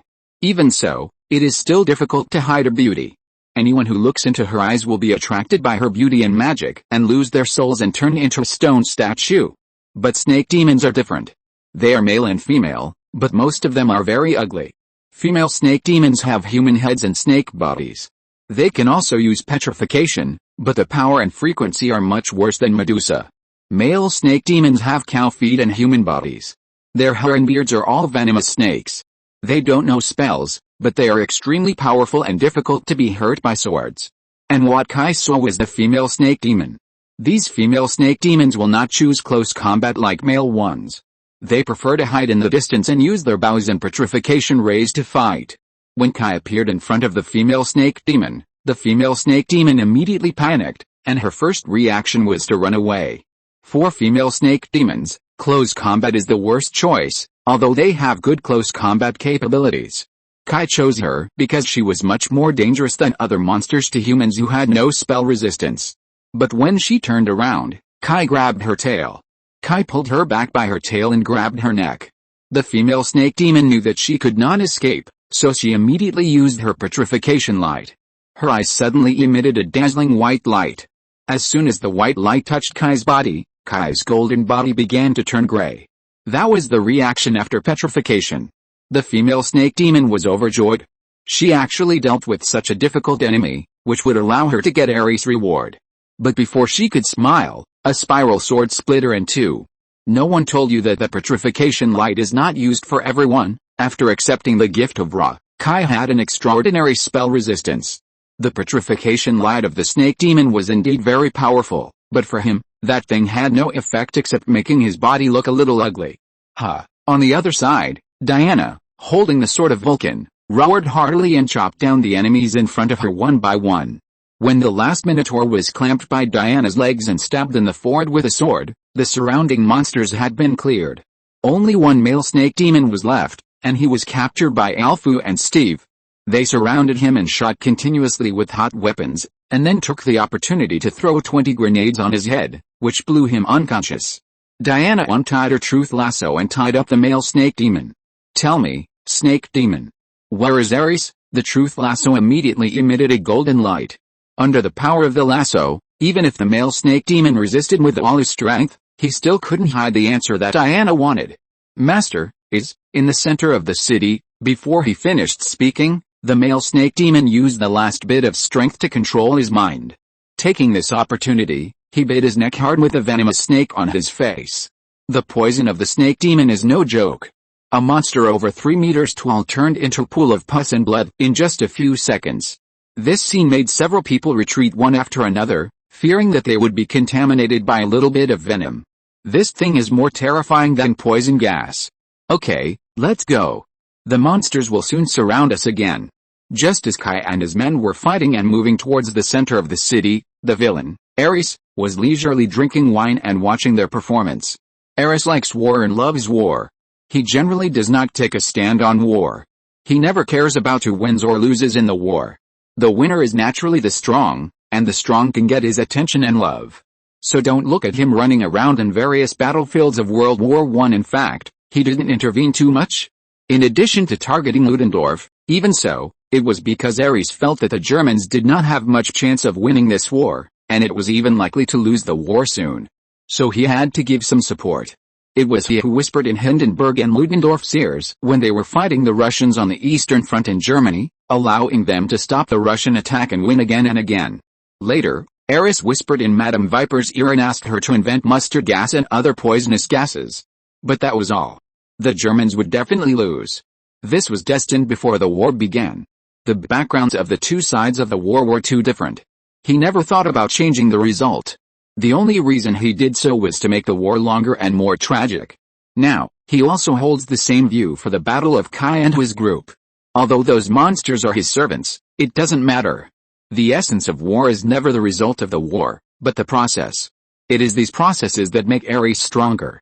In fact, not only Kai, but also the mortals who follow Kai, also bring great pleasure to Ares.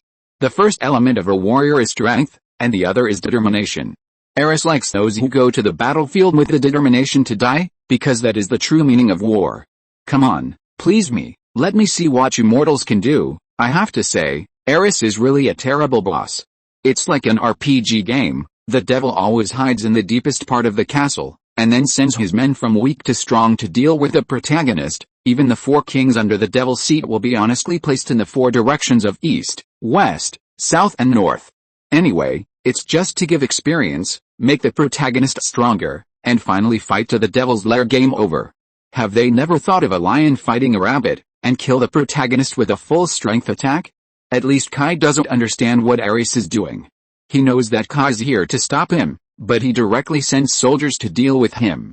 I don't know what he is thinking. The battle was extremely fierce from the beginning. Although Kai tried his best to avoid casualties, Kai is not omnipotent, and casualties still occurred. Those warriors who should have enjoyed the glory and treatment they deserved after the war fell on the battlefield. Even Kai's specially selected guardians and Bedouin warriors were all killed in the battle. Now there are only 4 people who can keep up with Kai and Diana. The Logan brothers, Alfu and Steve. Steve's ability to hold on until now has completely exceeded Kai's expectations. Let's not talk about the Logan brothers. Alfu has been baptized by the Holy Grail, and his physical fitness has long been far superior to that of ordinary people. It's not surprising that he can hold on. But Steve, he is completely immortal. Looking at the setting sun, Kai finally stopped.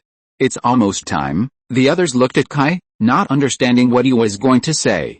Kai did not explain, but opened the door again. A circle appeared under a ball of orange fireworks, and the opposite side of the circle was the Nautilus. Some of the Nautilus's crew members were still looking at the portal. Steve and Logan were stunned. They didn't understand why Kai did this. You go over, the next battle no longer belongs to you. Alfu was stunned for a moment, then took the lead to cross the portal. Steve hesitated and also crossed over. But before he stepped over, Steve suddenly realized, why didn't Kai use this spell to save those injured and dying warriors before? And what is the meaning of their battle? If Kai only needs Diana, why did he bring them with him? But Steve didn't ask until the end. It was the turn of the Logan brothers. They were also miserable, but fortunately their lives were not in danger. We are about to meet Ares. I can't leave at this time. I must meet that bastard. I want to see that bastard. Ask him why he killed so many people. Victor was the first one who was unwilling. He has now accepted the statement that they are the descendants of gods. In his opinion, since the gods created humans, why do they let humans suffer these disasters? If the gods really hate them, why did they create them? Logan didn't speak. He lit the last cigar and looked into the distance with a firm look. Only Diana looked at Kai, as if she had discovered something. Finally, she couldn't help it. Kai, did you do it on purpose? Although Diana didn't say it explicitly, Kai knew what she wanted to say. That's right. This is a necessary sacrifice. I asked them before we set out, are you afraid of being sacrificed? Kai was greeted by Diana's fist. This made Logan and Victor a little confused. What was going on? They had reached the final boss, but they actually had an internal conflict. They obviously shouldn't have sacrificed here, Diana said with red eyes. I have to do this to confuse Ares. Otherwise, more people will sacrifice. Kai touched his beaten cheek and was not angry. At this time, Logan and the others also understood a little. You mean, you brought us with you just as a cover? Victor's tone was very bad. No one likes to be fooled. Logan was calmer. He understood that Kai must have his own reasons. Kai had no grudges with anyone, so he didn't need to trick them. If Kai really wanted to deal with them, wouldn't it be faster for him to do it himself? But Kai still did it, which only meant one thing, that is, he had to do it. Why? Logan asked. Did you see the army that left? Our opponent is not just Ares. We must ensure that the army is also destroyed. Otherwise, if they are left, the world will still be doomed. After Ares' plan was completed, the biggest enemy of mankind was no longer Ares. If it was just Ares, it would be a burden to bring other people with him. The biggest enemy of mankind now is precisely the army under Ares. After all, no matter how powerful Ares is, how many people can he kill? But the endless army under his command is different. Even if each of them only kills one person, the number of deaths caused is an extremely large number. So our sacrifice is meaningful. Yes, Kai didn't like this. Sacrificing a small number of people in exchange for the safety of the majority is never a simple multiple-choice question. Kai did plan to deal with Ares with Diana at the beginning. But Guya told Kai that they must attract Ares' attention. Only by firmly attracting his eyes can they buy time for Camartaj's plan. Ares likes to see fierce and tragic battlefields, so Kai must give him what he wants. In other words, those soldiers were sacrifices to Ares from the beginning. Chapter 247 Atlantis and Mirror Space. Kai didn't like this choice question, not at all. Perhaps someone would say, what's so difficult about it? Killing a few people can save hundreds of thousands, millions or even more people, which is definitely a good exchange. But for the person making the choice, this choice is not so easy to make. Life is not a number that can be added or subtracted at will. Although Kai does not have the noble sentiment that all lives are equal, it is definitely not easy for Kai to personally push a group of respectable warriors to the land of death. But now that things have happened, even if Diana and the Logan brothers are uncomfortable, it will be useless. They now only hope that what Kai said is true. Back to the point, when Kai opened the door, Ares stood up immediately. Although he had never come into contact with Camartaj, as a god who lived from ancient times to the present, he certainly knew Camartaj. He had also looked for Camartaj, hoping to get rid of these troublesome mages before the plan began. Unfortunately, this group of mystics was too cautious. Even after years of searching, Ares still couldn't catch their tail. As the protector of the world, Camartaj is naturally Ares' enemy. But he didn't expect that they would get mixed up with Kai. Ares thought they would hide in their rat holes all the time. But he didn't expect that there would be an unexpected gain now. This made Ares very excited.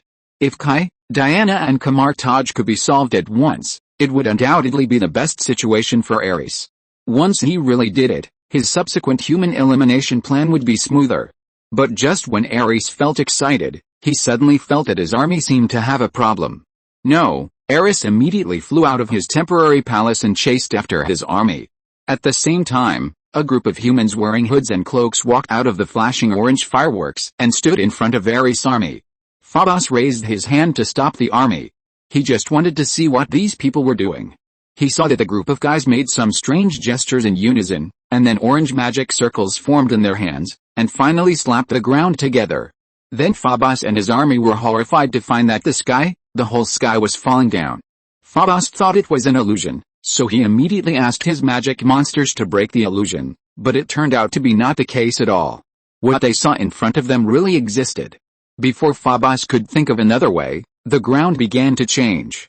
The ground was like a rolled-up scroll, pressing towards them. Phobos and his army could only retreat, but this retreat also had problems. The ground under their feet was divided into countless cubes of the same size. Some began to rise, while others were falling. In this way, the army of the god of war was divided into countless small groups. After doing all this, all the mages began to stand up, waiting for someone to come. Soon a giant portal was opened, and two people came out of it. One was Ancient One. She was wearing a yellow magic robe and looked very imposing. Fortunately, Kai was not here, otherwise he would have associated Ancient One with a nun again. This robe was really similar to the monk's robe. Behind Ancient One was a black man, wearing a black robe without a hood, but carrying something like a scepter on his back. It's time to start, Mordo. Ancient One looked at the army of monsters divided by countless blocks and said to the black youth beside him. Yes, master. Then the young wizard named Mordo stood up and led other wizards to cast a spell to open an extremely large portal. Across the portal was a deep sea, where countless luminous corals and luminous marine creatures made the unknown seabed visible, as bright as day. Under the illumination of these lights, an extremely large army was waiting in the water. Soon, a tall, handsome and majestic middle-aged man, wearing a strange armor and holding a trident in his hand, passed through the portal. Behind him was a little girl with dazzling blonde hair, a graceful and fit figure, and a look similar to the middle-aged man.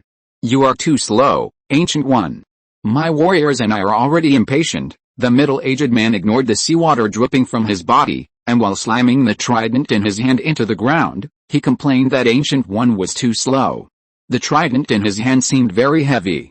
When it hit the ground, it immediately made a huge roar, and even ripples were smashed on the ground. Pontus, be patient.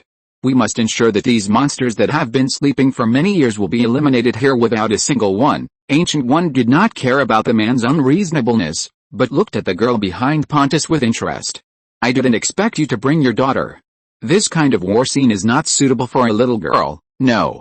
Master Ancient One, I am not a little girl. I am the Princess of Atlantis and the future queen. If I am afraid of going to the battlefield, then what qualifications do I have to command the ocean in the future? The little girl was not afraid of strangers at all. Instead, she confidently raised her trident and said loudly to Ancient One. Pontus, the king of Atlantis, was extremely pleased with his daughter's words. Yes, this is what the Princess of Atlantis should say. Atlanta, Ancient One nodded, smiling and said, Atlanta. I can see that you will become a qualified queen. Okay, let's stop flattering each other. Let's get down to business. It's time to completely eliminate these rebels. Poseidon can't help but accept the sacrifice. Ancient One smiled, then made way, and then Pontus roared to the sky. Although the sound was not loud, it was heard very far away. Pontus' voice was heard in the deep sea on the other side of the portal. Countless armored warriors riding on various giant marine creatures raised their weapons and cheered. Then, with the help of the magicians of Camelot, countless small portals were opened. One by one, the Atlantean warriors rushed directly through the portal from the sea to the army of the god of war. The monsters were thrown into panic by the sudden attack. Each of these Atlantis warriors was extremely powerful, and the armor and weapons in their hands were far beyond this era, including some things similar to rifles. These uniquely shaped guns fired not bullets, but water streams. Let alone the power of these water streams, their penetrating power alone was already exaggerated. Those monsters were like blank paper in front of the water streams, and they could be penetrated with a random poke. Watching the underwater warriors slaughtering Ares' army, Gaia breathed a sigh of relief. If the Greek gods had not left a backhand when they left this world, she really had no good way to deal with this army of monsters. The mysticism that Camelot upholds makes it impossible for them to maintain a large organization. With so few people, not even a fraction of others, how can they play? So she decisively activated the backhand left by the Greek gods. The Greek gods all knew Ares and knew that he was an uneasy guy, although Ares was seriously injured and could not recover for thousands of years. But for the gods, thousands of years may be long, but it is not fatal. Once Ares recovers, he will definitely cause trouble. So the Greek gods left two dependent races. One is the Amazon, which is very small in number. By the way, Zeus also had an affair with Diana's mother, Queen Hippolyta, and left Diana. This is also the trump card left for the Amazon, because only gods can kill gods. The other is Atlantis. As a dependent of the sea god Poseidon, Atlantis is naturally incompatible with Ares. It is best to leave them to deal with Ares. Pontus watched the Atlantis warriors kill with satisfaction, and at the same time he was curious why the Amazons didn't come. Atlantis had contact with the Amazons many years ago, but since the sinking of the Atlantis continent, they have no contact. On the one hand, it is because the distance has become farther. Atlantis used to be off the coast of Spain. After the sinking of the Atlantis continent, with the help of Poseidon, the god of the sea, Atlantis gained the ability to live in the sea, so the whole tribe moved to the Pacific Ocean with a better environment, half a world away from Paradise Island in the Atlantic Ocean. On the other hand, Amazon and Atlantis disliked each other. Atlantis believed that Amazons were barbaric, while Amazons believed that Atlanteans were cowards who could only hide in the water and play tricks. Of course, there is a more important reason, that is, the social forms of the two are completely different. Atlantis is a typical patriarchal society. Although there are queens, men still dominate the society. But Amazon is an extreme feminist. It would be strange if they could have a good relationship. According to the nature of Amazon, let alone the proud Atlantis, even if it were replaced by any country on the earth today, it would be impossible for them to have a good relationship with Amazon. What about those Amazon women? Don't they always say that they are a race blessed by the gods? Why is there no trace of them on the battlefield? Pontus said disdainfully. Ancient One explained for the Amazons. They have fulfilled their responsibilities. After saying that, she waved her hand, and the space in front of her twisted, and then there appeared an image of Diana fighting. Pontus saw Diana killing monsters as heroically as chopping melons and vegetables, raised his eyebrows, and said nothing more. Although the Atlanteans have evolved significantly due to the blessing of Poseidon, the god of the sea, they are born with abilities such as strength, super endurance, and hard skin that far exceed ordinary people. This makes their average quality very strong, but they are very anxious at the master level. Moreover, they started to take the technological route a long time ago. Many ancient combat skills and magic powers have been gradually lost. This makes them really unable to compare with demigods like Diana in terms of upper-level power. Eris walked halfway and suddenly could no longer sense his army. Then an army disappeared out of thin air. This made His Majesty the God of War simply unacceptable. On the other side, Gregory, who had just resurrected, also started his own plan. Okay, now that everyone who's in the way has left, we can start the real plan. Gregory noticed Eris' sudden departure, and he immediately seized the opportunity. When Gregory helped Eris break the seal, he actually did something. He secretly intercepted a lot of souls, and even the civil war that happened in Athens before was Gregory's request. There was no need to sacrifice those people in Athens to break the seal. The real reason was that Gregory himself needed those souls. Or it was the demons behind him who needed those souls.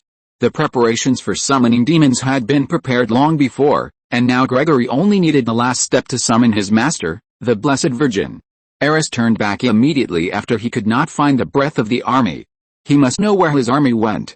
And now the only one who can tell him everything is Kai. So he must catch him and let him tell him everything. Kai actually noticed Kai, but he did not rush over eagerly, but waited where he was. Diana wanted to rush over immediately when she saw Eris, but was immediately stopped by Kai. Wait a minute, what are we waiting for? Diana shouted anxiously. He's waiting for me. A portal suddenly opened, and Ancient One walked out, and then stood in the air like that. Hello. Diana, who is she? Diana was stunned for a moment, not knowing who this person was. She is Ancient One.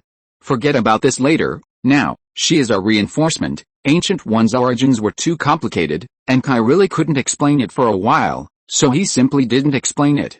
Ancient One, are you ready?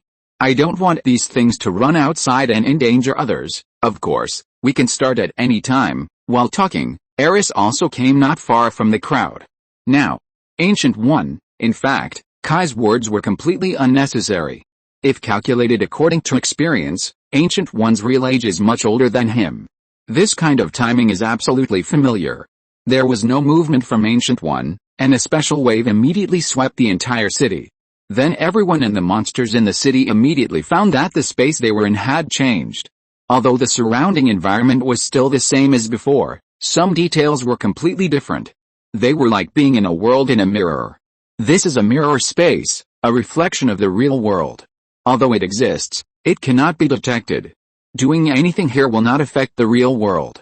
More importantly, no one can leave here without my permission, Ancient One explained to Kai and Diana. Looking at the stupid monsters below, Kai breathed a sigh of relief. The whole city of Athens has been wiped out. The price is too high. If possible, Kai does not want to see this happen again.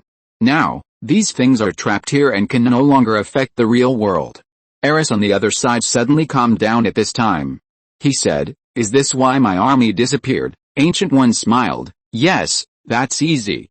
That is to say, as long as you're caught, everything will be back on track." Eris looked at Ancient One with a grin. Chapter 248 Battle. Boom. As soon as Ares finished speaking, Kai took the initiative and used his spear to attack. The giant sword in Kai's hand turned into a javelin and threw it out fiercely. The blazing spiral javelin rotated strongly, like a meteor with a tail flame, streaking across the sky and stabbing Ares fiercely. Ares reacted quickly. Just before the mark was about to pierce him, he tightly grasped the gun with both hands, and countless scarlet arcs appeared on the surface of his body to resist the flames on the gun. Unfortunately, Kai, who had the Camartage ring, could now exert his full strength. When the spiral javelin was thrown out, it carried a powerful magic. Even though Ares had amazing divine power, he still couldn't stop the javelin, so Ares was carried by the javelin and crashed into the ground. Boom. The huge impact was like a meteorite impact, making the ground like a broken mirror, with countless fragments flying wantonly. At this moment, Gui also made a move. She formed seals with her hands, and then two magic weapons similar to fans appeared in her hands. She slowly fanned the fans twice, and then the whole space danced with the fans. The monsters and Logan brothers in the space were covered by the space in an instant. They were separated and no longer in the same space with Kai and others. At the same time, the original buildings and the ground began to move and attacked Ares. In less than a second, Ares was buried by a pile of unknown objects. But soon, the objects that buried Ares began to turn red in smoke, and finally with a bang, like a volcanic eruption, countless fragments were blown into the sky. Gui immediately moved to Kai and others, clapped his hands and pulled, and a huge round shield-like magic cover blocked them, blocking the impact of those fragments. After waiting for the fragments to be slightly less, everyone could see Ares' situation clearly. Ares stood in a big pit that was blown out, holding Kai's javelin in his hand. At the same time, everything around him began to burn. The flame seemed to be carried by the strong wind, burning more and more vigorously. Countless fragments melted quickly in the flames. Pools of magma merged under Ares' feet and gradually formed a huge lava lake. Ares walked in the lava, and the flames swirled around him. Pieces of steel fragments from nowhere flew out in the flames and attached to Ares' body. These red-hot steels quickly merged together to form a set of red-hot armor. Perhaps because the temperature was too high, the armor had not yet taken shape, and molten metal dripped from time to time. Ares' head was also tightly wrapped in metal, so Ares used two fingers to dig a Y-shaped opening on the face of his helmet, revealing his eyes and mouth. He put the spiral javelin in his hand on the ground and looked at Kai and Gui with disdain. "Is this all you have? I am so disappointed." Kai looked at Ares coldly, but was secretly surprised at Ares' growing strength. Logically, the World Guardian also had a suppressive effect on Ares. But even if he was suppressed, he still had such strength. If Ares had been so powerful, Kai's bones would have been rotten. Ancient One and Kai were not the kind of people who like to argue, so they ignored Ares. Diana, on the other hand, could not hold her temper. She accelerated and rushed towards Ares from the air, slashing the Vulcan sword in her hand fiercely at Ares' neck. Ares was not at all panicked by the sword. Instead, he showed a sneer. He slowly stretched out his left hand and blocked the sword. The sword pierced his palm, but it had no effect. The tip of the sword was against Ares' palm, and it didn't even pierce his skin. "Diana, Diana, Diana." Ares waved his hand gently, and the sword of the god of fire flew out, but Diana was fixed in the air by a force. Ares called Diana's name softly and walked in front of her. "You are a god like me. Why are you against me? I just want to take back our world. Your world and my world. The world originally belongs to us. And humans. People have always been like that, and they will never change. They are weak, cruel, selfish, and can do the most terrible things. Humans snatched this world from us, and they destroyed it day by day. Now, what's wrong with me taking it back?" While Ares was beeping, Kai and Ancient One on the other side were not idle and kept attacking him. But these attacks were in vain in front of the fire and thunder created by Ares, and he was still bewitching Diana. I hope she can turn against him. Maybe Ares is really lonely, or maybe he wants to rebuild the Olympus gods on Earth. There's only one goddess in the world, Diana. Although she is only a demigod, she is much stronger than mortals. Diana was also thinking about everything she encountered when she came to the human world. Humans are indeed as Ares said. They are weak, selfish, and greedy. They always use some noble names to do a lot of terrible things. But Diana also encountered many scenes that moved her. Humans may have many shortcomings, but they never lack shining points. They can do countless terrible things, but they can also do things that make her, a demigod, ashamed. Diana once saw a soldier carrying his comrade through the battlefield of gunfire in order to save him. A mother ran back to her house in the midst of gunfire to save her child. She even saw the two sides of the war put aside their hostility and hatred on Christmas Eve, hugged each other, laughed, and played football. Diana saw a lot of these things on the battlefield. That is the shining point of human beings. Deep in the heart of human beings, they have always longed for beautiful things. And this is the hope of human beings. They are indeed as you said, but there's more to it than that. Diana's stubborn performance, which was clearly at a disadvantage, completely angered Ares. Then you will die with those pathetic guys. Ares clenched his palms, and countless steel fragments gathered immediately and quickly formed a rough-shaped longsword. Diana wanted to dodge, but her body was controlled by Ares and she couldn't make any movements at all. At this critical moment, the originally surging flames suddenly seemed to be pulled by something and gathered in the air with a whoosh. Ares noticed this change, and he kicked his feet without hesitation, and the whole person shot out in the direction behind him. As soon as he dodged, the flames that had originally gathered in the air turned into a stream of fire and surged from the air. Then the flames gradually condensed into a human figure.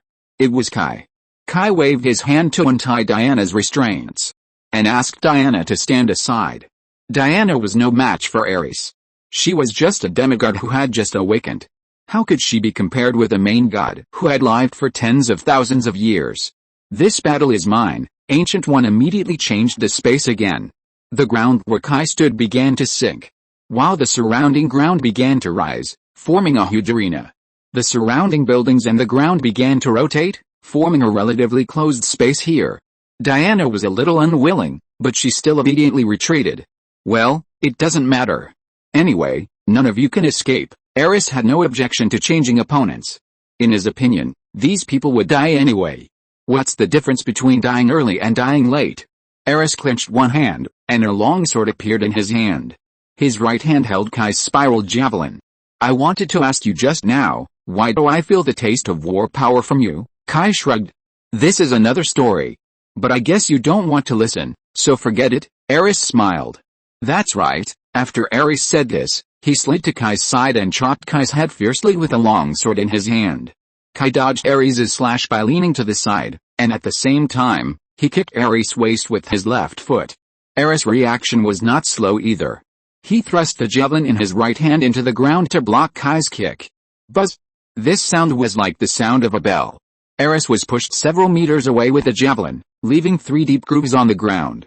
Ares did not wait for himself to stand firm, and immediately gathered a bolt of lightning with his backhand to hit Kai, who was not far away. Kai dodged the lightning attack at a speed that was invisible to the naked eye, and at the same time, gathered a ball of golden lightning in his hand and threw it over. Ares waved his hand, and countless metal fragments quickly gathered to form an extremely rough steel shield to block the lightning. The golden lightning hit the metal shield, but in the blink of an eye, the metal shield was melted into molten iron. Just when Ares was about to use other moves, Kai suddenly rushed out of the molten iron, grabbed Ares' neck, and slammed Ares into the rotating wall. Boom! The huge impact caused ripples on the rotating wall, and countless fragments flew around like broken lenses. Ancient One was also helping at this time. She kept manipulating the space to create the best attack opportunity for Kai. To be honest, this Supreme Sorcerer is really very cunning. Among the three, the Supreme Sorcerer's strength should be the strongest. Camelotage's accumulation over the years is no joke, not to mention that the space in front of her was originally opened up by Ancient One. Not to mention that she is the owner of this space, at least this space is now under her control. But she, except for always playing auxiliary, rarely went up to fight Ares. Of course, this is also related to her own fighting style. She uses magic more often than physical combat. It is indeed difficult for her to fight against a close combat man like Ares. Diana was also a bystander. She originally thought that she and Ares were fighting a fateful battle, but she realized only now that she was no match for Ares. Of course, at least she was stronger than the Logan brothers. They were originally in this space and were planning to fight Ares. They also wanted to know how strong the gods were. But before they could start fighting, they were teleported to another mirror space by Ancient One using space magic to fight in close combat with the army of the god of war. Kai and Ares were fighting passionately over there, and Ancient One also found a good opportunity. She made seals with her hands, then slapped them hard, and finally pulled them. And orange ropes appeared. She slapped these orange ropes on the ground. Several magic ropes suddenly appeared under the feet of Ares, who was fighting Kai, and tied his hands and feet. Kai also took this opportunity to beat Ares hard. Although Ares' strength was enough to break the control of those magic ropes, the broken magic ropes were immediately connected again, which made Ares very annoyed. After being beaten by Kai several times, Ares could no longer bear it. He kicked the ground with one foot, and the huge force caused the ground to crack on a large scale. Then he used his telekinesis to control the fragments on the ground and turned them into huge javelins. These javelins immediately turned red and hot, and then shot towards the Ancient One in the distance like missiles. Kai on the side tried to stop Ares' action, but the ground under his feet suddenly cracked open at this time, swallowed Kai in, and then closed in a very fast time, trapping Kai in it. Kai underestimated Ares. He thought Ares was the same young man as before. In fact, Ares had known that Kai was not easy to deal with, so he had been thinking of ways since the beginning of the battle. As a result, he found that Kai really underestimated him, thinking that he was still the reckless idiot who didn't know how to advance or retreat. In fact, think about it, he was able to endure for so many years, and then took advantage of the momentum of World War I to carry out his own plan. No matter how you look at it, he is not the kind of stupid idiot who is incurable. Although many of his bad tastes have not changed much, it doesn't mean that he really doesn't use his brain. Kai was tricked. Although this action seems simple, it actually consumes Ares' power. He has to split his attention to trap Kai and prevent him from causing trouble while shooting those giant javelins at Ancient One. Diana saw this and immediately rushed to help Ancient One resist these attacks, but she was still too young. Those javelins were attached with Ares' power. When Diana just stopped a javelin, the flaming javelin suddenly exploded. Diana was blown away. The huge explosion caused Diana to temporarily lose her hearing and vision. Ancient One had no choice but to let go of the seal in his hand and concentrate on defense. When Ancient One completed the protective shield at the fastest speed, those explosive javelins pierced the protective shield. The huge explosion caused a huge shock to the entire space, and even cracks appeared in some places. That was the diaphragm between the mirror space and the real world. Once the diaphragm was broken, Ares could rush out of the mirror space and return to the real world. Although there is still some distance before the diaphragm breaks, if it continues like this, problems will occur sooner or later. Ares also noticed the cracks. So he immediately picked up the javelin he had snatched from Kai, and the war force in his body surged wildly and injected into the javelin. The original spiral javelin was instantly wrapped by the scarlet power of the god of war. Then Ares used his greatest strength and threw it fiercely towards the place where the cracks were most dense. Ancient One was still resisting the explosion at this time and had no power to stop it. Diana had lost her eyesight and hearing and could not react at all. If he really did this, then Ares would be very likely to escape. Once he escaped, it would definitely be a disaster for the real world. But at this moment, a portal was opened on the javelin's route, and the javelin plunged into it. Then behind Ares, another portal was opened. The javelin flew out from there and shot straight at Ares' back. All this happened in the blink of an eye. Ares was not familiar with Kamartaj's spells at all, and was not prepared for this situation at all. So when the javelin shot at him, he was indeed a little flustered. The power and war force contained in the javelin, although it could not kill Ares, could still seriously injure him, so he could only use his greatest telekinesis to prevent all this from happening. Also taking advantage of this opportunity, a silver figure jumped out of the portal, and the trident in his hand stabbed Ares' head fiercely. Faced with a sneak attack, Ares was very angry. This was not because he was in such an embarrassing situation, but because the sneak attack was just an Atlantean. He was forced into a desperate situation by an Atlantean. How could Ares, who despised mortals so much, accept this? Anger is also one of Ares' sources of power. Along with the anger of being humiliated, the power of war surged in Ares' body. Along with a roar, scarlet lightning burst out from Ares, and then a huge impact of divine power broke out. Boom! Whether it was the javelin shot or the flying Atlantean, they were all blown away. I am the god of war, Ares. The huge impact destroyed the entire space again, and the cracks in the mirror space expanded again. Boom! A big crack suddenly appeared in the ground, and flames and lightning gushed out. Then a golden fist appeared from it and hit Ares' face hard. Fuck you, god of war. It was Kai who was just accidentally hit by the god of war and sealed underground. Kai was really a little angry when he was hit by Ares, a fool whom he had always looked down upon. Kai was not angry because Ares had hid him, he was just angry with himself. He had promised not to look down on anyone in the future, but he still made such a mistake, which was unforgivable. As for why he scolded Ares, it was purely out of anger, and Kai also wanted to save face. Ares was naturally uncomfortable with Kai's heavy punch in the face, but it was not over yet. After hitting Ares, Kai immediately rubbed his body and hit Ares' body hard with an iron mountain lean, causing Ares to fly out at a faster speed. Ares crashed into a building at a speed exceeding the speed of sound.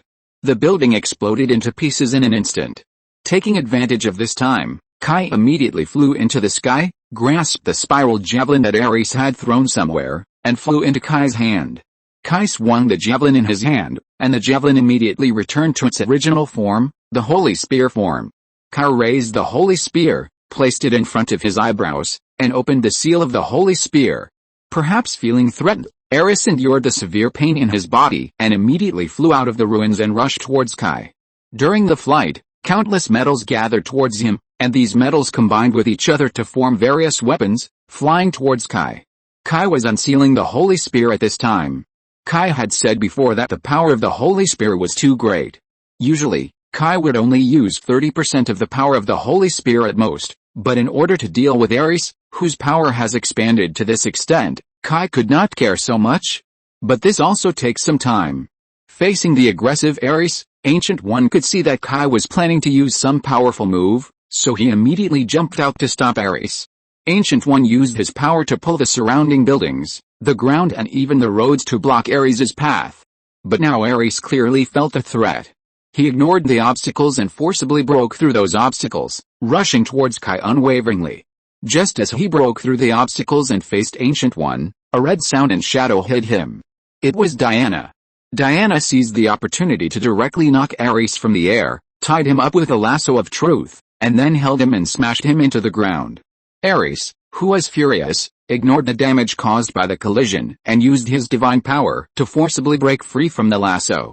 Diana's strength was not enough to tie Ares up. In less than a second, Ares broke free. He grabbed Diana's head and threw her to the ground fiercely. Diana's head came into close contact with the ground. Ares' hatred was naturally not so easy to resist. Diana's head smashed a concave pit on the ground with a depth of 5 meters and a diameter of more than 30 meters. In order to prevent Diana from getting entangled with him, Ares also stabbed the longsword in his hand into Diana's body, nailing her to the ground. For a moment, Ares really wanted to stab the longsword in his hand into Diana's heart or head, but for some reason he avoided these vital points. Then pieces of steel flew towards Diana under Ares' control, tied her up, and buried her completely in the pit. After doing all this, Ares rushed towards Kai again. This time Ares burst out his divine power again, the wind howled, the flames surged, and more metals began to gather, forming various weapons. These weapons were wrapped in the wind and flames and shot at the Ancient One, who was in the way at a speed faster than the speed of sound. Faced with this fierce attack, the Ancient One had to open the portal to transmit these weapons to other places. After experiencing the weirdness of the portal, Ares also learned his lesson. Those weapons all carried powerful war power, and the portal was greatly disturbed. Once more weapons passed through, it would cause the portal to collapse and explode. This made Guyur's teleportation spell unable to last. Facing seemingly endless attacks, Guyur could only use spells for protection. It was also taking this opportunity that Ares rushed towards Kai with all his strength. The weapons he made were also divided into 2 parts. One part continued to delay Guyur, and the rest all rushed towards Kai. King's treasure. Facing Ares' offensive, Kai also had a way to deal with it. The ability of King's treasure looked very powerful, but it was actually useless against enemies of Ares level, who told Kai to use a copycat version. But it was more than enough to deal with Ares's harassment attacks. And don't mention it, Ares's move really had a bit of the meaning of King's treasure. They all shot out weapons, and they all exploded. Boom boom boom. The collision between the two caused a series of explosions, and these explosions undoubtedly helped Kai. The explosion separated Kai and Ares could not get close to Kai for a while. This can be regarded as Ares shooting himself in the foot. Finally, before the explosion ended, the Holy Lance was completely liberated. In an instant, the strong and dazzling light turned into a beam of light that broke through the dome and reached the end of the sky. Everything in the mirror space began to tremble, even the space itself began to tremble. The light spread straight into the distance, as if it had penetrated the border of the world. Even space could not restrain its freedom. Even the real world could see that there was a light flashing on the unreachable boundary line. Shining in the lance of the end, Rangdamanayad, liberate, a beam of light burst out from the spiral gun body, and for a moment, the whole world was submerged in the white light of the Holy Lance.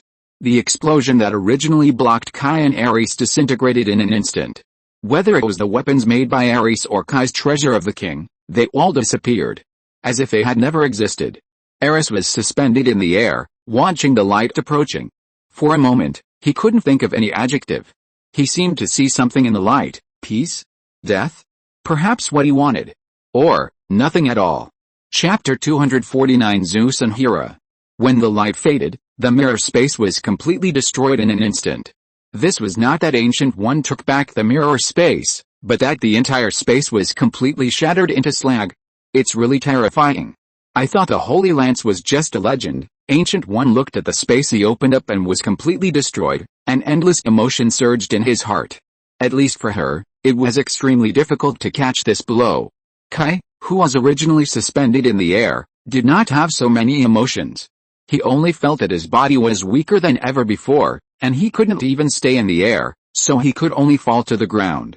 Fortunately, Diana arrived in time and hugged him, otherwise Kai might really fall directly, and it would be embarrassing. When Kai just fell, a portal was opened. A man in silver armor holding a trident walked out with a black youth, supported by a beautiful girl. The man was Pontus, the modern king of Atlantis. He was still in shock and thanked the black youth Mordo.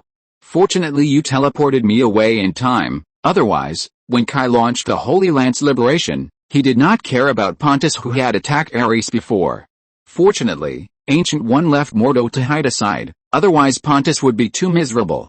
He was obviously here as a reinforcement, but he died in just a few shots. All of this was arranged by Teacher Ancient One. Mordo admired Ancient One very much, and exaggeratedly believed that Ancient One could see through everything. Although there is a certain basis for saying this, it is indeed overestimating Ancient One. Atlanta beside Pontus was more curious about Kai. She looked at the figure slowly falling from the sky with Diana's support with admiration. Is that the legendary Poseidon Knight? If you want to say which nation under the Olympus civilization knows Kai best, it is undoubtedly the Atlanteans. When Kai traveled, he actually did not stay in Greece for too long, but stayed in Atlantis for a long time. The coral crown that Kai gave to King Uther was given to Kai by the Atlanteans.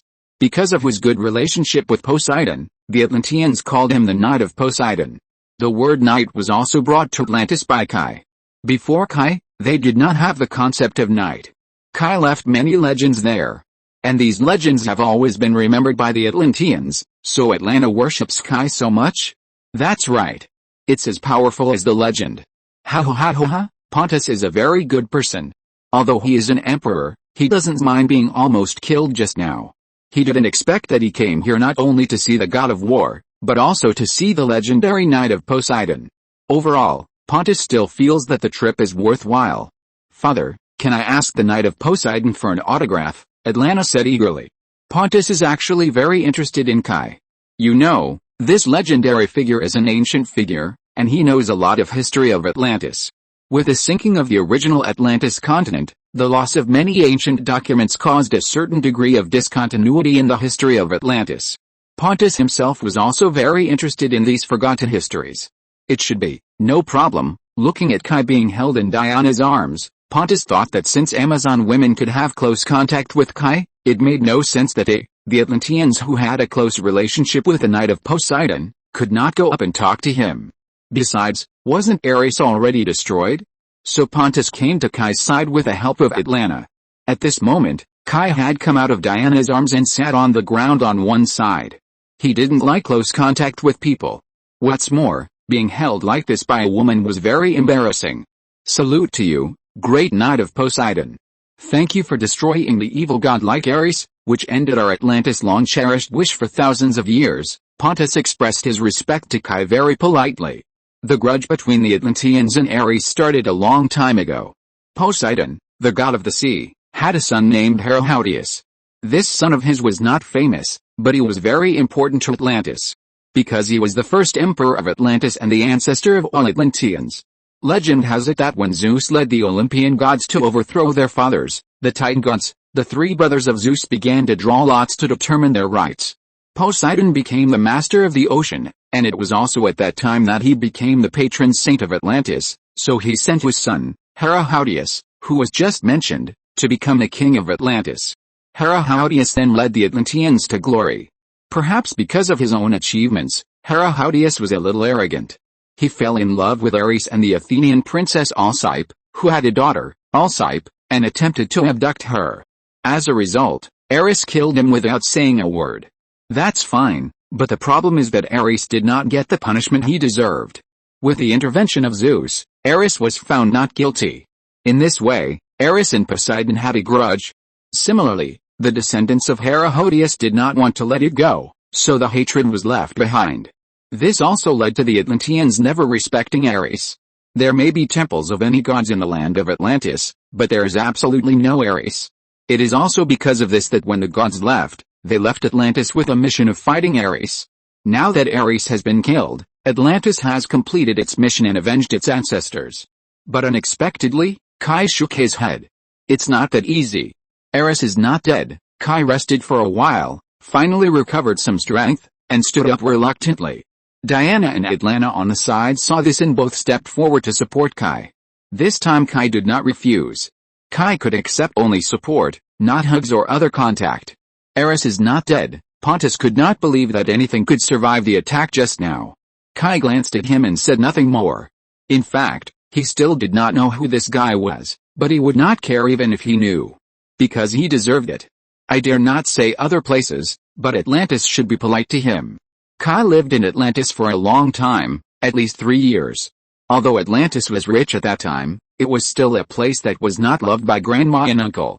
The patron god was only Poseidon, and other gods disliked this place because it was too remote. So there were no gods other than Poseidon.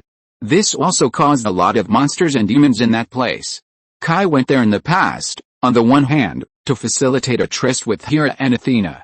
After all, it was remote in Greece, which was equivalent to Zeus's eyes, and Kai did not have such a big heart. Another reason was that Poseidon couldn't take care of it, so he asked Kai to help take care of it. In that short period of time, Kai helped Atlantis solve many troubles. And he even dealt with no less than 3 troubles that threatened the safety of the entire Atlantis. Facing the Atlanteans, he could naturally be a little more casual.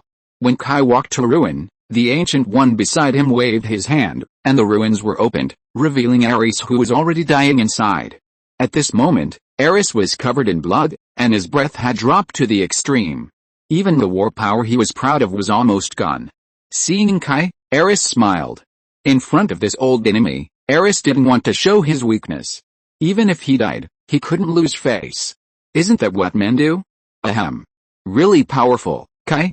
I didn't expect you to have such a skill. Ahem, Ares. Kai waved his hand and asked the 2 girls to let him go. He stood in front of Ares. The consumption of releasing the Holy Lance at full power was too much for even him. This time, Kai used up all the energy points he had accumulated over time. Now he could only see if he could kill Ares and make up for some of the losses. Do you have any last words? Last words? Ha ha ha ha ha, cough cough, ha ha ha ha, how could I need that thing? I am the god of war Ares. I am immortal. As long as there is war, I will come back again. Can you eliminate war? Ha ha ha ha, humans are a very sad thing. No matter how much pain this war brings, they will still start a bigger war again. This is the sadness of humans, isn't it? Ha ha ha, Ares was really not worried at all. He was the god of war and held the power of war. In a sense, he was war. As long as war existed, he was immortal. The Greek gods are different from other gods. Unlike Asgard, they are not good at magic and technology, and have strong physical fitness. Unlike Egyptian gods, they are not good at studying strange body transformation. They are advancing rapidly on the road of divine power, and basically go all the way to the end, so they go the furthest on the road of divine power. They can indeed link the gods themselves with the priesthood.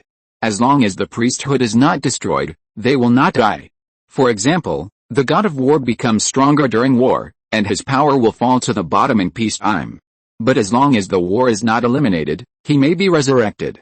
This is why Ares said when he saw Diana that only gods can kill gods. But as of now, there is no god in front of him. Although Kai has been transformed, he is only a demigod. His priesthood is very incompatible with himself. He has no chance to ascend to the throne of the real god. Kai is not very interested in becoming a new god of war. Ancient One and several others are also pure mortals. As for Diana, she has the opportunity to become a god, but the problem is that this is a very long road, and she doesn't even have her own priesthood. Maybe she will never have the chance to become a god on this life. In short, Ares is really fearless. But he always underestimated one person, that is Kai. You don't have to worry about this. My holy spear can kill any existence. Even gods. The holy spear is a product of Asgard and also the highest craftsmanship of Asgard. It is professional in dealing with gods. What's more, it was later polished by dragon breath. Although this should not be a big threat to Ares, it is at least a reinforcement. Coupled with Kai's golden finger, once Ares is killed by Kai, it is estimated that it will be really difficult to revive. Unless he can split his soul like Gregory. And then revive with the help of other powers. But for the gods, everything else is acceptable, but splitting the soul is the most impossible. His soul is closely related to the priesthood. Once it is split, the priesthood is almost finished, so what is the resurrection? Hearing this, Ares was stunned, looked at Kai, and found that he was not joking. But soon, Ares sorted out his mentality. He really didn't care about it. In fact, think about it, a madman who wants to kill all humans and restore peace to the world, can he be normal in his heart? Or, after he was abandoned by the gods in this world, his heart was already twisted, and his tendency to self-destruction was very serious. The Olympian gods abandoned this world, and also abandoned him. Rather than saying that he has a problem with humans, it is better to say that he has a problem with the gods who abandoned him. Everyone left, leaving only him. What is the difference between being alive and dead? He really doesn't care about this. In fact, if people live in this world for too long, they will also have self-destructive plots. It is not surprising that Ares thinks so. Then, your last words. Who are you saying that to? You? Spare me, I have nothing to say to you, a bastard. Ares spat out 2 mouthfuls of blood, and then said indifferently. Then, goodbye, Ares. After saying that, Kai raised the holy spear and pointed it at Ares' chest and was about to pierce it. But at this moment, a golden light suddenly burst out from Ares' chest. This light instantly dyed the sky above the ruins of Athens golden. Then 2 phantoms emerged from the golden light. One was a man and the other a woman. The man had long, silver-white curly hair, a silver-white beard, and lightning flashing in his eyes, making him look extremely majestic. He wore a crown woven with olive branches on his head, and in his right hand he held a statue of the goddess of victory made of ivory and gold. In his left hand, he held a scepter inlaid with various metals, with an eagle perched on the top of the scepter.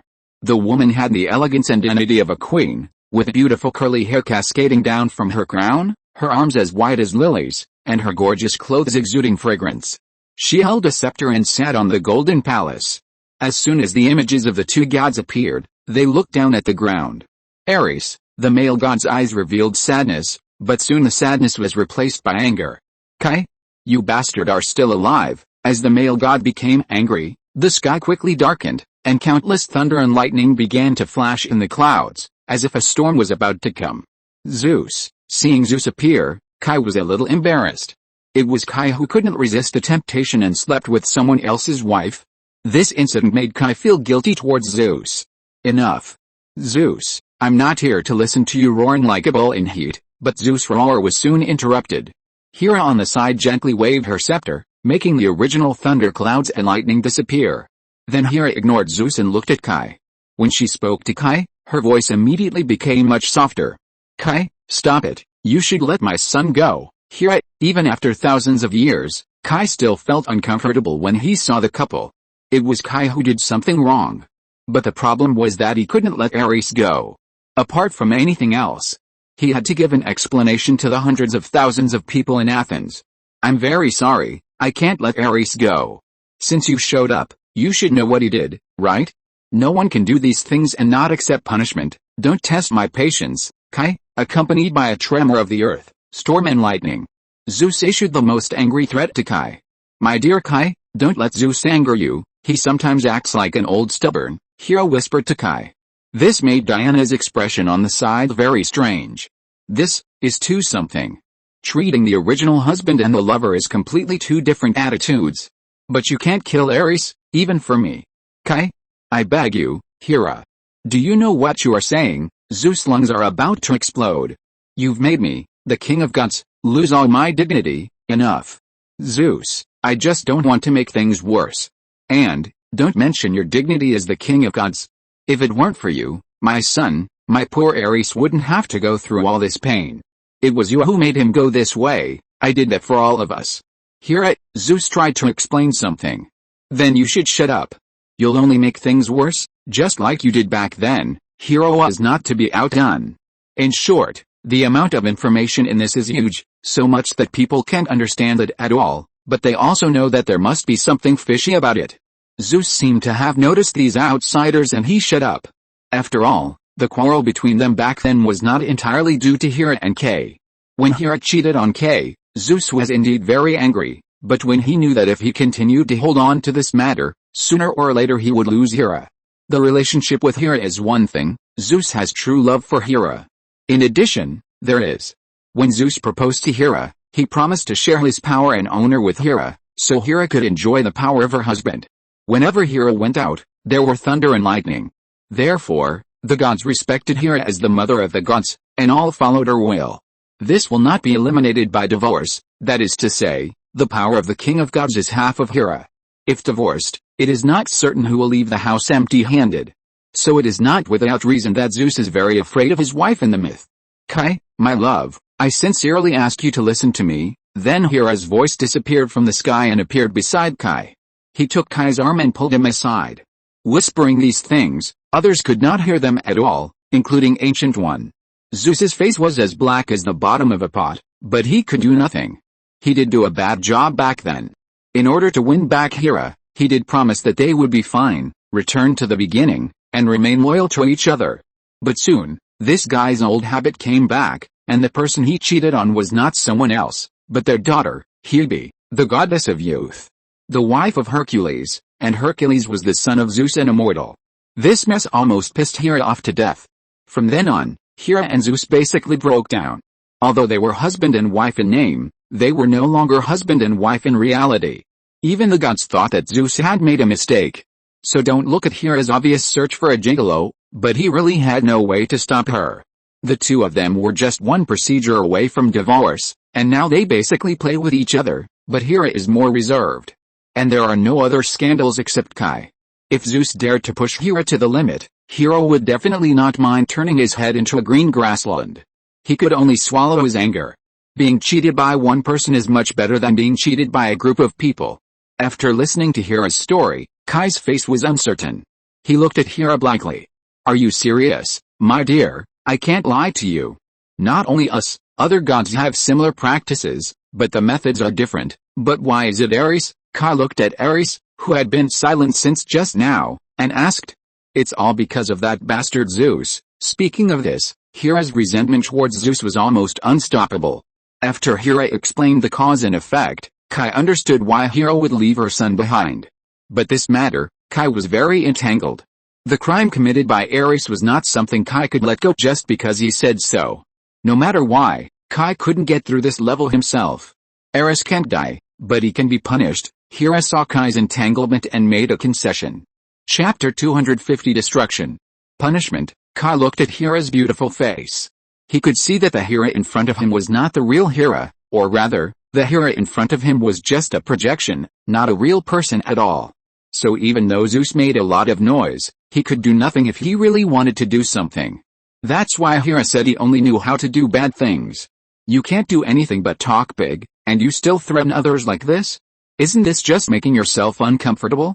Kai thought about it for a long time, and he was weighing the pros and cons. He was not a politician, nor was he a guardian of truth. The highest official he held was just a deputy chief of criminal investigation. He could only use a simpler and more grassroots mindset to decide this matter. The reason why the Olympian gods kept Ares was naturally not because they hated Ares. Even if others hated Ares, Hera would never hate her son. They had their own demands. As mentioned earlier, the immortals liberated the world and made it no longer controlled by fate. In other words, people and things related to the earth will no longer be bound by fate. But the gods were driven out of this world by the immortals. Their existence is a shackle for mankind. For the future of mankind, they must give up this world. Freedom is always the most precious thing. For the gods, too. So before leaving the earth, each god clan also left a backup on the earth so that they would not be completely disconnected from the earth. But after so many years, many of the means left by the gods have completely failed, and they have been submerged in the long river of fate. The only ones who can really remain connected to this world are the Olympians and the Asgardians. Even the Asgardians are gradually being swallowed by fate, and it won't be long before they will be completely covered by fate. Only the Olympians can transcend the entire universe. The reason is that they are willing to invest, and they left Ares on the earth. This makes the connection between the Olympians and the earth extremely stable. So Ares is extremely important to the Olympians. And Kai's consideration is also very simple. Regardless of whether the Olympians were voluntary or forced, they did give their world to humans. From this point of view, humans owe them. Although it was impossible to let Ares go, it was possible to consider giving Ares a lighter punishment. There was no problem with repaying a favor. Then he will be imprisoned forever. Can you accept it, Hera? This was the lightest punishment Kai could think of. He could not kill Ares, but the crimes he committed must be settled. Hera opened her mouth and wanted to plead for mercy, but looking at the miserable situation in Athens, even if Hera was ignorant, she knew that Kai's decision not to kill Ares was already the limit. I agree, Hera nodded with difficulty. Then she did not talk to Kai again, but walked to Ares' side. Her son was about to be sentenced to life imprisonment. How could Hera have the heart to flirt with her lover? She was not a heartless bastard like Zeus. No one knew what Hera said to Ares. All they knew was that Ares was very angry. He cursed Zeus. Although he did not say bad things to Hera, his attitude was also very bad. Kai could understand this. Being thrown into this world as a pawn for so many years, it would be strange if there is no resentment. Unfortunately, for the benefit of the entire race. No matter how sad Hera is or how reluctant Zeus is, everything has to be done. In this situation, Hera kissed Ares and told him that his mother has always loved him. But Zeus said nothing. In the end, Ares was sealed by the two of them and turned into a statue. And this bronze statue was left in Athens. This was Kai's request. He hoped that Ares could repent for everything he had done. All of this was a bit anticlimactic. At least Diana and the Logan brothers were not satisfied. They would rather kill Ares. But Kai just shook his head and told them, this is the price of freedom. Humans are the gods of Olympus, although it seems unfair not to kill Ares. But the question is, where's the fairness in this world? Take the war in front of us, for example. Millions of people have died, but will the murderers who provoked the war get the punishment they deserve? Kai can say with certainty that it is impossible. Even if Germany lost the war, those high-ranking German officials would not appear in the trial. People in later generations said that the abdication of the German emperor was miserable, but in fact, it was nothing miserable. Others still lived a rich and prosperous life in the Netherlands after abdication. Is Ares' status not much higher than that of the German emperor? So Kai has been very fair. Okay, next, there are still some small troubles to be solved, and then we can go back. Guyu told them at this time that it was time to put an end to this matter. After that, Guyu led everyone to the center of the city, which was the entrance to the war field. But now, it has become the door for demons to enter the real world. Gregory is very excited now, because his long-cherished wish will be fulfilled at this moment. The demon army will enter this world, where he can become the real king of the world with the help of demons. Countless souls and flesh and blood were sacrificed, and a huge flesh and blood gate appeared in the war field. Pray 3 times. Bow 3 times, the gate will open. Pray for the blood sacrifice of the willing ones. Please return to the saint. Pray 3 times. Bow 3 times, the gate will open. Pray for the blood sacrifice of the willing ones. Please return to the saint. Pray 3 times. Bow 3 times, the gate will open. Pray for the blood sacrifice of the willing ones. Please return to the saint. Pray 3 times. Bow 3 times, the gate will open. Pray for the blood sacrifice of the willing ones. Please return to the saint. With waves of spells, the cultists committed suicide in front of the flesh and blood gate. When they committed suicide, their bodies would immediately burn. Under the influence of mysterious power, the burning ashes began to fly and finally floated towards the flesh and blood gate. I don't know what these guys are thinking. They actually believe in the devil and are willing to lose their lives for it. More importantly, they don't seek rewards. What kind of spirit is this? On the other side, in the mirror space, Kai was helplessly supported by 2 girls, frowning as he watched Gregory do all this. Don't we need to stop him? Kai didn't expect that he could actually see Gregory, and he didn't expect that this guy would actually be mixed up with Ares. And it seems that this guy seems to be making his own calculations behind Ares' back. No. I can even say that I am very willing to see him do this. Ancient One shook his head, and was very happy to watch Gregory make trouble. At this time, Mordo added, we actually noticed Gregory a long time ago. We just didn't care about him. We just wanted him to finish everything. Ancient One took over at this time. In recent years, the demon lord named Our Lady of Grace has been too rampant. We think we must teach her a lesson. The newly rising demon lords are the most hated objects of Camartage, because they generally don't follow the rules. In fact, this is understandable. Those successful demon lords will pay attention to some rules, even if they make trouble in the real world.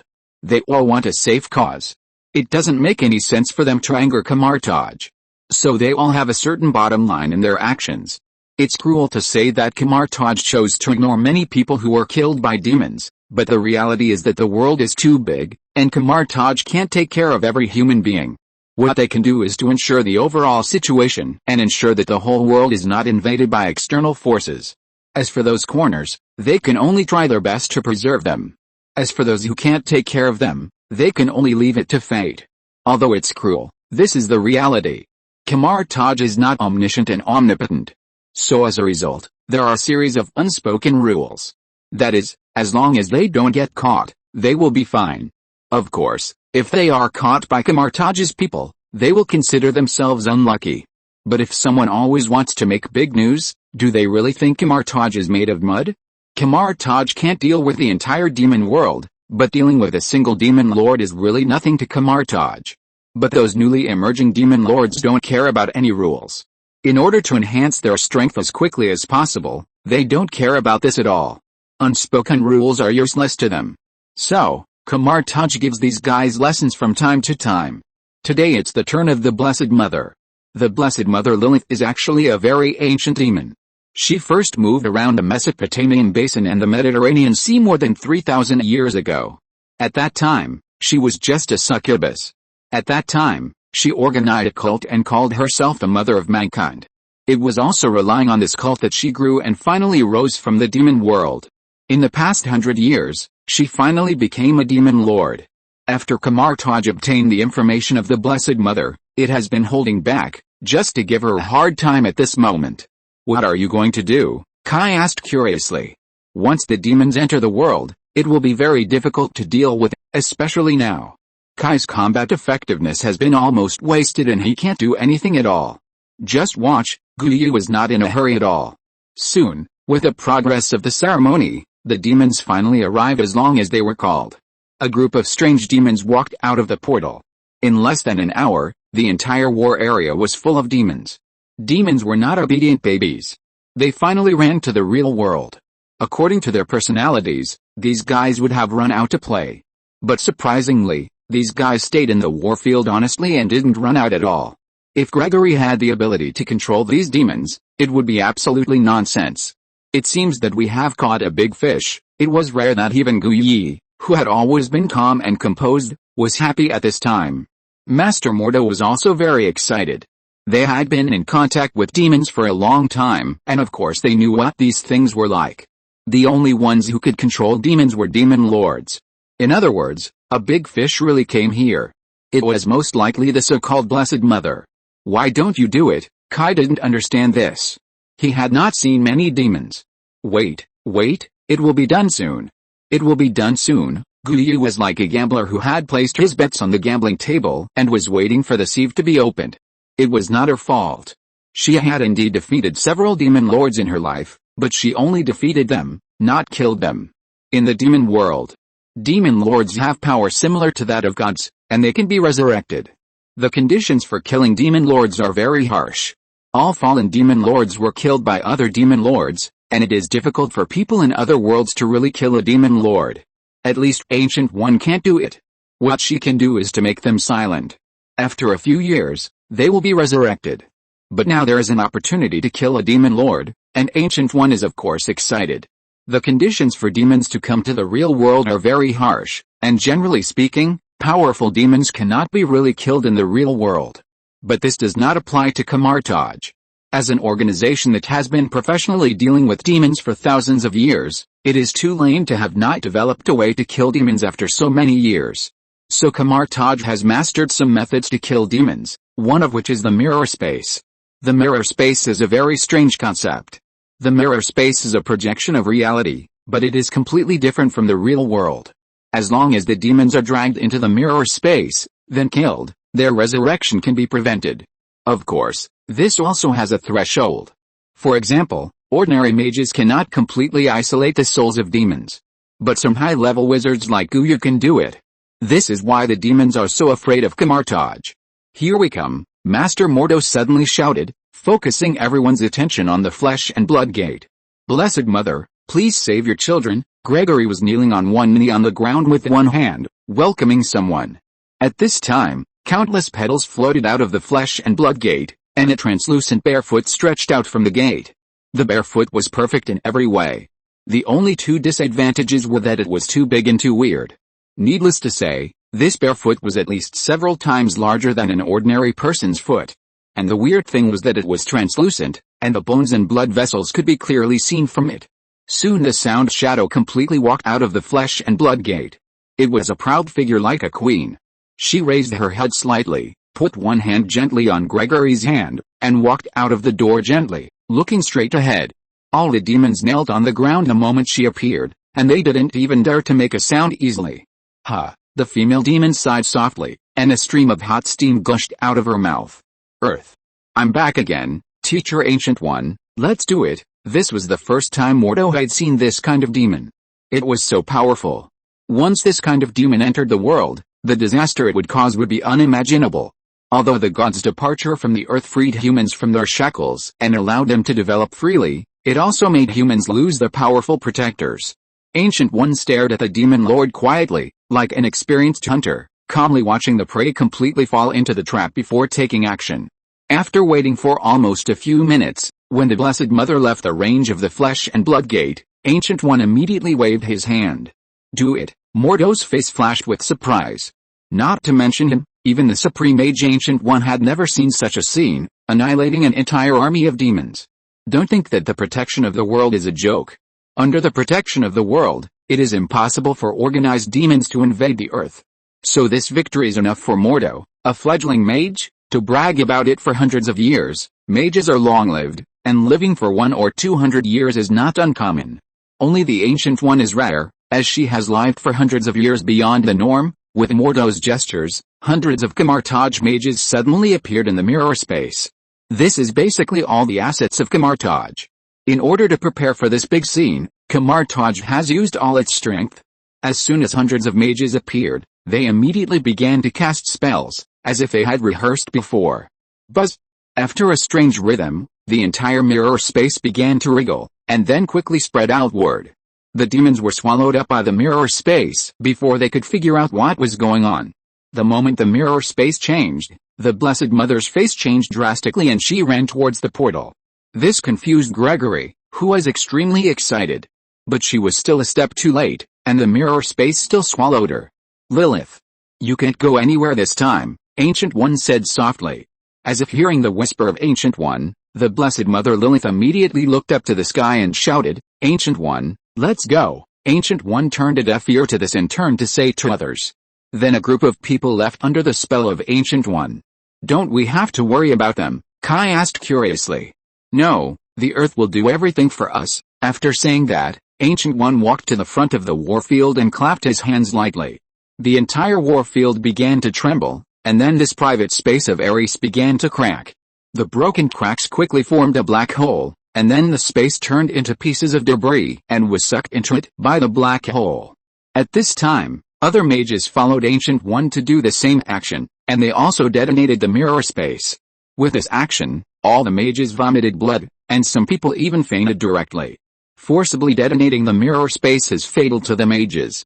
If Ancient One hadn't taken out the background of Camelot to offset this consequence, all the mages present today would have died.